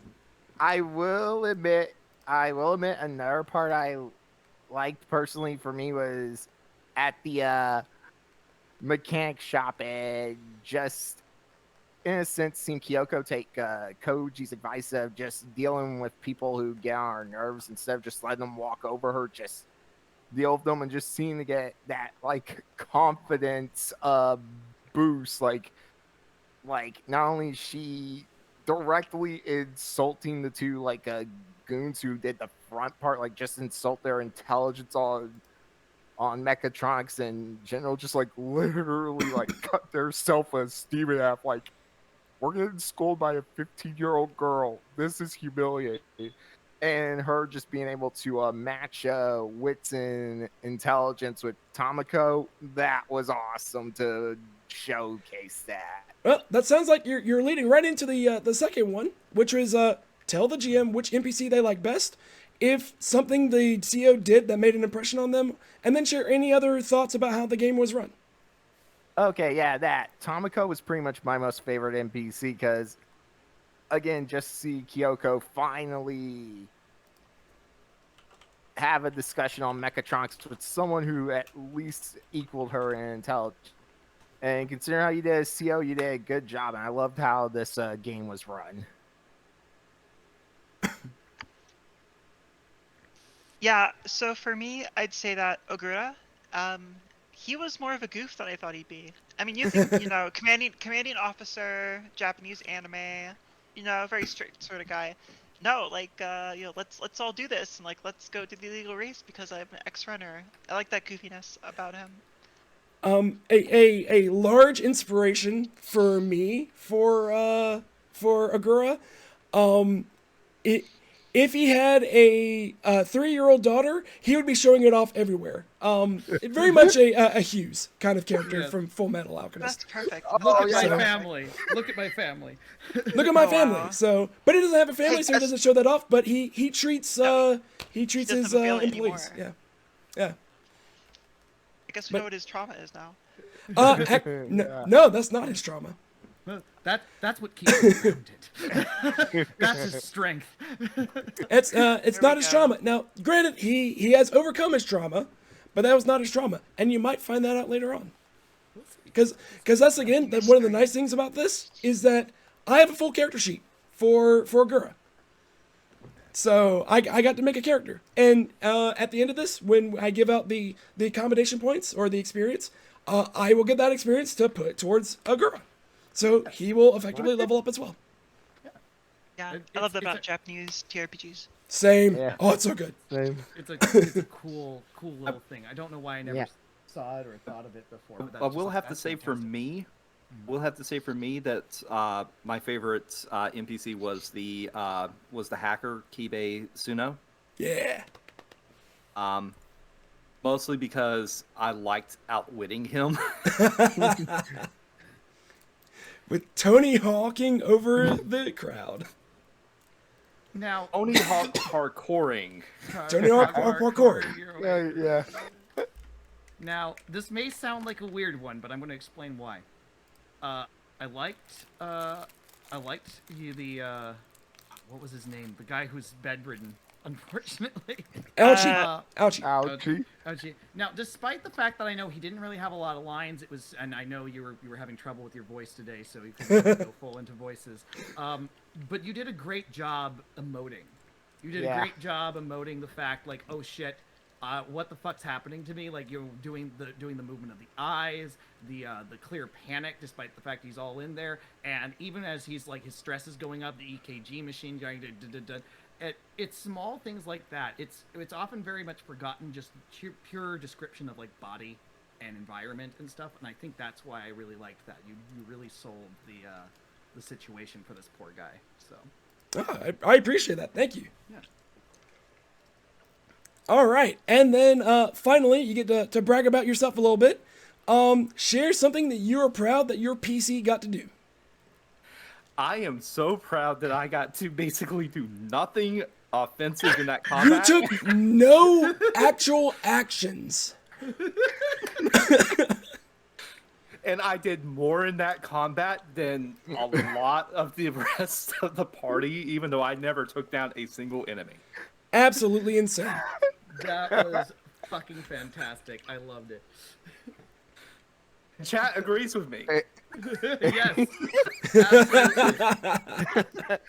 Again, favorite thing for me about doing Kyoko was kind of, again, at the mechanics shop, just getting her to show off her intelligence. But I also liked doing that evolution of like her character to where, again, because of her trauma and losing those she cares about, she's kind of like, sure, she's gonna work with you and trust you, but she's keep her distance somewhat. But as it progresses, she becomes that sort of barrier just starts dropping till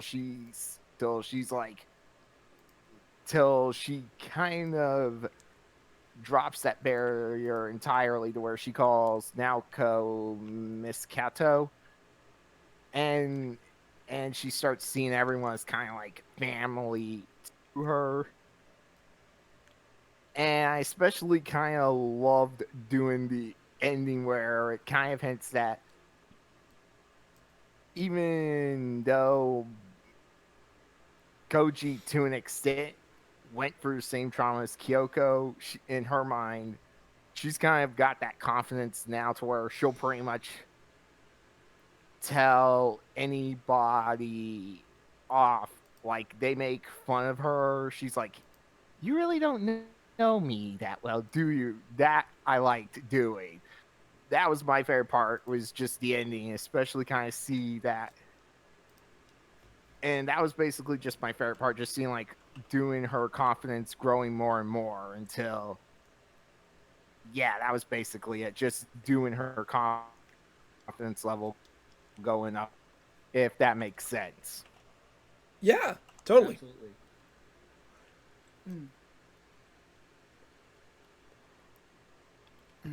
All right, who else wants to brag about themselves? Yeah, can I brag about the fact that strength best frame and also Alright, so I'm sorry, not a player, not to butt in, but let me just put it out there that your play of the strength frame made mine look like absolute dog water. I was struggling to protect my team in the preview gameplay, and this combat was the best combat I've ever experienced, and I was not even playing. Okay. It was awesome, straight up. Oh yeah, that was an awesome combat. Especially the fact I was able to pretty much avoid what could have been argued as fatal damage with some well-timed trajectory predictors. Just well-timed with that. I'm surprised my rolls with the trajectory predictor actually work. Yeah, if it kicks in, it kicks in. All right. Absolutely. So That's the reason why the hate cover was so good. yeah. Oh yeah. Actually. Yeah, the real flash for the game, right? Yeah. The real flash word for the game. Actually, it's like, oh no. Like, and I say that, and you can't see me, and I hope I was conveying it. I was smiling the entire time. It was not me getting annoyed or anything. Okay, good. I just wanted to get that across and be like, that I was not annoyed. I was having a blast with just hearing that. Because, like, for me, it was like, let me just wait. Let me wait. It's like, okay, here comes a 4D attack. Wait for it. Actually, there it is. Oh, speaking of attacks, I completely negated that one attack. Yeah. Speaking of attacks, Your reaction shirts to how much damage I was gonna do with my Convictor Drive technique, Grand Cross Slash, and when you quickly figured out how much That was- damage. That was absolutely insane. That was absolutely insane. That was an insane roll. Adepts You look at have that some roll? of the Adepts have some of the best face melting damage out there. Oh yeah. Bragging about myself. I always feel weird about that, to be completely honest. Was there any moment that really stands out for you? To me, for me, honestly, I love being able to show the different levels of Koji. And I once again, to everyone, I absolutely apologize about blowing out people's eardrums. I really do apologize about that. But I liked being able to play those different levels. Yeah, you got this tough rumble tumble guy, but there's definitely something more. And even in this moment, it's it's angry and agitated. There's something about it that shows there's something that cares at the end. So that was for me, even though this was like a small one-shot session and stuff, being able to show a little bit and still have questions for other players at the end of like, what is this guy? What is his deal and stuff. That was fun for me. There was a lot of good stand-up moments, and I know a lot of people might say, it's like, why isn't he talking about the 11 dice on agility, which was cool. Don't get me wrong, that was amazing, but I liked being able to portray the different levels of this character, and I want to thank you for facilitating that for us tonight. Yeah, by all means, I was super happy to do so. Same here. And Keito, round out this feedback session. Usually I think that this is kind of different for me, because usually, you kind of brag about the cool things you did, but actually I kind of like the, kind of the more chumpy things that, Kato did, like the mom van, for example, like just pulling up to everyone, just being kind of like, aw, everyone's leaving on motorcycles, or, like sitting next to Koji, for example, being like, oh shit, I sat next to him by accident. So, actually, I kind of really liked portraying that side of her this session. Kind of the more emphasizing the negatives than the positives, actually. Don't always have to do the positives for a character, after all.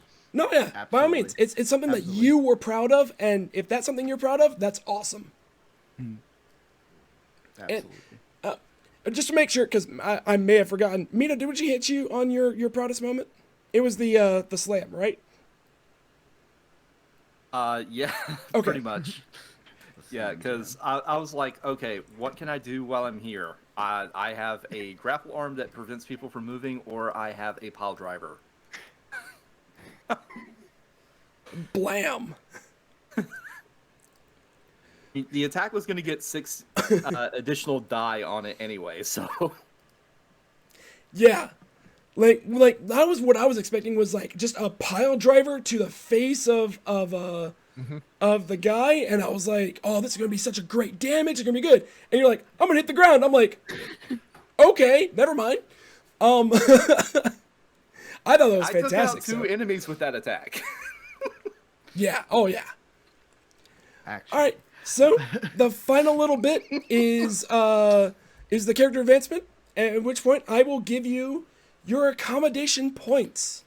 For any game that I run, feel free to bring these characters back and use these points. Okay.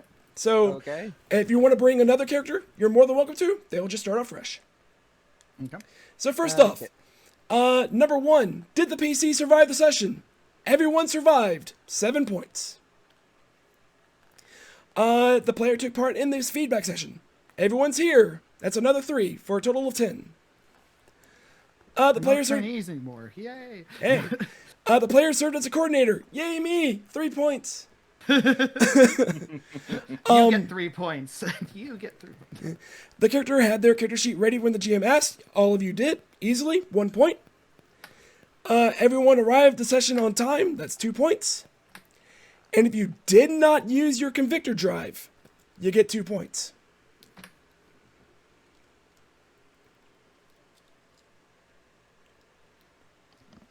All right, a cool 15 points. You and me both. which means I get 25. Congratulations. I wonder how much me and Mino get, because we did use our Convictor drives. Me and we missed that We final got 13. 13. Yeah. Okay. Oh, sorry. That actually makes me excited, because I used Ogura for the example game. Ogura is no longer Lieutenant Ogura. He is now Captain Ogura.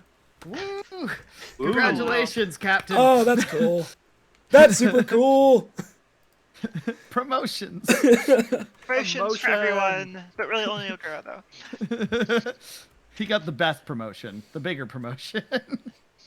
The rest of us, we're not trainees anymore. We're now, where's that sheet? Yeah, Somewhere. Page 67 on the PDF.